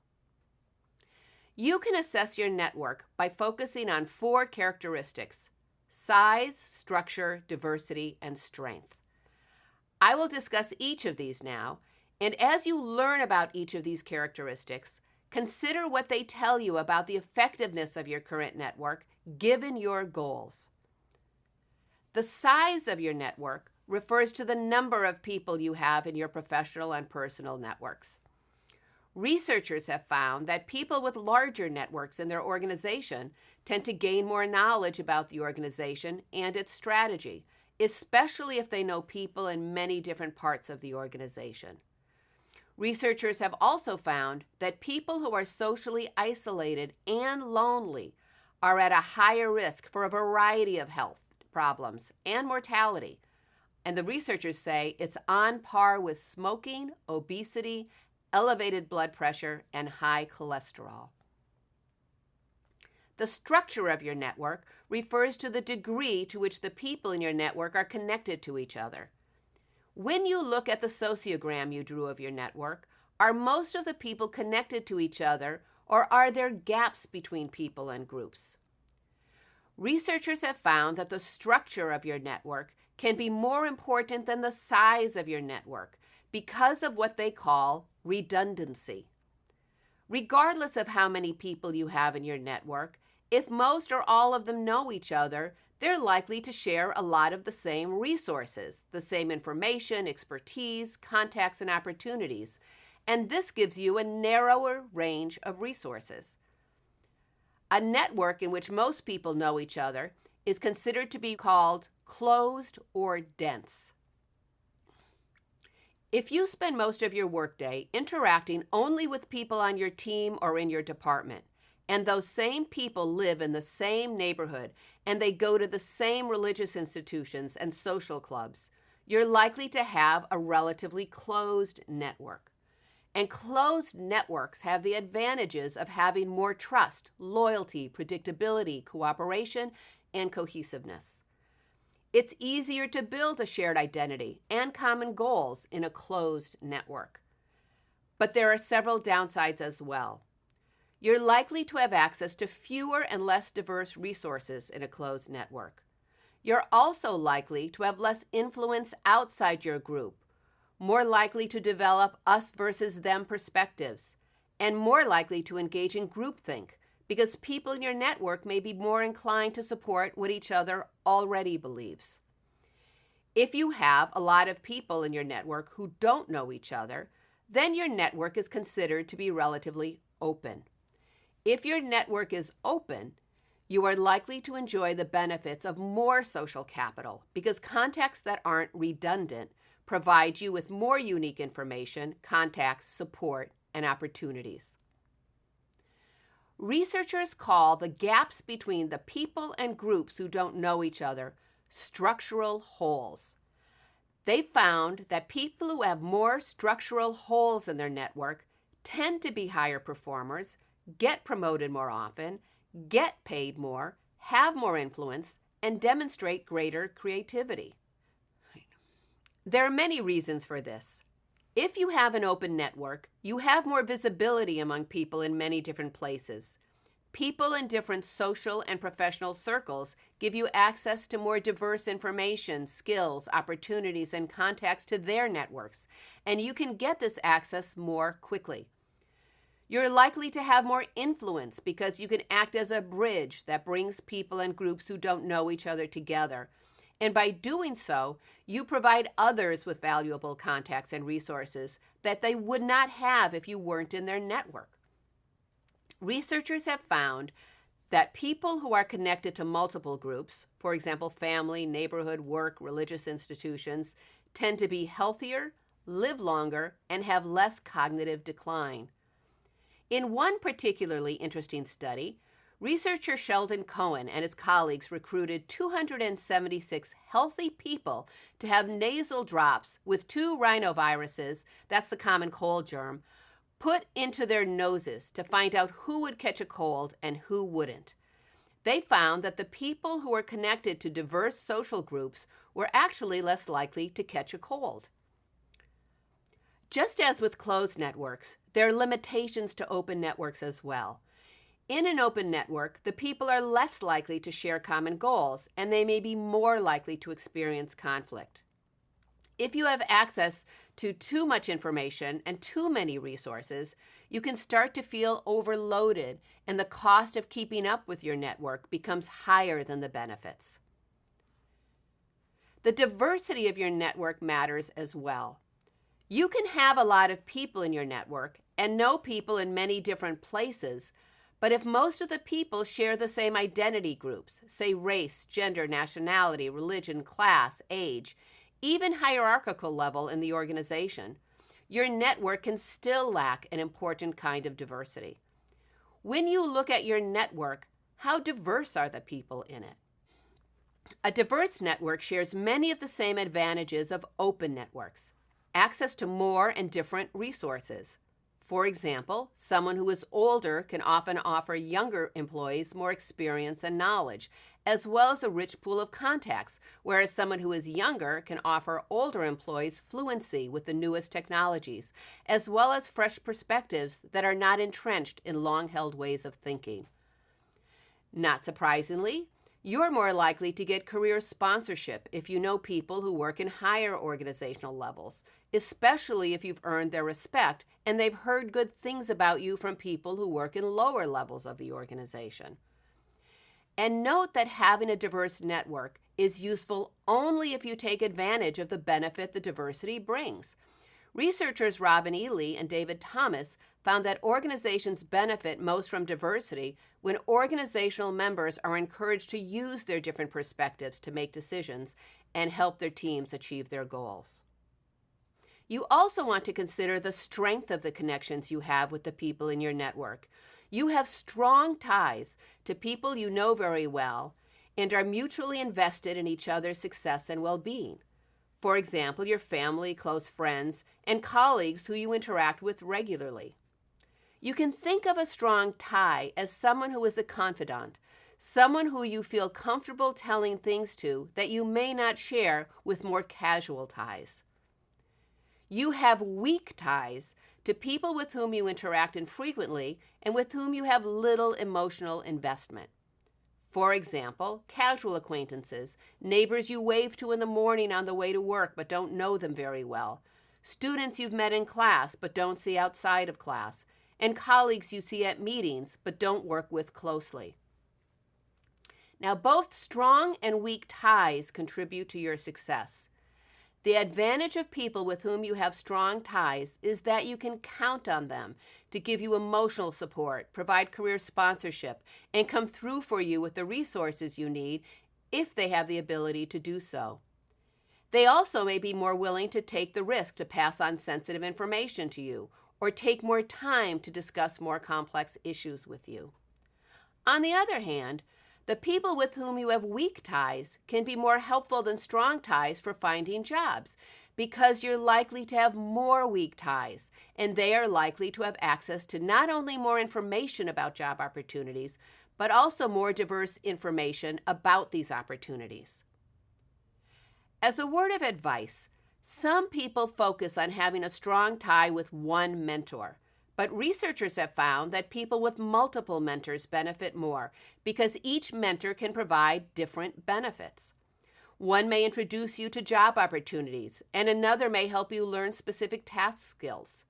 One may give you political advice, and another may provide emotional support as you navigate through the challenges in your organization and in your career. And remember, too, that you'll need sponsors as well as mentors. A simple way to distinguish between sponsors and mentors is this. A mentor gives you advice. For example, a mentor may advise you to take on new job responsibilities, build your network, or develop your presentation skills. A sponsor gives you opportunities, such as introductions to important people, opportunities to be on high-profile committees, and strong recommendations for jobs.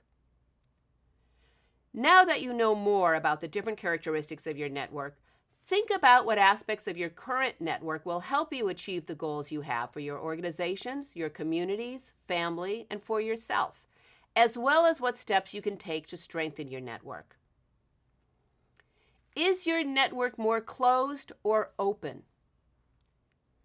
Do you have structural holes in your network, and are you connecting people across different parts of your network? Do you have much diversity in your network? Is your network focused more on home, work, or community service? Do you have both strong and weak ties? Keep in mind that there's no one best network that works for everyone, because everyone has different goals. The best network for you is the one that helps you meet your life goals, helps others achieve their goals, and adds value to your family, organization, and community. Here are some general recommendations for building, maintaining, and using your network. Remember that small steps can result in big rewards. Consider your reputation. You may know a lot of people, but your network isn't going to add much value to you or others if they don't think you're competent, reliable, and trustworthy. Remember, it's not just what you say about yourself that determines your reputation. It's what other people say about you as well. And remember that reciprocity is at the heart of all effective networks. Think about the past week. How much did you help others compared to how much others helped you? And then, of course, take action. There are many different things you can do to build your network. You can get to meetings early and spend time talking informally to people rather than checking your phone or computer. You can walk to someone's office to talk about an issue rather than send an email. You can always help someone out who needs help. And remember that no one ever forgets a kindness. You can introduce your contacts to each other when you think they'd enjoy meeting or if you think they can be helpful to each other. You can take job rotation assignments and international assignments that expose you to different kinds of people.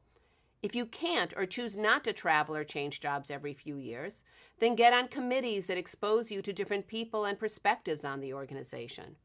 Go to conferences in your field, and you can join networking groups that are in your profession, industry, or your area.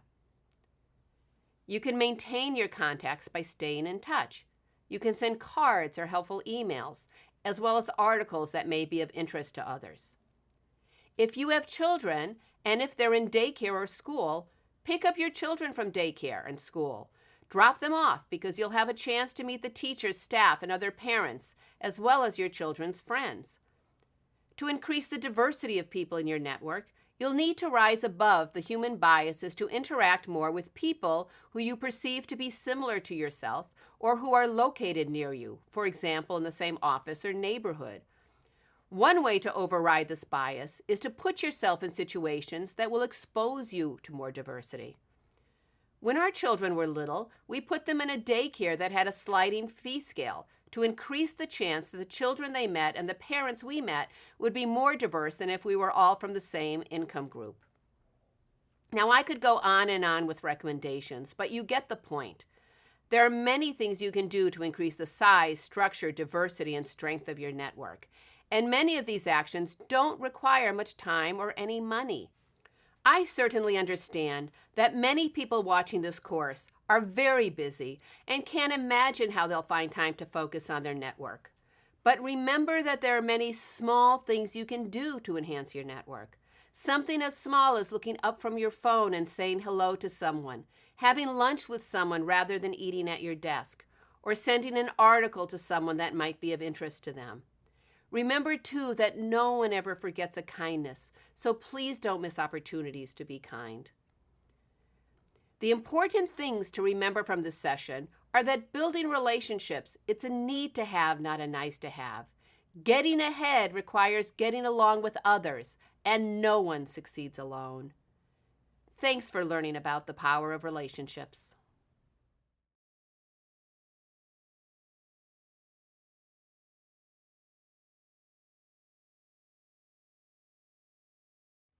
Hi there.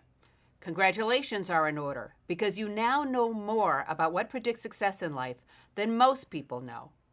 For example, you know that your IQ is not enough to guarantee your success, and over-relying on your IQ scores and school grades at the expense of developing other skills is likely to hold you back from achieving your goals. You now know that it's a big mistake to assume that someone's talents are innate or that his or her success came easily, because you know that it takes years of mindful, deliberate practice for someone to develop an expertise that may look like natural ability. You now know that having a growth mindset and believing in the power of not yet are critical for achieving the kind of success that you desire in life.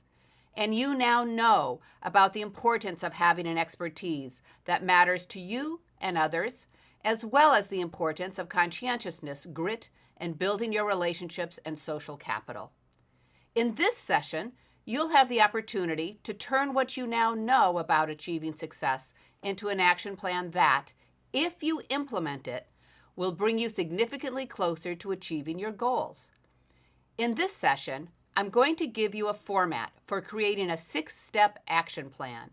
These 6 steps are the same as those listed in the final assignment for this Coursera course, and you can find a template for writing your action plan online in the Coursera assignment section for this session. Before I get into the details of creating your action plan, let me give you a high-level overview of the 6 steps you'll be taking to create your action plan. Your action plan will be most effective if you engage your heart, your head, and your hands. Steps 1 and 2 will be the heart of your action plan, because in these steps you will identify the parts of your life that matter most to you in your heart of hearts, as well as the specific goals you want to achieve in each of these life areas. Step 3 will be the head of your action plan, because in this step you will think carefully and select the one goal you will work on immediately to make progress toward the kind of success that you desire in life. Steps 4 and 5 will be the hands part of your action plan, because in these steps you will identify the specific actions you will take in the one area that you want to work on immediately. You'll also consider what you'll need to stop doing so that you'll have time to focus on what really matters to you. In step 6, the final step of your action plan, you will have a chance to reflect on the most important things you learned from taking this course and creating your action plan. Now let's get started with the heart of your action plan. In this first step, you'll look deep into your heart to consider your values, what's most meaningful to you, how you want to contribute to others, and how you want to spend the limited days you have here on Earth. For step 1, you will write down at least 3 parts of your life that are most important to you. You can see on this slide that I drew a pie chart and then divided the pie into slices, with each slice focusing on a specific part of life that's important to you. You may decide to make a list rather than create a pie chart, and do whatever works best for you. In this example, I focused on work, career, and well-being. But you will write down whatever areas are most important to you personally.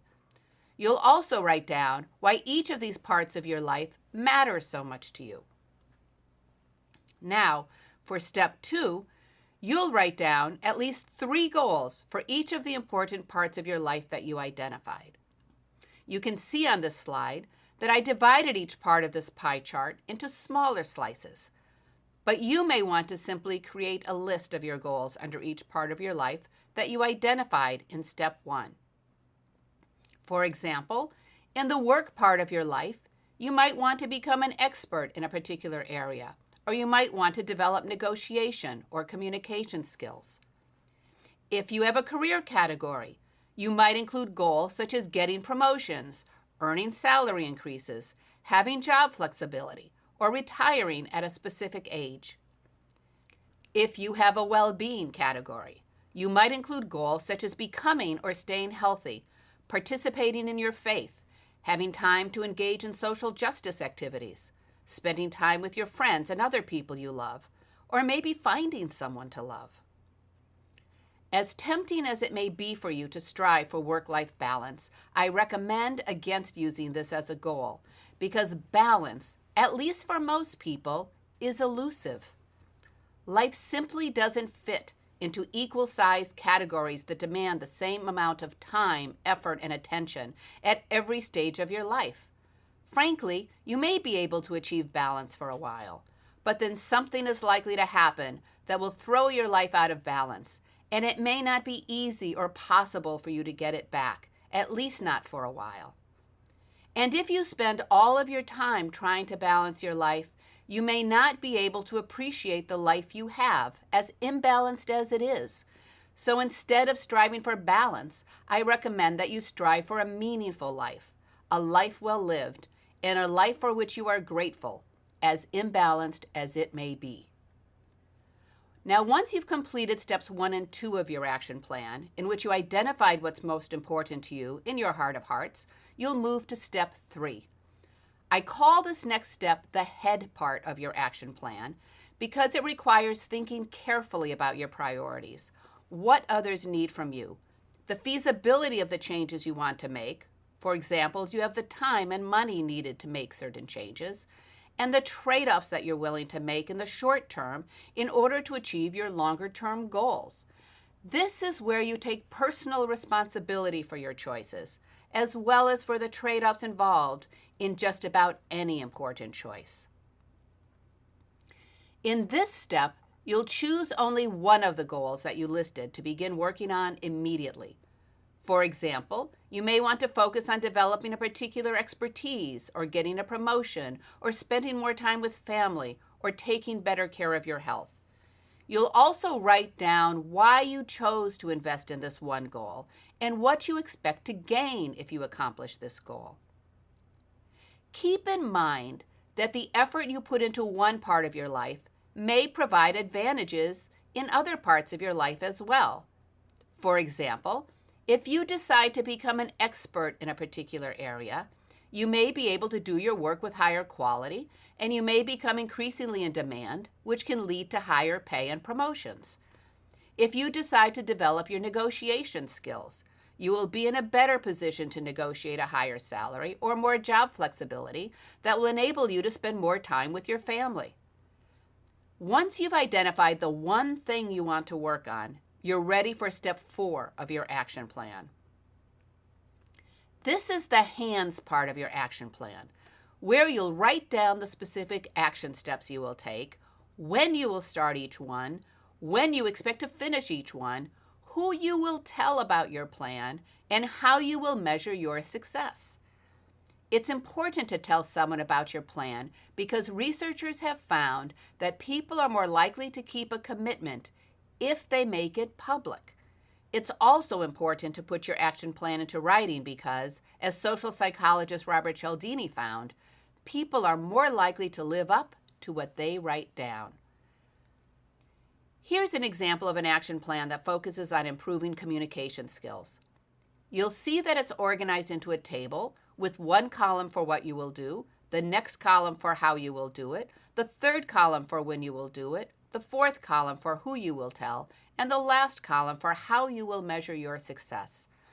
You may choose to use a different format for your action plan, but if you like this format, you can find a template for creating this part of your action plan in the Coursera assignment section of this session. You'll notice that each of the steps in this table are what are considered small wins.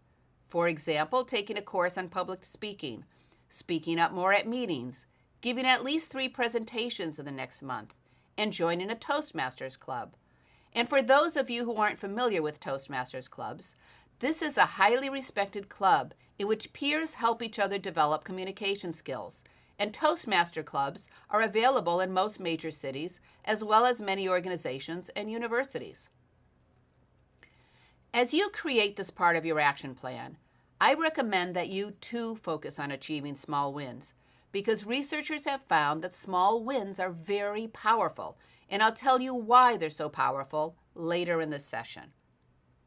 Now that you have your action plan, ideally built on the power of small wins, let's move to step 5.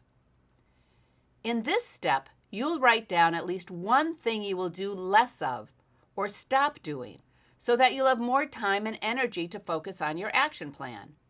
For example, about 10 years ago, I wanted to get healthier, which meant I needed to lose some weight and start exercising. I wanted to find about an hour each day for exercise in my already busy schedule. So I changed my morning routine from spending an hour drinking coffee and reading the newspaper to going to a gym to work out instead, or working out in my basement. Today, I motivate myself and find time to exercise by allowing myself to read Facebook on my iPad only when I'm walking on the treadmill.